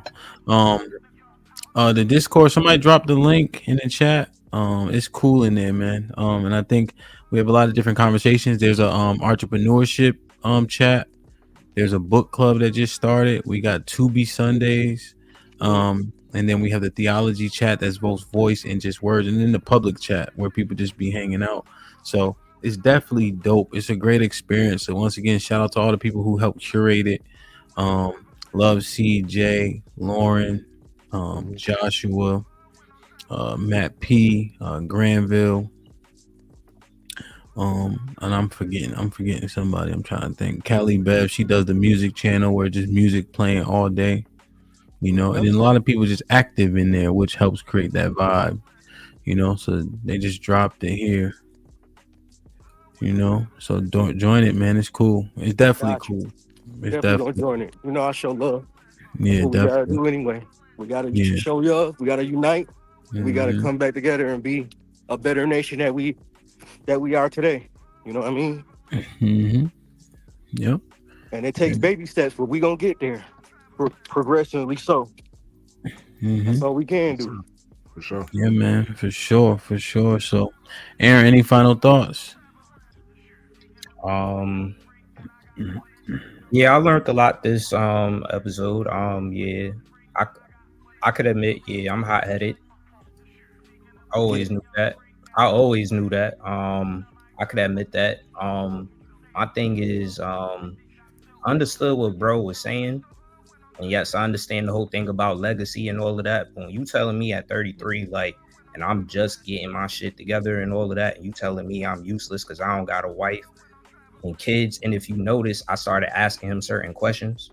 So once I found out, like, you out here talking about you 50 something still busting down chicks and your woman abroad and all that, I'm sorry, bro. You are definitely talking the wrong person about being useless. Because to me, like, you useless. So yeah, I could understand. Yeah, I gotta like tone myself back, and yeah, my attitude has got me in a lot of fucking trouble. But yeah, I'm sorry. I'm not pivoting from that. I'm not changing my mind. I not becoming a weekend father, and I'm not co-parenting with no woman. Now, if it happens after I get married, yeah, then that's okay. But I'm not gonna add to the community. I'm not gonna add back to the community when we already be on here every other stream complaining about having kids out of wedlock. Why would I want to join the population? And people could call me weak and all of that. I seen a couple women in there talking about that's a childish mindset. Well, guess what? Some of y'all are baby mamas. What you doing now? Women, what are you doing? You giving a final thought, or you just venting? That's my final thought. Great show, Hamp. You know I love when you do these topics. No doubt. I'll be trying, here for bro. the next one, bro. Indeed. Fo, any final thoughts? Shit, strive for greatness and don't let your past transgressions hinder your future, man. That's it. You know what I mean? Great show, great panel. I chimed in late, so I ain't catch everything, but I really just came up here to, you know what I'm saying? Just you know what I'm saying, be a good spot up here for the panel, you know what I'm saying? Keep Hamp company. I ain't been up here for like a couple days, so I just wanted to chime in. I really came to listen because there's a lot of shit that I don't know. You know what I'm saying? As a kid, I was brought in as, you know what I'm saying? I was like forced to go to church. So now I can understand, like, being as a man older, just where I wanted to be, what I got from it, and what I know now. You know what I'm saying? Just steady growing, steady learning. Every day's a try, every day's a test. Just keep growing from it. Y'all have a good night, man. Dope. Word. Yeah, that's good. Darvell, any final thoughts? No, not really. You know, just keep doing your thing. You know, we're gonna keep doing what we gotta do. Get the community going, get in good spirits, and you guys just stay blessed up. You know, the Most High protect everybody in the chat. You know, and also in the comments. You know, and it's nothing but love. You hear me? Word. No, definitely, man. I just want to say, man, I'm proud of everybody. You know, there'll be tough things that happen through a conversation. I implore you guys to just don't get knocked off your square or your dean. Because when people watch it back, they never get the full context. They only saw you act in a particular way. Now it happens. Don't get me wrong. Nobody's perfect, but just be cognizant, you know. people will use anything against you. This shit like the court of law. Feel me? Thanks. For sure. Thanks. So join the Discord, everybody. That way we can talk and continue to converse. There's so many dope conversations in there that I've learned from. So I think it's worth it, man. Sunday. Go ahead. I was gonna say the Discord in the chat. Oh yeah, I see it. I see it right here. Yeah, click that link. Sunday is going down. I don't know if I'll be here Friday, but we'll definitely be streaming throughout the weekend. So hopefully we can fill up that slot for sure. And then we'll make sure the DJ set is popping the next week for sure. So join the membership level. It's the top level membership. You can always upgrade and downgrade. So you just upgrade for the fight essentially. So we doing good. Sure. And with the $2 says, pray for me, stop throwing stones. Let me read this. Ezekiel Ben Israel with the $5 says, Darvell using his neighbor's internet. I think that's the last one. I think I got them all. All right, man. I love y'all. I appreciate y'all. Be safe and do the right thing, man. Everybody in the chat, get in the Discord. Let's continue to build, man. We'll do this more often. I think there was definitely a want for this type of content, so let's do it. I'm working on the Patreon thing. I'll see how I can differentiate that as well. So I really, really appreciate all the love and support that TMBR gets. It does not go unnoticed 100%. All right. Like, share, subscribe. Tell a friend and tell a friend. We out.